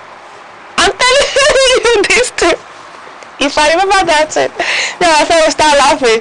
They sent me text, message like SMS. Send it the money. You have not sent the money yet. You've not sent the money yet. You send it so day. Blah blah blah blah. This is the account number for the money. So why are you owing God? Why you owing God? See that not near that place again. I didn't go back to that place. I didn't go back to that church. If I see them, I fall another way. So let me ask you, if your husband calls you to help him scratch his back, what will you do? Is it a trap or is it over? I'll scratch his back now. No, so when your husband say, oh yeah, please baby, come and scratch my back. I'll scratch his back. And is that why he says, please come and scratch my back? You don't think that there's interior motive there? But that is my husband, right? I'll scratch it. You scratch it? Yeah, let the interior motive come. No. You actually scratch his back? I'll scratch his back. You actually scratch I'll scratch my husband's back. Yeah. You don't see yourself giving birth to a child back to back? I'll scratch my husband's back. I don't care. You don't care? You don't care giving birth to children back to back? I care about that one. Because me, I'm bent on always telling myself I want just 2 or 1 kid. Yes. So you actually scratch his back? I'll scratch his back now. Why not? Is a trap, knee? I don't mind. That price should be romantic. Okay. Someone said my talking stage offered to pay for my lash extension. I told him the price and he asked, is it a hybrid or classic? I was like, are you a lash tech? He said no, he just knows. Please, is this a red flag or not? It's not a red flag. For him to know all this extensively. Well, he might have dealt with so many high-class babes. Yes, he might have come across, maybe he's one of those men that buy things for their lady. That goes shop, maybe their girlfriend will give them money, babe, go to this shop for me, buy me this is what I want. You know, some men know wig. If that's wig that you wear, a man already know this is sponge. This is authentic, this is original, this is water, this is like physical, this is this. They know. Most of them know. When most of those men that knows how to take care of their women, that buy things for their women, they know. So that it's not a red flag. He knows. They know. Yeah, of course. So it's not a red flag for them? It's not a red flag. Okay, let's listen to your logic. It's not a red flag. Well, okay, I think there's something I want to share with you. Well, I have something too. Okay, I have a question. As a woman, would you contribute to your wedding, like bring money for your man to marry you? Would you do that?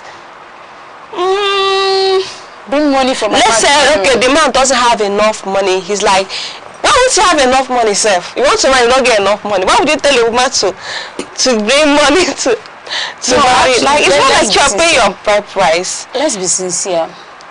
It all depends that when you, I don't know, gift, will you do that? Like bring money? I will only help you, assist you in 1 or 2 things there, but not just bring money for you to marry me. No, if you can't pay my bride price, leave it. So why getting married as a man if you don't have money? I think this thing happens when women beg men to marry them. Yeah. This thing happens at that point. That's why I say as a woman, don't ask a man out. I said it right? Don't ask a man out. Don't give a man money. If he says you bring money, so money, let's pay the bride price. Now you they pay. Tomorrow you go tell say now you pay for the bride price. You go tell him friends. Now she pay for my bride price. For her own bride price. Yes. Now and they will use it to mock you. Exactly. Yeah, that is so awful and painful. Most ladies should know your worth. Know your worth. Even if you want to check that man, check him in a very romantic way, check him in such a way that it will not be so obvious that you're actually checking him. It's very obvious that some ladies out there do a lot. But that will be all for today's episode on Vibe Central, where we give you hot gist. You can always follow us on our official handle on Aneke TV. Always follow us on our social on Instagram, YouTube, Facebook, TikTok, and on X, where you send in your comment, your likes, and tell us what is happening and what you want to contribute to us today on our show. Every day, we always do this same time, same session, every day. We love you and thank you, Umma. And what do you have to say to the people of Enugu and to the people of Nigeria out there? All right, Nigeria, Enugu, I hope you all enjoyed the show. Yeah, we did. Hope you all enjoyed the show. God, people should pray for me. I want to experience any kind of circumstances in this, because I don't understand. I'll be jamming. And thank you for having us today. Thank you for being part of this show. I really do appreciate your consistency, for being here, for your comments, your opinions, everything, for your calls and all that. I really do appreciate. Thank you. And that's all for today. We love you. I still go by your name, Gifts of Buddha. We'll love you. See you tomorrow at the same station. Stay tuned. Bye. Information moves the world. At Aneke TV, we deliver trusted news coverage, professional event coverage, and impactful storytelling. We don't just report the news. We connect brands to audiences. For news coverage, events, and advert placement, call Aneke TV today. Aneke TV. Move with the world.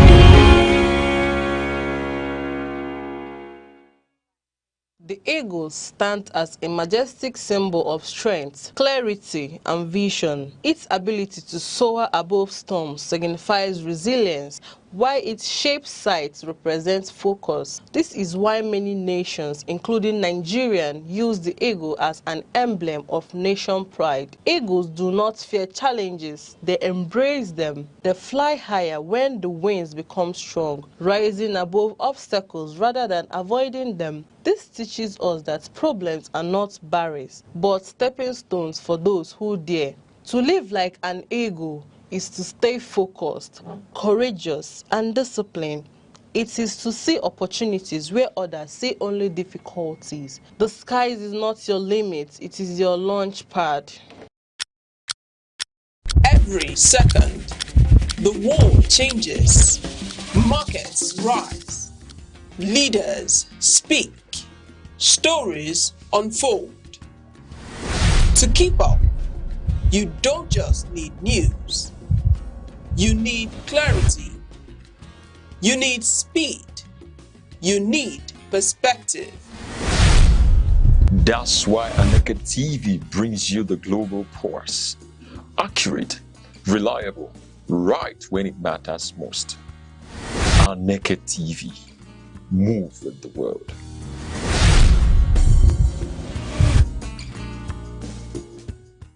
Nigeria, a land of striking contrasts, where nature unfolds into dominant ecological identities. The lush southern forests and the vast northern savanna belts, stretching from the humid Atlantic coast to the dry fringes of the Sahara.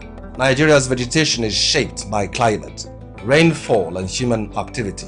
Broadly, it is divided into the southern forest zones and the northern savanna belts. In the south, abundant rainfall gives rise to tropical rainforest, thick, multi-layered ecosystems, rich in biodiversity, towering trees from a continuous canopy, sheltering countless plants and animal species. These forests are not only ecological treasures, but also economic lifelines, supporting agriculture and livelihoods. Closer to the coast, fresh water and mangrove swamps dominate. Here, water and land intertwine, creating unique habitats adapted to flooding and salinity. The mangrove forests of the Niger Delta are among the largest in Africa, vital for coastal protection and marine life. Moving northward, forests gradually give way to the Guinea savanna, a mix of tall grasses and scattered trees. This region supports farming and livestock, forming Nigeria's agricultural heartland. Further north lies the Sudan savanna, where rainfall decreases and vegetation becomes sparser. Life here adapts to longer dry seasons and harsher conditions. At the northern edge, the Sahel savanna marks the transition to the desert. Vegetation is sparse, and survival depends on resilience of both people and nature. However, Nigeria's vegetation faces growing threats. Deforestation in the south and desertification in the north are reshaping the landscape. Population growth, agriculture, and climate change continue to exert pressure on these fragile ecosystems. Yet, hope remains. Across the country, conservation efforts are taking root, from reforestation projects to sustainable land management practices, from the dense forests of the south to the open savannas of the north. Nigeria's vegetation tells a story of diversity, resilience, and responsibility. A story that calls on all of us to protect the natural heritage we share.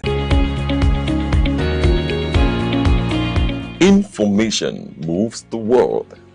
At Aneke TV, we deliver trusted news coverage, professional event coverage, and impactful storytelling. We don't just report the news. We connect brands to audiences. For news coverage, events, and advert placement, call Aneke TV today. Aneke TV. Move with the world.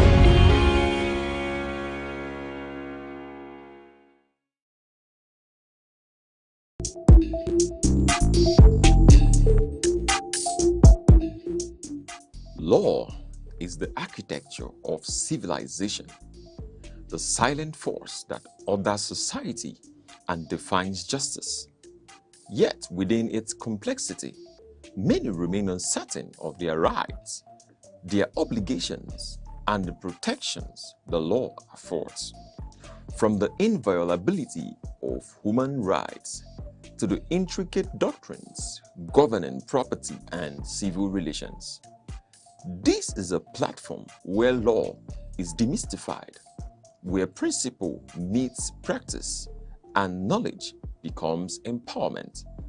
Because justice is not abstract, it is personal.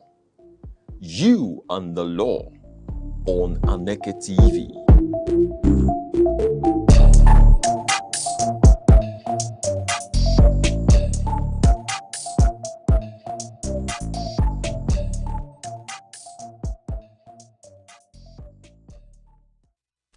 Pleasant welcome to you and the Law, the program where we break down the law, defend your rights, and bring real-life legal issues to light. I am your host, Gift Obodo. And marriage, what we're talking about today is all about marriage. And marriage begins with love. But what happens when that love turns into conflict, silence, or even war? At what point does a personal crisis become a legal battle? And this leads us to the topic today, marriage, crisis, and legal resolution. And for that reason, we're going to take a short break. We'll be right back. Need advert placements, coverage for events, or the latest news stories? Call 070-3043-7110 right now and make a TV move with the world. Welcome back. Joining us today is a distinguished legal practitioner with years of experience in the field. She has handled numerous high-profile cases and well respected in the legal community. Welcome, Barrister Nena Wome. Barrister, you are highly welcome. Thank you very much. Barrister, we have so many issues going on in the society, and one of it is marriage. And this leads us, Barrister, my first question is, at what point, exactly what point does a marital problem become a legal issue?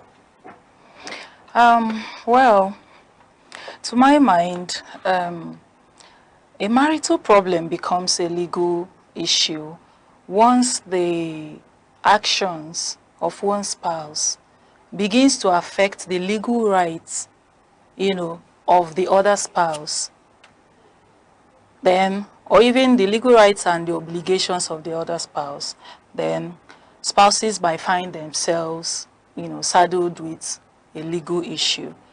We're talking about safety, property, custody, financial, obligations. So whenever the actions of one spouse begins to affect the legal rights of the other spouse, we have, at this point, a legal issue. So I would like to ask, what is legally accepted grounds for divorce in the Matrimonial Act, Cause Act? Under the Matrimonial Causes Act, that is the legal instrument that governs marriage. I like to call it the marriage contract, because marriage is a contract. Matrimonial Causes Act is the law, is the instrument that, that stipulates how the marriage contract is conducted. Under the Matrimonial Causes Act, there's an umbrella ground for dissolution of marriage, which is called irretrievable breakdown. When the law provides that as an umbrella ground for divorce, that at that point that the marriage has broken down irretrievably, at that point is a very viable ground for dissolution of that marriage. So to prove irretrievable breakdown, you can submit facts to prove stuff like adultery, cruelty, desertion, violence. These are the facts that you can prove, you can submit to prove that the marriage has broken down irretrievably. And once that is proven, it is a viable ground for dissolution of any marriage. Can law truly fix a broken marriage, or it ends it? The law is not a therapist, so the law cannot begin to fix a broken marriage. Marriage is conducted between two consenting adults, and there is no way that the law will now come in and start forcing a spouse or spouses who do not want to be together to be together. So, like I said before, the law is not a therapist and will not do that. So, but the law is there to provide protection for both spouses. When we're talking about cruelty, violence, a lot of cases, the law is there to provide protection for either of the spouses. The law is also there to provide guidelines for exit from the marriage. So we have some points when the law will always say that you cannot just absolutely divorce your spouse. There are stages. When you said the law is not a therapist. So, but with that stages we have in law, do you still not think that the law is a therapist at that point? No, the law can never be made to be a therapist for any marriage. Yes, because marriage is conducted between two consulting adults, and the law is only there to stipulate guidelines to show how this contract that the both of you have come into, that both of you are conducting, the law is there to show how it can be done, offer protection, offer guidance, and even help when one party or both parties want to exit the marriage contract. You likely say that the marriage is a contract. Can you just say that marriage is purely emotional, or is it first a legal contract? Marriage is both. Yes, I say so because marriage is conducted by humans, a man and a woman. In this case, I believe that's what we're talking about. And humans have emotions, you know, so marriage is both because humans have emotions. However, marriage is a legal contract, like I had earlier said, which is even recognized under the Matrimonial Causes Act. Matrimonial Causes Act provides for, you know, how the marriage is going to be conducted. It provides rules and regulations. It provides legal guidelines. It also provides for exit. So marriage is both emotional and also, you know, now, this leads me to the question to ask, who does lose well when it comes to divorce? Is it a man's loss or a woman's loss? Okay, you mean when divorce occurs, Yes. who loses more? Yes. Whether it's a man or a woman. Well, what do I say? Let me just, my first instinct is to say the woman loses more. But let's be fair. In a marriage, when a marriage is having crisis, the person that loses more is the person that is less financially prepared, less documented, you know, in that, I'm talking about evidence, and the person that is less aware. Do you understand me? Yes. The person that is less financially prepared, the person that has less access to legal representation, the person that is less documented will lose more. Yes. Does infidelity have any real legal consequences in marriage? Infidelity, yes. Infidelity does have legal consequences. However, it doesn't come in the form that you and I would like. You know, infidelity is only as important as it becomes evidence that the marriage has broken down irretrievably. You see, like personally, I would have liked that infidelity would give rise to some kind of financial benefits to the other spouse or some kind of punishment for the erring spouse. Do you understand? But that's not so. Infidelity has legal consequences only to the fact that it is proof of, you know, it is evidence that the marriage has broken down irretrievably. And it's punishable by the law.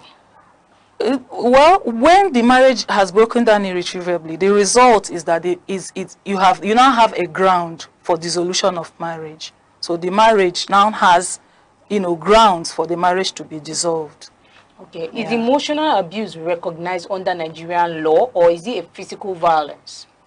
Emotional abuse, please. Yes, this question is very important. Emotional abuse is recognized, is provided for under the Violence Against Persons Prohibitions Act. We even have a version of the same law in Enugu State, Violence Against Persons Prohibitions Law of Enugu State. Emotional abuse, psychological abuse, verbal abuse are all forms, recognized forms of violence under the law, and they are provided for with attendant punishments. Can we know the punishment that is required for this? It depends. It depends, but it's well stipulated in the law. You know, sometimes it's fine, sometimes it's jail term. Do you understand? So, but there are punishments and there are consequences for emotional, psychological, verbal abuse under the Violence Against Persons Prohibitions. Now, in the society today, we find many women under the circumstances of physical abuse by their spouse. At what point did the law come in to resolve this? Is this a, aside, you know, being is it a level for dissolution of marriage? Wow, yes, it's a very important ground for dissolution of marriage. Violence, physical violence, cruelty. But aside from that, aside from being a ground for the marriage to be dissolved, it's a crime. The law has instruments to deal with it separately. Now, not under the Matrimonial Causes Act, but under other laws, and serial criminal justice law, the criminal code, a lot of instruments that protect, you know, women, like you mentioned, women from abuse, or that offer consequences or punishments for such abuses. Okay, we'll go on a short break. We'll be right back.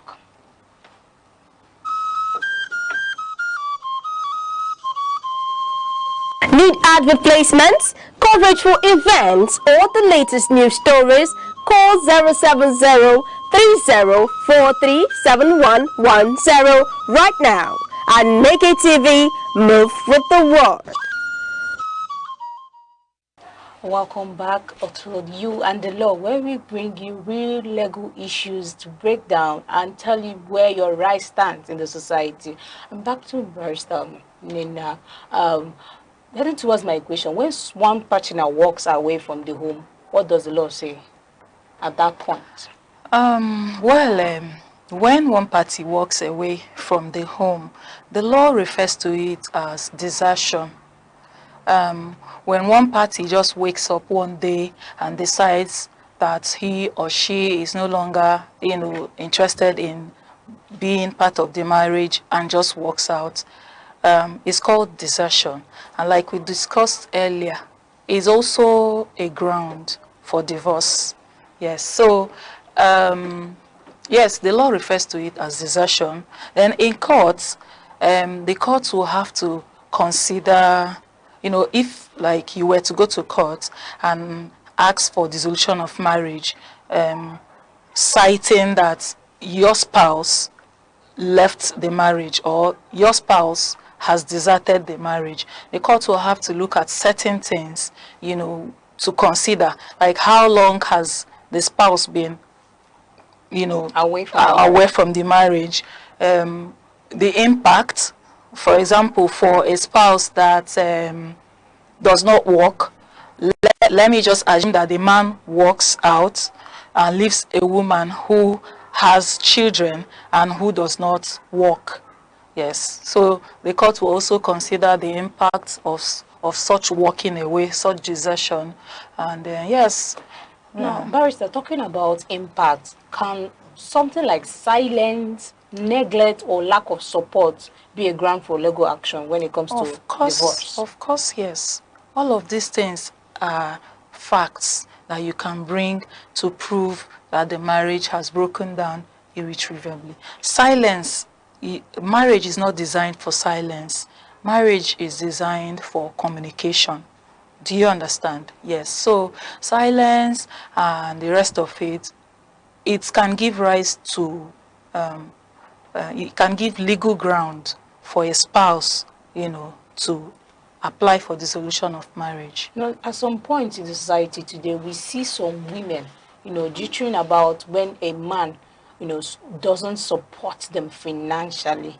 At some point, do you think it is well enough for a woman to leave her marriage, and does the law provide or a sanction for that such for a man to always provide? If not, it's for the both parties. You think it's a one-sided? Oh, it's not one-sided, because let me say this, in a marriage, it's not only the man that gets an order to support the wife. It could be the wife. So, but the law looks at who is capable, yes, who is financially capable and able to do that, because it's already a marriage. And so, support, yes, any spouse in a marriage is entitled to seek for support. Yes, you can do that. You can apply for the law. The Nigerian law recognizes maintenance. So you can do that. You can seek for a court order to mandate a spouse in the marriage to support the other spouse, even during separation, or during the proceedings, or after the proceedings. You can do that. So in a situation where there is a separation of between two spouses, at some point, maybe both parties are not financially capable, at what point is there no demand from the law, or is there demand from the law that it's a compulsory thing for a man to provide in as much as that separation is happening? Like I said before, marriage is a legal contract. There's no static rule. There's no law that says he must demand. Like you're talking about the Bible now. The Bible mandates the man to provide for his family, and even says that a man that is unable to provide for his family is worse than an infidel. But when we're talking about the law now, there's no specific gender that is mandated, you know, that you must provide. Do you understand? So is a marriage, is a legal contract, is a contract between two persons. So the law will always look at the spouse, look at the spouses, the marriage with a balanced eye and know who is able to support, who is not able to support. And in some cases, nobody supports anybody, because that is the circumstances surrounding their marriage. Because in most society today, most men are afraid. That's why most of them go into prenup. Most of them are afraid that at dissolution of marriage, there will be a constant demand for them to always provide. And do you see the need for this postnum and prenup in the marriage as being a static way of holding some spouse to liability? Yes, I like the idea of prenuptials. Like, it's something that is provided for under Nigerian law, but it's not practiced. Because in Nigeria, I think we over-Christianize the whole, like, we do marriage in such a religious manner, you know, it's too much. So I like the idea of prenuptials. And let me tell you something.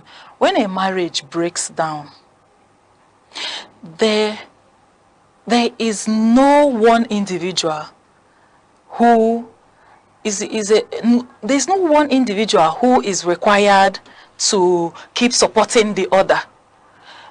The circumstance, it depends on how did you live the marriage, like when independency of the marriage, how was it working?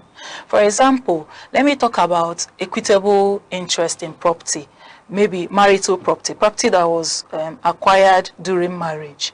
After the marriage has ended, you find out that in Nigeria, for example, the man is in charge and in control of marital property alone, because it's often the case that the woman was not interested or was told that this property belongs to both of us. She was verbally told that, so she believed it, thinking that she was being supportive or thinking that she was in love, and therefore that something like, I'm building with my husband. So, but when the marriage ends, you find out that when you go to court to seek for, you know, a part of the interest in whatever that the both of you thought the both of you own together, the women are always losing. This is because in court does not work with your emotions. You cannot go and tell the court, oh, I've been in this marriage for 20 years, I've supported my husband. You can't just say that. The court will not have any evidence to award anything to you. So I'm saying this because in a marriage, women actually do lose themselves. So you are in a marriage and you want to buy property, for instance. The man tells you, oh, we are buying property. Sometimes the women contribute money. Sometimes the cost of the property is like, say, 5 million naira, and the woman may even have contributed 3 million naira. But when you bring the deed, when you bring the documents for the purchase, it will read the man's name alone. So when the marriage ends, you don't have any proof of your contribution. There's no documentation, there's no evidence, there's nothing to show your years of sacrifice, there's nothing to show your contribution. So women, I said it earlier, women always end up losing out. Because the men, I don't know what to call it, they're always like the smarter ones, they're always grabbing everything, all the documents, the cars, the land, the houses, everything is in their name. Everything is in their name, documented, you know. So the woman ends up going without anything. So, well, it is enough for the women to take out there. Are you trying to say that we women should play safe when it comes to marriage? Get into marriage aware. Aware of the fact that you have a right. Get into marriage aware, legally aware. Documenting, whatever you contribute, document. But you know, when you say whatever you have, document, that means you are going into the marriage with the notion that I might get out there one day. No, it's a prompt reason to incite the woman. No, that's not what it is. It's protection. It's structure. Love is not structure. Do you understand? Yeah. Yes, documentation is protection. So if you document all your contributions in the marriage and your husband is offended by that, then it's a red flag. There should be a reason why he's offended by that. If you get into a marriage and you as a wife, you're buying property and you're documenting, you're writing it in your name, your husband should raise issues with that. It's marital property. The both of us, we contributed to do it. Do you understand? So it doesn't matter who buys or how it's done. Since it's marital property, since both of us contributed, to acquire these things, it should be in both of our names. No one person should put their name, so that in the future you are not left with no evidence, no proof. Another issue rising in the society is the issue of child custody. Now, this issue has been prominent. Now, I'll ask Barrister, who has more custody to a child when separation or divorce is in question? There's no one person that has, exclusive entitlement to the children of the marriage or child of the marriage. With issues of custody, the courts will consider the overriding interest of the child. In fact, that is the highest consideration. That is the highest consideration that the court will make. What is in the best interest of that child, not the parents' entitlements or their emotions. So the court is going to look at who earns more, who is psychologically sound, who is morally grounded, who amongst the spouses does the child or the children have, a better outlook to life, better survival to life, and that's who will usually have custody of the child. In a situation where both parents are still to lack these qualities you have mentioned, who will be awarded custody at that point? It's left for the court to decide. For example, that if the child is a grown child, not the younger ones, the older one, the court can even ask such a child or children, who do you want to stay with? Do you understand? There will always be one person amongst the spouses, who is richer, who earns more, who lives better. The court will also consider the standard of living of the couple and the children during the pendency of the marriage in coming to a conclusion. Okay, are stay-at-home spouses legally protected when marriages end? Yes, stay-at-home spouses are legally protected because Nigerian law recognizes maintenance. And so, yes, stay-at-home spouses are, protected. But it takes me back to what we had earlier, discussed. You're a stay-at-home mom. Your husband is doing everything. He's buying the houses. He's paying for everything. So you have no proof of your existence in that marriage. You have nothing to show, for all the years spent in the marriage. So when the marriage ends, now it becomes hard for you to claim the things that you assumed you owned or you were part of. It becomes difficult for you to claim. Do you understand? Because you have no evidence, you have no documentation, you have no proof. So you will just be entitled to, because under Nigerian law recognizes maintenance, you will just be entitled to small maintenance that the court will order, in your favor. So must every marital crisis end in court? Are there stronger alternatives? I don't think so.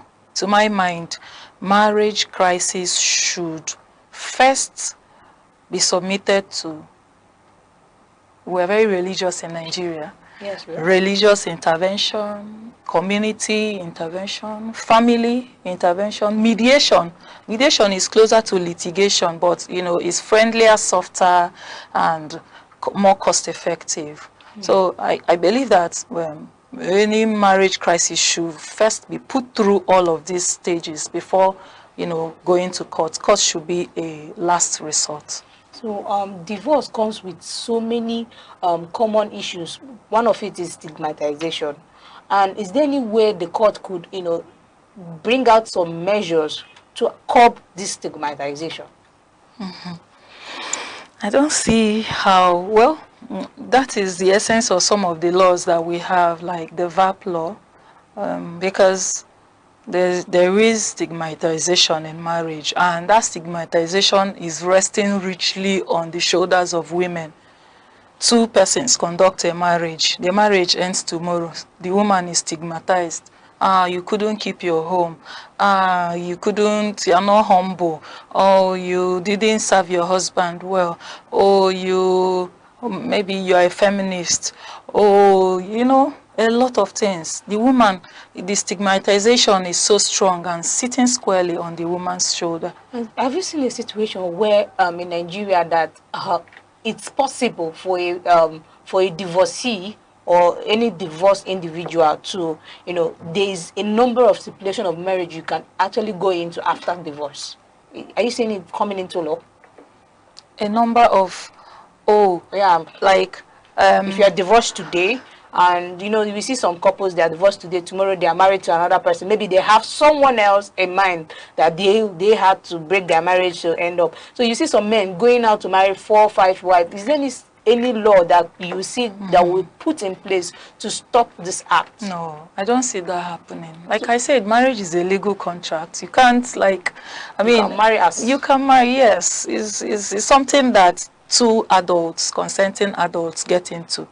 So long as the marriage is legal, so long as you are divorcing this person, you are surely divorced, because some people don't know that separation is not divorce. Some people don't know that, there are stages to this divorce before you can now legally get married to another person. Some people just think that if they wake up today and say, I'm no longer marrying you, you probably go and find another house and live there and carry another woman and put there. That would be bigamy. So when you talked about bigamy, so you're trying to, are there situations where a marriage to another person while in marriage cannot result to bigamy? No. For instance, when we talk about customary marriage. Okay. Yes, unless you're talking about customary marriage. And don't forget that it has its own rules. Do you understand? The existing marriage, the wife, anyway, because it's culture, it depends on different locations. So we want to know what are the stages in which a marriage will result to bigamy? It's exactly bigamy when a marriage is still subsisting. If this marriage is still between these two parties and they have not been formally divorced, and one person goes and marries another person, it becomes bigamy. And it's 7 years imprisonment. And the other spouse can even get some financial, advantage to themselves. So it's, some people out there will say, is this safe to only marry through the statutory way or through the customary way? It's a choice. It's an individual choice to make. I don't know which is Which one gives more protection?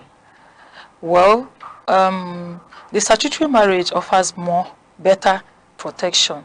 Yes, for both spouses, not just for the woman, for both spouses. But don't forget that it's also tougher to get away from. It's very hard to exit a statutory marriage.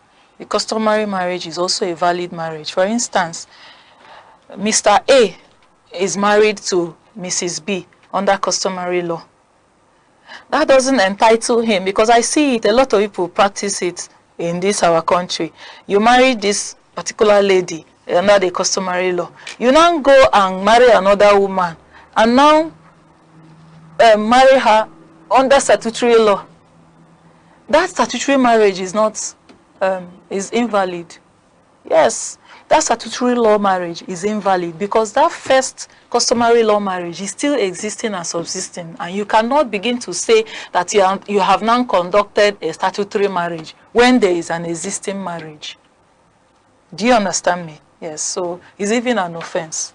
Okay, so someone who conducted a customary marriage before a statutory marriage can also be punished, or it can also result to bigamy. Of course. And someone who conducted a statutory marriage and moves over and marries another one customarily, that customary law marriage is invalid, so long as that statutory marriage is still existing and subsisting. So, Barrister, we want to know the legal procedures or ways in which a person can conduct this divorce in our society today, if eventually, if a spouse gets into the situation they want to end their marriage.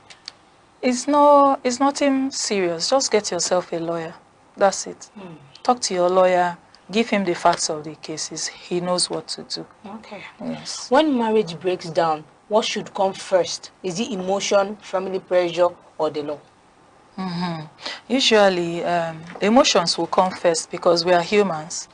And after emotions, family pressure, because it's cultural in Nigeria. Papa will talk, mama will talk, siblings, aunties, uncles, a lot of people. So family pressure. But ultimately, the law will have to offer guidance.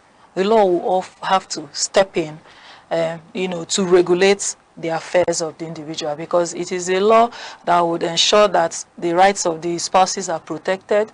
It is the law that will ensure that the exit is done the way it should. It is the law that will secure the future of the spouses. Yes. Barrister, do you have a related issue of this divorce in the society that you could relate to the public outside there? I cannot sit down here and start talking about just a societal experience that could caution some people. It's a lot. It's a lot. It's a lot. It's a whole lot. There are whole instances of even our celebrities. It's a lot, and it happens all around us. We should just all be aware, legally aware, and know how we conduct our affairs. Okay, that's all we have for you tonight on You and the Law. Remember, knowing your rights is the first step of protecting yourself and those around you. If you have questions, stories that you'd like us to explore, you can always reach out to us. We're always here to listen to you. I'm your host, Gift Obodo, reminding you that justice starts with your awareness as an individual.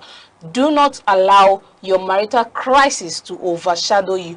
All you need to do is to meet someone who is an expert, who is a legal professional in that field, who could help you explore that part and give you a profound solution. And thank you, Barrister Nena Oye, for having this conversation with us and enlightening and educating us about marital issues, crisis, and legal solutions for this. Thank you very much. It was my pleasure. Yeah. And good night. Stay protected. Bye.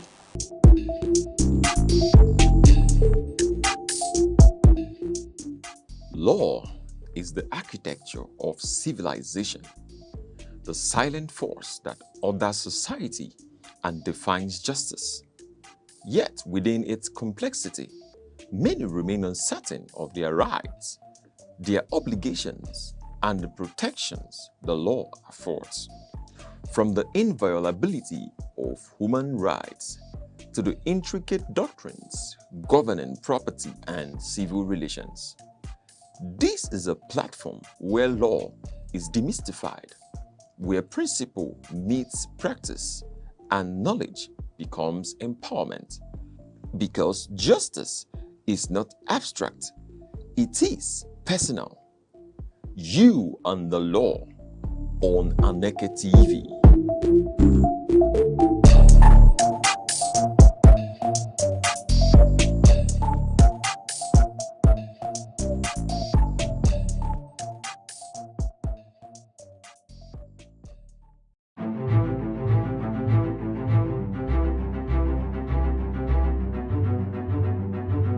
Morning headlines before you step out. Midday updates while you work. Evening analysis when the day winds down. Wherever life takes you, Aneke TV keeps you informed, connected, and ahead. Aneke TV. Move with the world. In every age of human organization, there exists a question older than modern management itself: what makes a system endure? Not merely to grow, not merely to succeed, but to remain strong, coherent, and alive under pressure. The answer, again and again, returns to one principle: teamwork. But not teamwork as slogan, teamwork as structure, teamwork as philosophy, teamwork as the hidden architecture of what we call a virile organization. To describe an organization as virile is to speak beyond growth metrics. It is to speak of resilience, the capacity to absorb shock without collapse, to innovate without disintegration, to expand without losing identity. A virile organization does not merely function, it endures intelligently.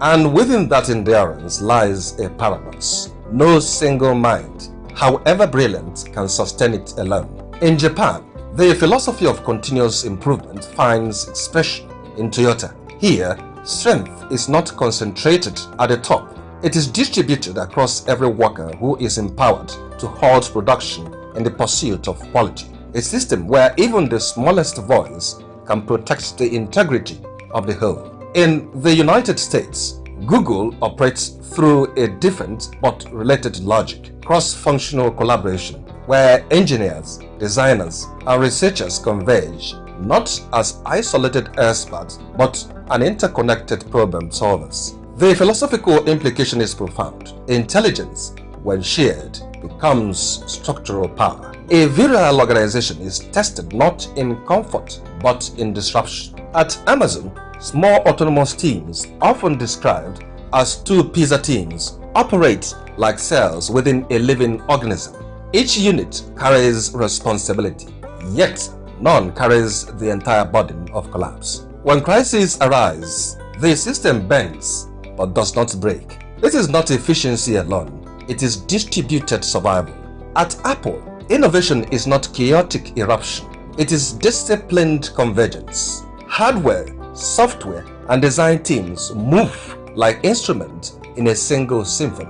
It is in such coordination, creativity is not reduced, it is refined. Across emerging markets, Flutterwave demonstrates a similar principle. Its expansion across complex financial landscapes is sustained not by individual brilliance alone, but by coordinated teams navigating engineering, regulation, and partnerships as a unified system. Here, teamwork becomes something more subtle, the acts of controlled ambition. A virile organization is not held together by structure alone, but by belief. At Microsoft, a cultural shift towards collaboration redefined its internal logic.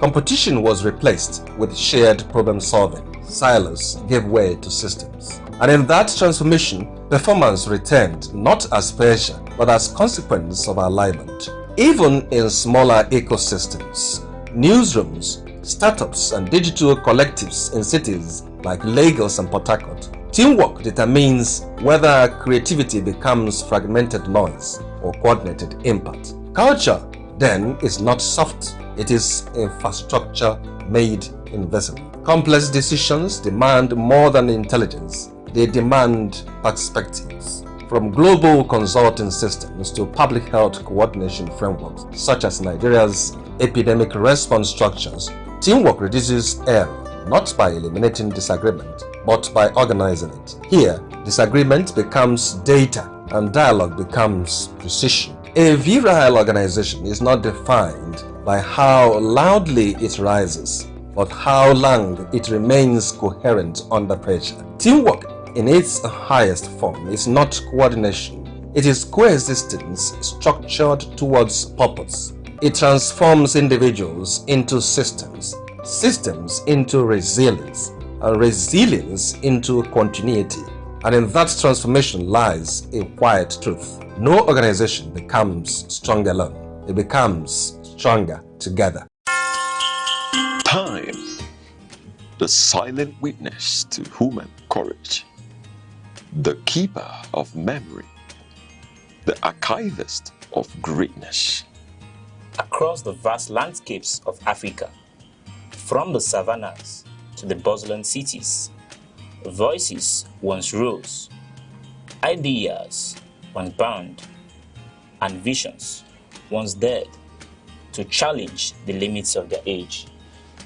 They were not merely individuals, they were epochs in human form.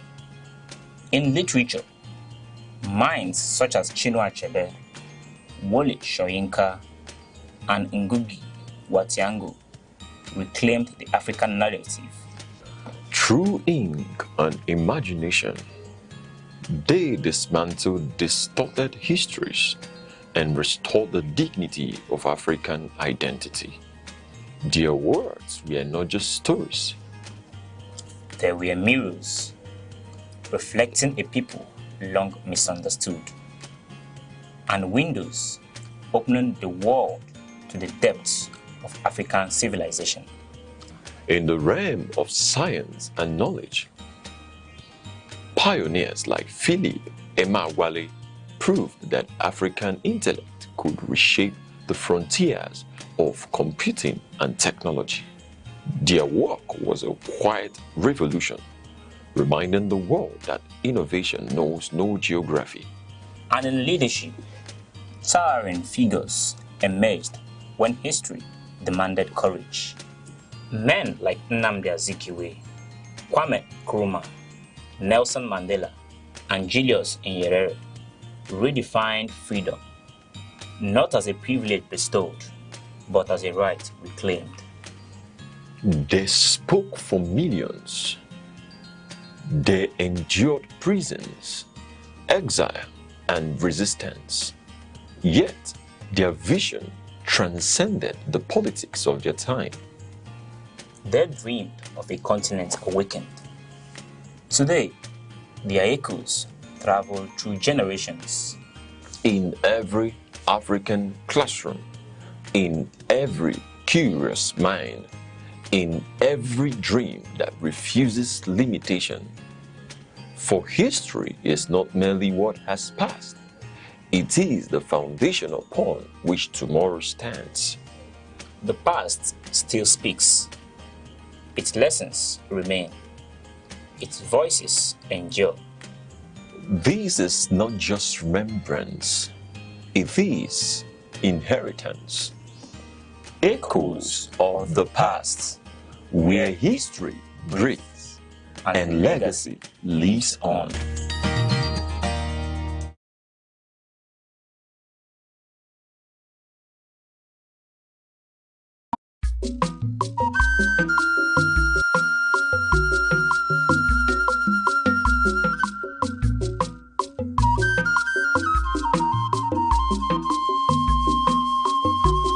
Aneke television.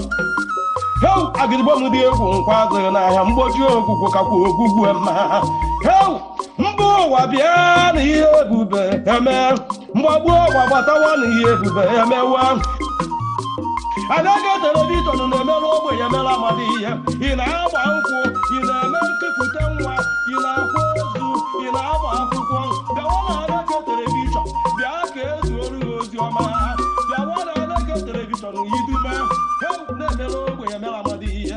Ụmụ Igbo bịawo na nke a bụ nke anyị. Ị mara ebe oge ọrụ etiho mọnwụ ntakịtụkwa mọnwụ si nne. Ya mere ha ji wee weta Aneke television. Ọ bụ onye gbagburu agụ nna. Ọ dị na soshal midia. Ọ dị na mgbagbu. Ọ dị n'Enugu site. Ehe, a sị na ekwe kụọ ama agba. Ekwe ụmụ nwaanyị akụọla o. Ọkwa na nzukọ ụmụ nwaanyị oge anyị ji akpa maka ọdịmma anyị karịkwa maka ọdịmma ezinụlọ. Nzukọ ụmụ nwaanyị bụ ebe anyị na-akpa maka arụike anyị, ndọrọ ndọrọ ọchịchị, azụmahịa, omenala ndị ahụ dị mma nakwa ihe ndị ahụ ga-eweta ọganihu n'obodo. Naanị ihe ị ga-eme bụ sonyela anyị na nzukọ ụmụ nwaanyị ebe ahụ a na-akarị ihe na-eweta ọganihu n'obodo. Ndị nne, ndị nna, oge a bụkwa nke anyị. Sonyela anyị na Aneke TV n'ebe a na-emetụ aka n'ihe ndị oyibo na-akpọ social media na TikTok, YouTube, Facebook, X, Instagram. Ọkwa na Aneke TV ka ihe ndị a niile na-eme. Aneke TV, anyị apụọnụ. Daalụ maka isonyela anyị na nke taa na nzukọ ụmụ nwaanyị na Aneke TV. Anyị abatakwa dịka anyị si eme na mkparịta ụka anyị n'ikuzi na ịgbazi Igbo.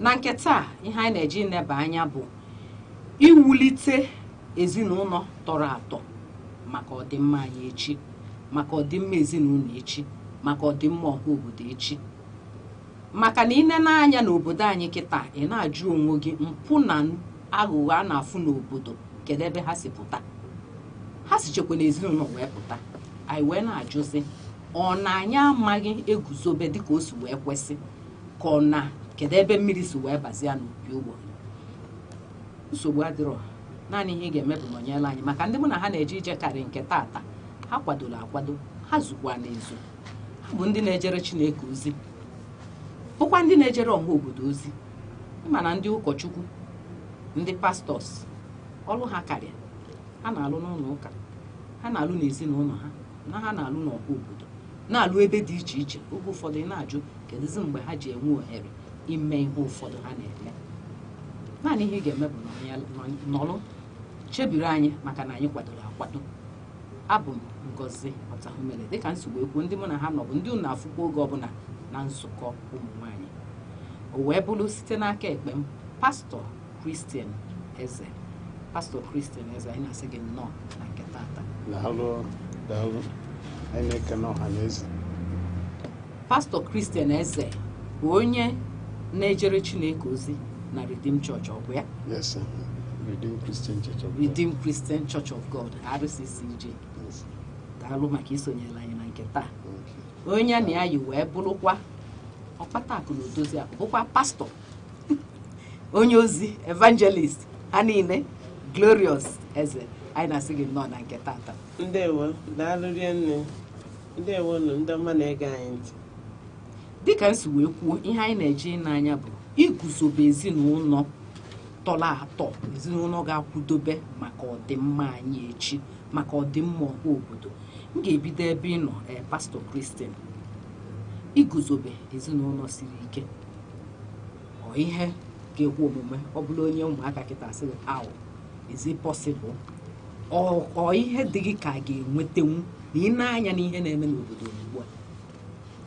Ndewo, iguzobe ezinụlọ dị mma, ezinụlọ tọrọ atọ, ezinụlọ nwere ezi mgbọrọgwụ ọ bụ ihe a ga-emenwu, ọ ihe a na-eme dị ya ugbu a, ọ bụ ihe a ga-emenwu, ọ ihe kwere omume. Ọ ihe kwere omume na nkwenye nke gị Glorious ọ dị gị ka ihe kwere omume na ị na-anya n'ụdị ụmụaka a na-afụ kịta anụnwa n'ụzọ. Ọ ihe kwere omume na nkwenye nke m bụrụ ihe a ga-emenwu emenwu n'agbanyeghị ihe anyị na-ahụ kịta. Ọ bụrụ na ị na-anya isi m gaba na mbido onye guzobere ezinụlọ wee maa na ọ bụ ihe a ga-emenwu iguzobe ezinụlọ tọrọ atọ bụ ezinụlọ nke ga-eme ka ọ dị m n'ihu ma ọ dị na mma nke ọha obodo ma ọ bụ nke nna na nna ma ọ bụ nke nwatakịrị a bụrụ ihe kwesịrị ekwesị bụ ihe ziri ezi n'anya mmadụ na n'anya Chineke. Ị na-anya hụ na ihe kwere omume na ihe a ga-emenwu eme n'ihi na e nwere onye guzobere ezinụlọ wee nye mgbọrọgwụ otu e ga-esi wee mee ka ezinụlọ bụrụ ihe ga-eguzobegide ezigbo ihe ma ọ bụ ntọala kwesịrị wee nye nne na nna. Biko tụnyetụgodo ụmụ obere azụ atụ e ga-esi wee bido guzobe ya ụdị mgbọrọgwụ a isi na a ga-akụnye kedu ebe a ga-ebido maka ụfọdụ ndị nne na nna kịta anụnwa oge ụfọdụ ọ dị ka ha na-agbalụ ọrụ ha ọsọ ka a ghara ịsị ka nwa ya ghara iwe iwe.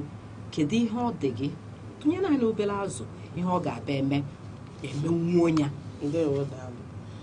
Ihe mbụ m na-enegara anya ọ ga-abịa eme o wee bụrụ ihe gosiri na a ga-emenwu ya bụ anyị lee anya maka ihe anyị na-ekwu okwu ya bụ ezinụlọ iguzobe ezinụlọ siri ike.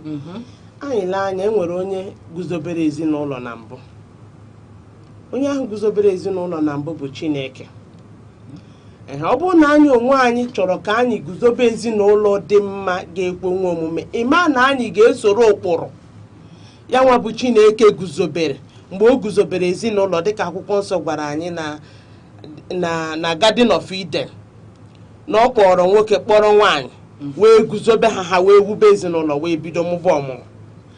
Ọ bụrụ na anyị lee anya mara na ụkpụrụ iguzobe ezinụlọ anụmadị mma bụ ihe anyị ga-enweta site na onye tọrọ ntọ n'ala ezinụlọ.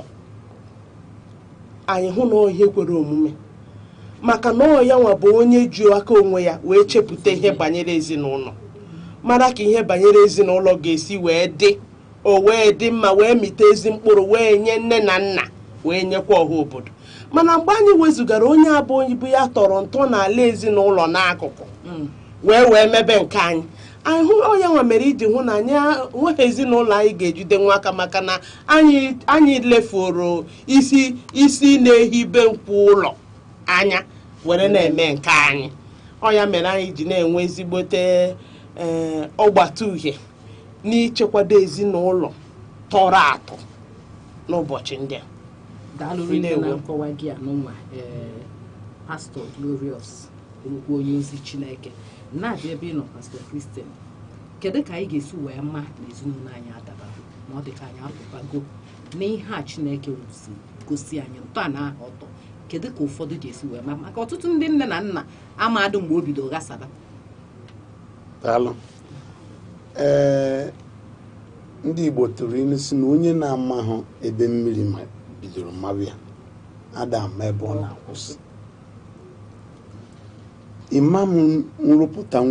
Imam nguzobe nwe ezinụlọ dị mma siri ike ma isite na gị onwe gị ọ ka nwoke dị na nwaanyị dị ọ dị ka ha dị ụdị ezinụlọ ha ga-ewu.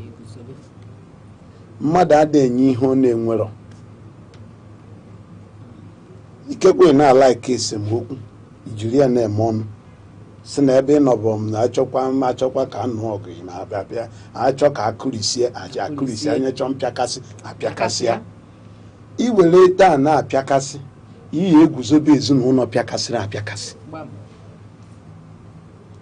maka ịma nnọkọta ije ọ dịghị ka be gị ọ ga-adị ka nke onye na-anaghị apịakasị na ebe ntọala dịka nwanne anyị nwaanyị Glorious kwuru na enwere ntọala enwere onye guzobere ezinụlọ ihe mbụ bụ kedu ụdị nwoke ịbụ kedu ụdị nwaanyị ịbụ ị chọrọ ezinụlọ dị mma mana ị bụghị onye dị mma ị chọrọ ezinụlọ ụmụaka na-ekwu eziokwu mana ị bụ onye asị agwa agaghị na ịmụ ihe dị ogologo ịhụrụ na nsogbu dị ị chọrọ inwe ụmụaka na-erube isi mana gị nwa bụ nwaanyị ị na-erube isi enwere nrube isi enwere ezi nrube isi ụmụaka gị ga-amụta n'aka gị ụfọdụ oge bụ ụmụaka bụ gị ya ga na-abara gị mbasị na epe isi agwada ji anya okwu adọrọ m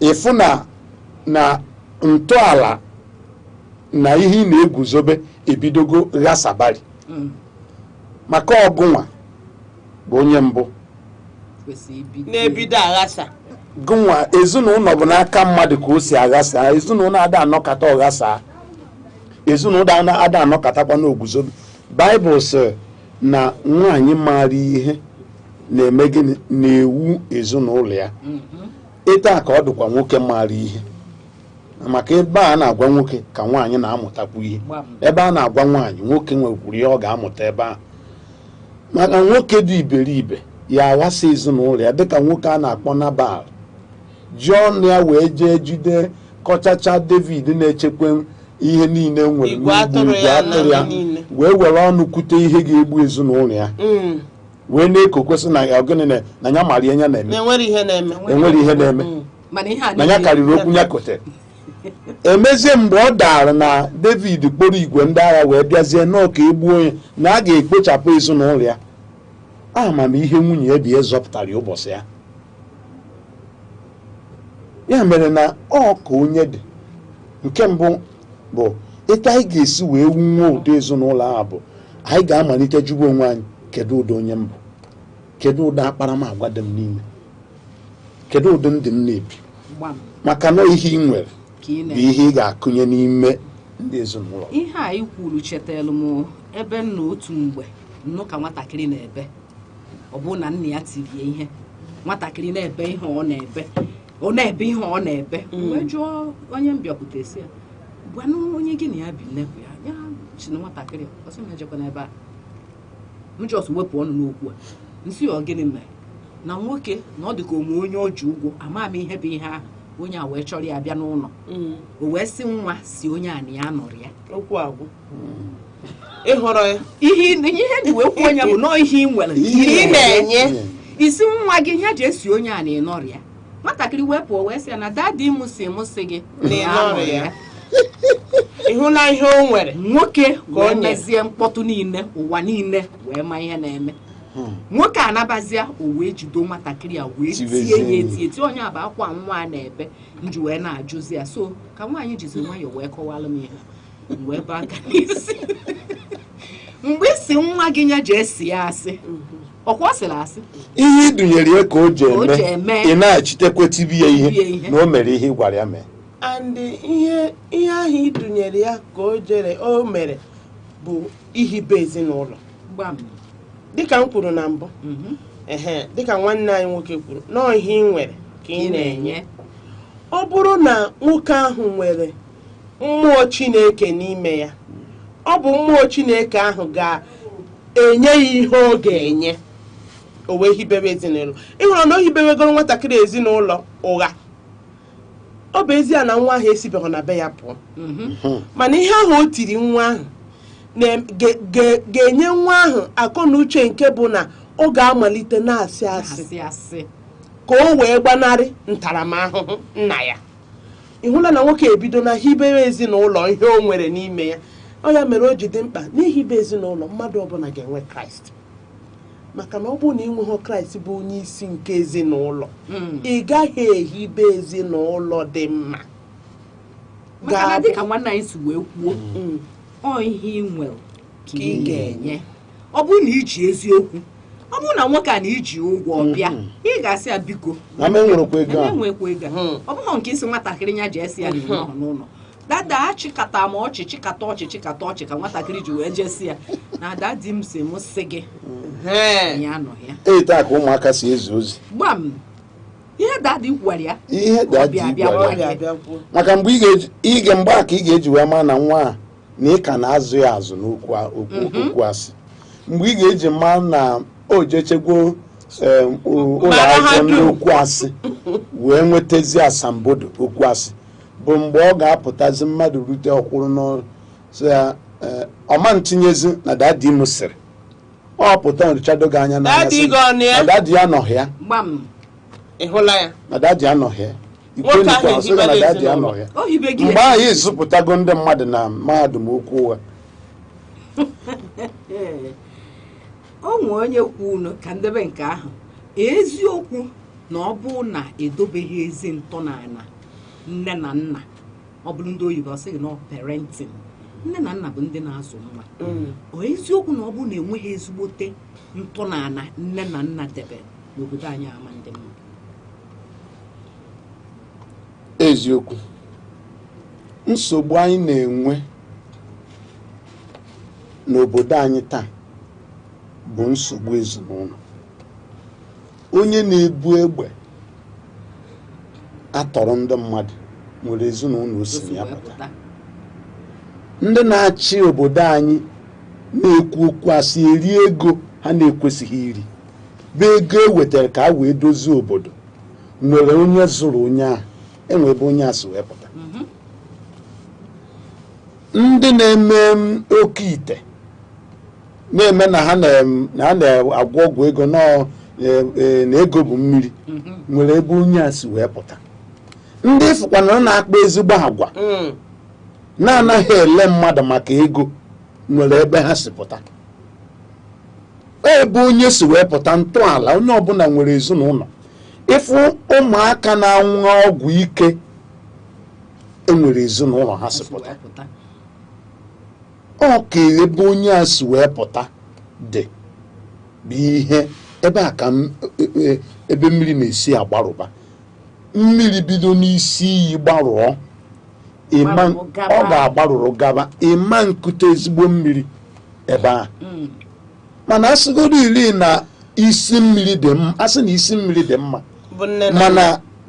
mana ebe nsogbu dị bụ n'etiti na agbata mmiri nke a si n'isi mmiri ga-asachapụ ya mana o bido n'isi mmiri gbaruo nne na nna na-agụnye ụmụaka agụ nwatakịrị egwu ego na ntị mgbe ọbụla ị na-abịakwute m ka ị na-ama ego ọrụ ụmụ ọgbọgụ bụ ihe na onye nke a na-eme ihe na ọ bụrụ ọgwụ ego nwa gị ji eji egwu ichefuo na onye aja agwụ ọgwụ ego bụ onye afụrụ n'anya ikekwe osi na gị nwa malite maka a ga-asị na anya mee ikekwe ọ bụrụ ihe na ọ bụrụ akụkụ ahụ mmadụ ka a sịrị onye nweta lee ka o wee nweta ego enwe ka ị ga-esi agụgidi ya na ntị maka ego ịkparịgide nwatakịrị maka ego ọ na-emezi ya mmụọ ya ọ da-afụtazi onwe ya asị mmadụ ọ ga na-eme onwe ya anya dịka onye nara n'iyi onye na-enweghị uru ọ bara na ihe ga-eme ya baa uru bụ mgbe ya patara ego mbute a ma ọ pataziri ya ụzọ o sikwa kpata ya abụrụ ha na-ekwu okwu ya maka na ị akụziri ya ụzọ esi akpata ego na ị na-asị ya bụ na ụmụ ọgbọgọ ọ bụrụ ụmụ nwoke sobe ya mana echiche nke m ọ dị m ka anyị bụ ụmụ nwaanyị na-ekwukere udo okwu a ọhụ nwa ọgbọgọ onye a ọhụ onye ọgbọ obi ha ị na-echeta erie ndị ọgbọ ya ndị echeta erie ndị ọgbọ ya na-akpata ego ọ gịnị na-eme anyị bụ ụmụ nwaanyị ji ekwukere udo okwu a maka ọ na-afịa ọ bụkwa na ụmụ nwoke adịghị ekwu ya mana ọ na-afịa ahụ ifu nwoke na-ekwu ya ana m eche na oke ọchịchọ maka mgbe ụfọdụ anyị bụ ụmụ nwaanyị na-enwe ihe ndị anyị chọrọ anyị ada ajụ ihe ndị anụma m chọrọ olee otu o si zie ezi na nzugote nwatakịrị na ihe dị m mkpa bụ ihe ahụ m chọrọ n'iji maatụ ọ bụrụ na m eje mitin ụmụada m wee ruo ebe ahụ m wee hụ ụmụ nwaanyị ibe m onye nke a wee yiri nke ndị bekee na-akpọ classic clothes wee nenegide ya nso onwe m mba achọrọ m ya m lazie n'ụlọ mesote ọnụ sogide nwatakịrị anyị hụla na oke ọchịchọ amalitela iwu ụlọ mgbe ọ na-ewuzi ụlọ a n'ime m na-erute ha na n'ụlọ mee ọ bụrụ na di m abụrụ onye wezugara onwe ya na-arụ ahụ m ga-atụ meso nwatakịrị m si ya ị na-ebe eme gịnị kedu ihe ị na-eme ebe ụmụ ọgbọ gị na-akpata ego jee kpata ego ka inye m nne gị nọọ nne gị mụrụ ga-azụchago m gị zụọ m ị hụla ya ugbu a na oke ọchịchọ ahụ dị m n'ime maka ya na-ebutere ụmụ nwaanyị ya mana nwoke bụ nwere mgbe ụfọdụ o ruo ebe ahụ ihe ahụ abụrụ ihe na-eche ya ọ bụrụ ihe na-eche ya mana mgbe nke anyị bụ mgbe anyị were anya anyị gbanwe ya mere Baịbụl ji wee dọọ mmadụ ọbụla aka na ntị sị oke ọchịchọ na-ebute ịladịghị maka na mgbe ọbụla mmadụ nwere oke ọchịchọ ihe ị na-enweghị ya na-agụ gị maka na ịhụ na onye nke maka na ịhụ na aka ya ichefuo na a na-etoru ihe etoru ọ bụrụ nne m ọsị gị ihe ị na-eri ọta ị ga-eri echi n'ihi nka ejeghela ọkpa anyị amakwa na aka niile ahaghị ha onwe nke ka ibie nne m so ọ bụrụ na oge anyị ga-enwe ofe ojuju dịka ndị nne n'ogige ọbụla Chineke debere anyị enwe afọ ojuju ịhụ na mmalite ihibe ezinụlọ siri ike bụ ihe a ga-eme ma ndị ọ bụrụ ihe ga-egbu oge mee ya mana ọ bụrụ na anyị nwee oke ọchịchọ maka mgbe anyị nwere oke ọchịchọ ka anyị na-akụ ya ndị ụmụ anyị onye ọbụla na-anara ụda ya anyị nwere nọrọzie na ihe na-echezi ka anyị zazie madam anyị chọrọ kemgbe mana emechakwa anyị sokwe na ndị ga-ata afụfụ ya anyị nwa bụ ndị mbụ ị naghị ahụ ihe ndị Igbo na-asị nwatakịrị mma mma ọ bụrụ nna ya ọjọọ njọ ọ bụrụ nne ya kedu ihe mere eji ekwu ihe a maka na nne nwere ihe ndị bekee na-akpọ a very serious contributing factor n'izugote nwatakịrị dịka ndị bekee kwuru ya so ọ bụrụ na anyị n'anya onye mere nkwukwukwu masị onye ọbụla chọrọ ihibe ezinụlọ dị mma ị ga-enwe Kraịst n'ime gị n'ihi na Baịbụl m sịrị na ihe mere Chineke ji wee mee ka di na nwunye wee bịa bụ ka ha nwee ike mmepụta mkpụrụ nke ziri ezi bụ ụmụazị ị hụla ya so ọ bụrụ na ọ bụ tụanụ ma ọ bụ Chineke bịa bụ onye hibere ezinụlọ ma enwee Kraịst di na mma wee nwee Kraịst anyị na-abụ bịakọta ịhụ na mkpụrụ anyị na-amịpụta eziokwu dị ya ịhụla ya ugbu a ka anyị jide ebe ahụ dịka anyị si n'anya ihe anyị kwesịrị ime dịka ndị nne na ndị nna iji wee guzobe ezinụlọ tọrọ atọ akachacha nke atọ n'egwu Chineke. Ọ dị gị ka ị na-eme nke gị, ọ bụrụ na ọ dị gị ka ị na-eme nke gị merie gaba beta, ọ bụrụ na ọ dịghọ gị ka ị na-emete nke gị gbanwee ọnọdụ gị. Ka anyị gbatị ụkwụ, ọ bụrụ na anyị ṅụọ mmiri anyị na-aga n'ihu.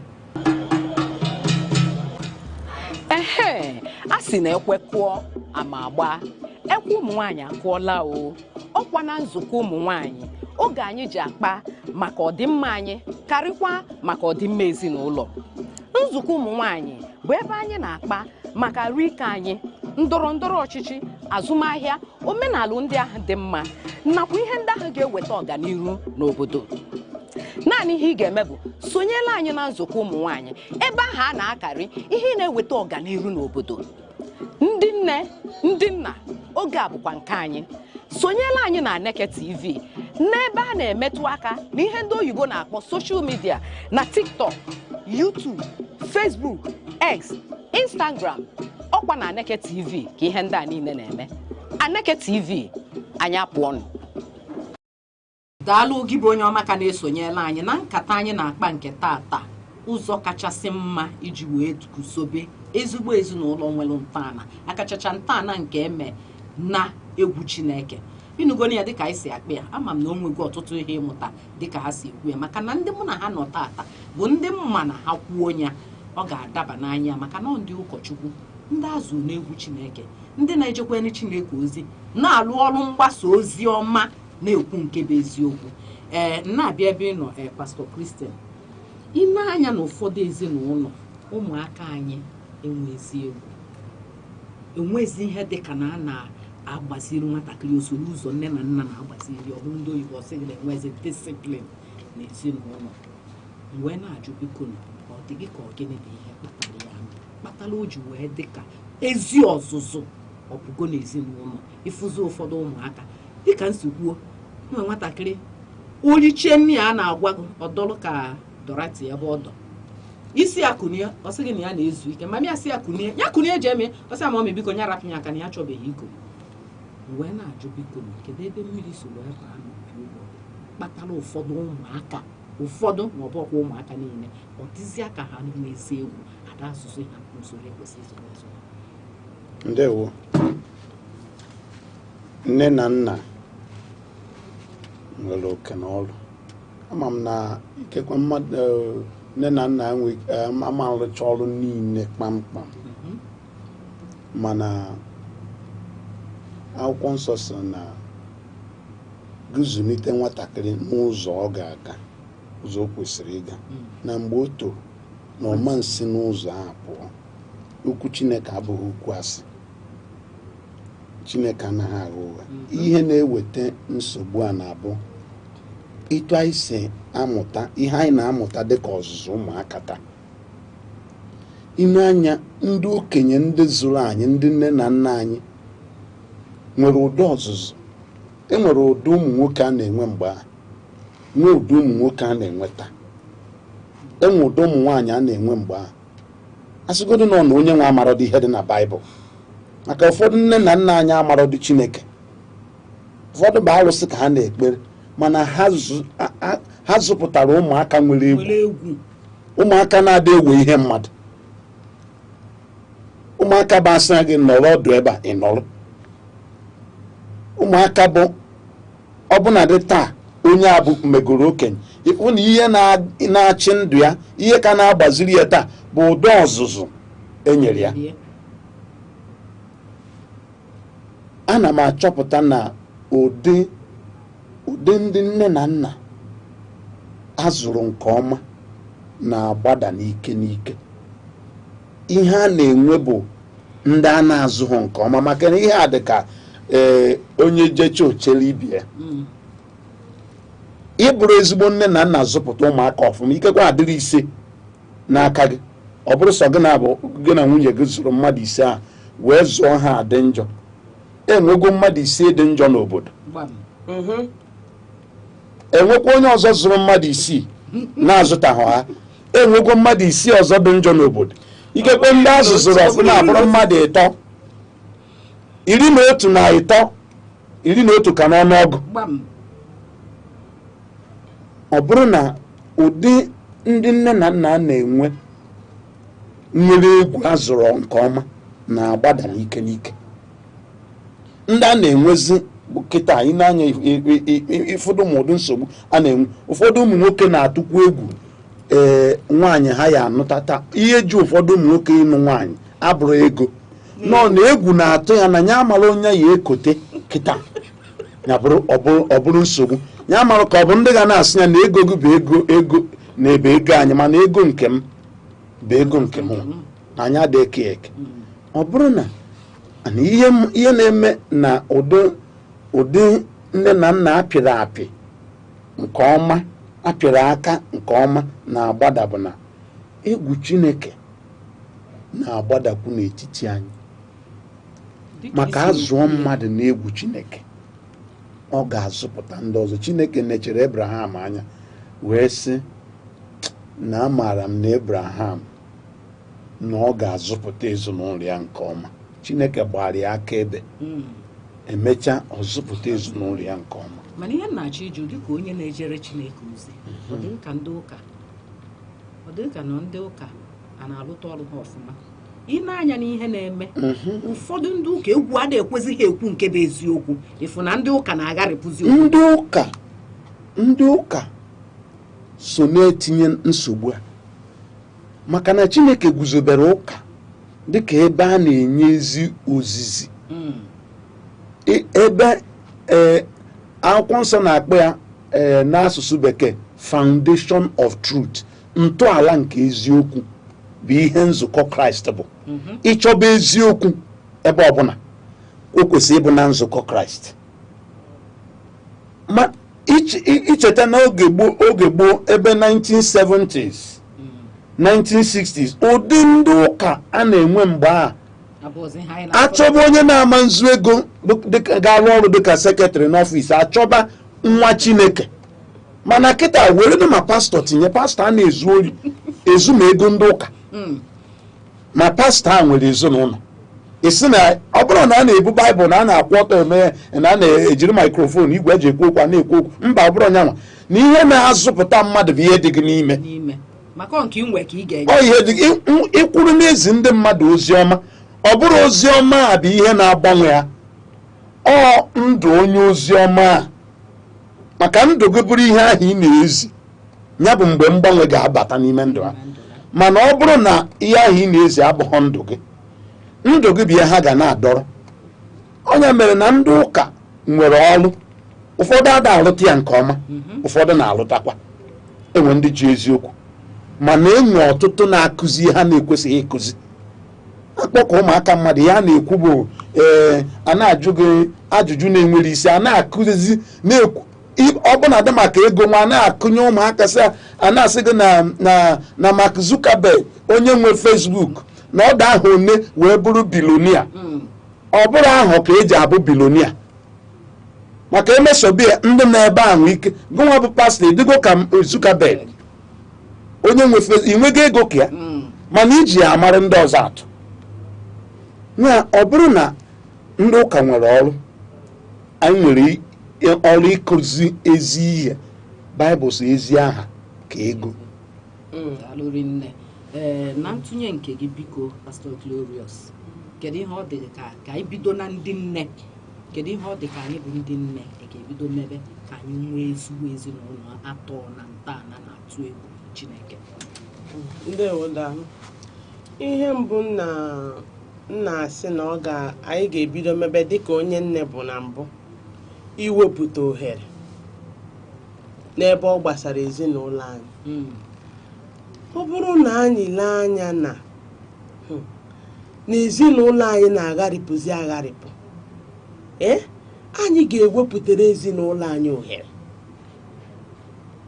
maka na anyị bụ ndị na-adịghị enwezi ohere n'ebe ọ gbasara ezinụlọ. Maka na ile anya dịka m na-ekwu na mbụ, Chineke kere anyị adịghị iberibe. Ọ sịrị na nwaanyị na-ewu ezinụlọ. Chineke enyego ụmụ nwaanyị ihe niile ọ ga-ewe iji wee hibe ezinụlọ kwụrụ bụrụ ihe ọ chọrọ.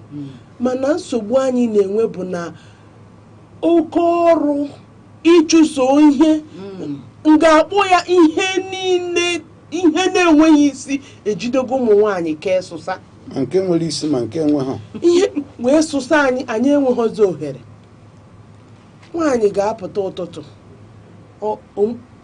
ọwụ ahụ ozugbo ọpụpụ ịnata ya ọzọ bụ n'abalị. Kedu mgbe ọ ga-eji wee nwee ohere wee mara na nwatakịrị ya nweziri ụdịrị ije ọ na-eje? Ịhụrụ na nsogbu dị na ihe mbụ anyị ga-eme iji wee guzobe ezinụlọ a bụ inwe ohere maka ezinụlọ anyị. Ezinụlọ dị oke mkpa. Ọ bụrụ na Chineke ga-enyere ụmụ nwaanyị niile aka nye ha anyị ghọta mkpa ọ dị ime ka ezinụlọ bụrụ ihe eguzobeziri ike, ị ga-ahụ na ọ dị ọtụtụ ihe ụmụ nwaanyị na-ama nchụso. Isi ọkwa ọrụ a ya dịrịgodi ma m nweta ihe maka mgbe m nwetara ofu nwa m okwudosi ike n'ụzọ dị mma, nweta nke ịbụọ okwudosi ike n'ụzọ dị mma, obodo ọ dịbeghị mma. Mụnwa bụ nwaanyị mee ya, gụnwa bụ nwaanyị na ọ na-be gị mee onye ọzọ mee ya, ọ gịnị ka anyị na-ekwu ọzọ? Ịhụ na ọ dị mkpa na mụ bụ nwaanyị eleghị n'igeri dị m anya ịmara okere na ọrụ dịrị m dịka akwụkwọ nsọ kwuru na ọmụ na-ewu mbanye ọrụ iwu wepụ anya. Mgbe m mere nke a iwepụtara ezinụlọ m ohere, ịma na ivuru ma nzukọ Kraịst ga-enwe olileanya na ihe ya dị mma. Mana mgbe m na-enweghị ohere achụla ego na-aga ka i wee dịka onye nke ọzọ. Ka m wee dịka onye nke ọzọ. Onye m rara nwatakịrị m tinye n'aka ihe ndị bekee na nkeji 30 ka o were gafee elekere 7 nke ụtụtụ ya na ya na-abọ nọ ya na ya wee nọgide ya wee ruo nkeji nke 6 nke uru anyasị. Na-anataziri ebe ahụ m jere ịchụ ego. Ihe mụ na ya na-abụ rụrụ ọrụ ga-agwanụ m na efe adịghọkwa na m ga-ejeje wụsa ọwa. Olee otu nwa m ahụ? Kedu ihe m maara onye nkụzi? Ịhụla ya na nsogbu dị. Kedu ihe ma ọ kụzieri ya? Kedu ihe ma ọ kụzieri ya? N'aka gị nwa bụ nne. Ịhụ dat na Chineke na-ene anya n'aka m dịka nwaanyị o nyere agalaba nke iwe ezinụlọ na m ga-enwe ohere wee nebanyere ezinụlọ anya. Mana mgbe m na-anaghị eme nka ị ga-enwe nnukwu nsogbu. Ndewo, daalụ rinne. Na mkpokọta okwu gị Pastọ Christian, ile n'anya n'obodo anyị a kịta ọ dịghị ka olileanya ọ dị? Daalụ. Olileanya dị. Olileanya dị. Onye ọbụla dị ndụ nwere olileanya. Ihe a ka okwu Chineke kwuru. Olileanya dị nye ala anyị Naịjirịa. Olileanya dị nye Enugu steeti. Olileanya dị nye ezinụlọ ọbụla. Asịgodi na nke gị na-enwe nsogbu, olileanya dị nye nzukọ Kraịst. Asị na nke gị dị mma, mee ya ka ọ dịwanye mma gaa n'ihu. Asị na nke gị adịghịgodị mma, Baịbụl sị na ọ bụrụ na ntọala aghasaa, kedu ihe onye ezi omume ga-eme? Jehova nọ na Zayọn. Onye na-eto ntọala nya onwe ya bụ ntọala. Nke a bụ okwute ndị na-ewu ụlọ wezugara. Ihe anyị ga-eme bụ anyị achọpụta na anyị emeteghị ya, ka anyị jee kpọọ oke nkume a biko bịa bụrụ ntọala anyị. Nwatakịrị gị ahụ ọ dị gị ka ọ dị emete ya, enwere olileanya. A sị na nọ naanị iyi na enwerezi na onye nke anụnwa na-enwerezi ihe a ya emete ya. Ụfọdụ agbanweghọ n'aka nne na nna ha. Ụfọdụ nwere mgbe a ruru ọbụla n'aka onye ọzọ ka a gbanwee. Ihe anyị na-ekwu maka ya bụ na olileanya dị. Olileanya dị ka ị ghara isi na olileanya adịghọ ga-eme na nwatakịrị kwesịrị ịchụpado ma ọ gụnwa ivu ọbụla dị na ndụ nke gụnwa. Olileanya dị isigo asị na ịba ajọ mmadụ ihe agbanwenwu, asị na ịba ajọ nwaanyị ihe agbanwenwu, na ide enwe efe nebere ụmụaka gị anya mgbanwe dị. Asị na ụmụ gị na ha ncha na-ana n'ihi na onye nke a na-ezu ori na onye nke a na-akwa iko na ọ na-eme nke nsogbu. Olileanya mere gịnị? Olileanya dị. Ụmụaka ha pụrụ ịgbanwe, Chineke pụrụ ịgbanwe ha. Ihe a bụ ihe m na-ekwu bụ na olileanya dị n'ụzọ ọbụla, na nsogbu ọbụla ị nọ n'ime ya, nke ọbụla na-ama gị aka n'ihu, tie onwe gị aka n'obi taa sị na gịnị? Na olileanya dị. Ka m tinyetụ obere ihe na m nwere ihe mere ụnyaahụ. Ka m nọ na-anata onye keke m si ya buru m ka o busa m n'ụlọ, nọ na-abidokwa hụ m obido kọwa akụkọ nwa be ya dị ọkpara ya ji wee bụrụ ọ sịrị o tinyere ya n'aga mefu na onwere ihe ọ na-ekwe eme na ya kụchara ya ihe nwanne nya akụchacha ya no bara the fact ni aji ayo no kurisi isi ya maka gịnị kwa osimu na nwa ha kwa ha bauru na fada etinye aka n'okporo ya eje kpọgharị akatis tinye aka n'okporo n'ọzọ ọmụmụ ọrụ n'ihe mere ya ji tie ihe a bụ na o ji ejeje were ego ya na ya si ya ji egote nkụ ka ha wee sie nri na ya gwa mama ya si ya na ọ na-anata kịta na akụkọ ka ọ ga-eji nata nwa wee nata wee jiri agwụla wee nata n'ozi mgbe isi kuriri ya negati ya wee mba na ya ma mmetụ ya aka mgbe ahụ wee jee yọba kedu ihe ya ga-eme so mgbe e bịazi bịabịasị ya nna m bịa kene isi na ogini ma isi na ndị ole para nkụ igote dadi enwere ndị bụrụ nkụ ngote mụnwa ji ego a wee rie ife ngwa gị na agụụ na agụ nwoke a wee sị m ya wee nekata ya iwe ahụhụ ya tara keke ya gbacha ya wee were rọdụ wee kụọ nwa wee si ya na emezi n'ote ahụ na ọ dịghọ mma osimu na enweghị na ya chọrọ ijeje kpojere ya ndị ihe na prison ka ndị prison ka ọ nọrọ ebe a si ya na olileanya dịrị nwa ime na ka a ga-asị na Chineke adịghị nke pụrụ ịgbanwe mmadụ agwasịa m nwoke okwu ọsị madam m sịrị nsị ya na olileanya dịrị nwa ihe dịrị gị bụ kpọọ nwunye gị na nwunye gị banye n'ime ụlọ chọọ Chineke kere nwa tinye ya nwunye gị n'afọ ịnọghọ mgbe e kere ya gakwuru Chineke ahụ ya nye unu amamihe unu ga-eji soro nwa ka unu nwee ike napụta nwa na o nwere ihe karịrị ya aka na-eme ya ịnị ịkụwe ya ihe ị ga-akụgbu ya andị ịkụgbu ya Chineke kere nwa ama obi ama ntọ ya ụtọ ịhụgo si hụ dat na mgbe agwacha m nwoke okwu ọsị m esi ya na olileanya dị na-enwekọ n'ivu Judas na Baịbụl ọhịa m gwara ya n'ivu Judas Jizọs nyere ya ohere iji gosi ya na olileanya dị apụrụ ime ihe Baịbụl m sị na apụrụ ime ihe niile n'ebe Chineke olileanya dị. Daalụ rinne Pastor Christian maka isonyela anyị na nke taa. Daalụ Pastor Glorious na isonyela anyị na nke taa. Gị bụ onye ọma gelụ ntị ma nụkwa ihe anyị kwuru. Ama m na o nwee ihe baa gị na ntị echena na ihe niile emebigo olileanya dị naanị ihe ị ga-eme bụ tụkwasị Chukwu obi dịka ha si wee kwuo mgbe anyị che na nke gị aghasago o nwee ike ịfụ na olileanya dị ọzọ mana ijugo Chukwu ajụjụ si ya o nwere ihe m ga-emenwu n'ọnọdụ a ọ bụrụ na ị gwa hụ nwoke anya ji eje gbanwee n'anya n'okwu Chineke were wee lụọ ọrụ o nwere ike ofu mbọsị ọkụọ nwa o jebe nga dịka isi wee kwuo kedụzi ihe ga-eme gị bụ onye isi ezinụlọ anọ na ndị nke ọzọ onye ga-azụ ha. Daalụ maka isonyela anyị na nke taa ama m na mgbe ọzọ m ga-akpọkwa unu na unu ga-abịa dịka unu si abịa. Daalụ rinne. Gị bụ onye ọma na-enelụ nke tata ama m na ihe anyị kwuru tata na o nwee otu ihe mụta ọ bụgodo na ọ bụkwa ịbụ ama ịtọ na o nwere nke ị ga-eji aka were ya mmalụ na ezinụlọ dị mma tọrọ ezigbo ntọala akachacha na-egwu Chineke ma na ihe ga-adị mma n'obodo anyị maka a na-asị na obodo gasa mgbe ezinụlọ na-akwụdoro obodo a ga-adị mma.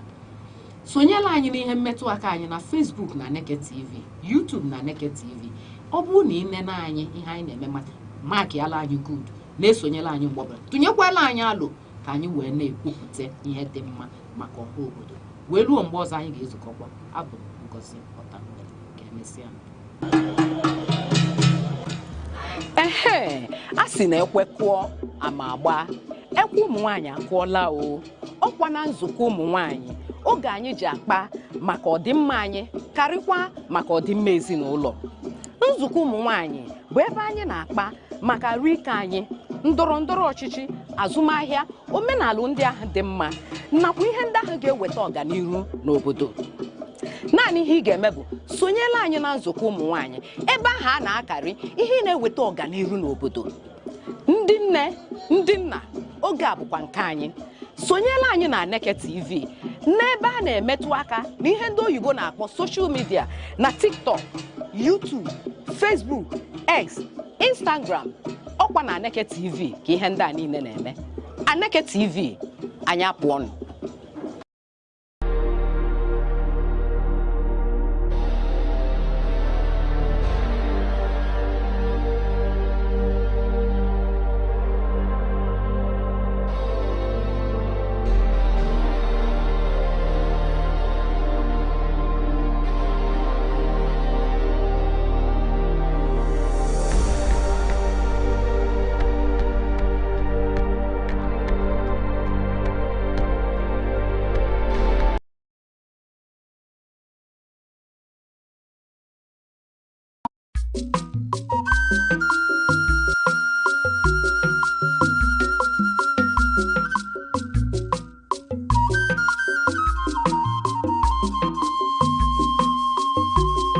Aneke television.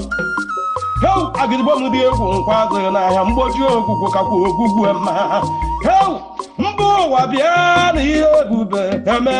Mgbagbu wa gbatawa na ihe ebube emewa. Aneke television na-emere ogbenye mere amadi ihe. Ị na-agba nkwụ, ị na-eme nkepụta nwa, ị na-akwa ozu, ị na-agba akwụkwọ. Bịawa na Aneke television, bịa ka ezuoru ozi ọma. Bịawa na Aneke television yidume. Heu na-emere ogbenye mere amadi ihe. Ụmụ Igbo bịawo na nke a bụ nke anyị. Ị mara ebe ọ ga-alụ etiwo mọnwụ ntakịtụkwa mọnwụ si nne. Ya mere ha ji wee weta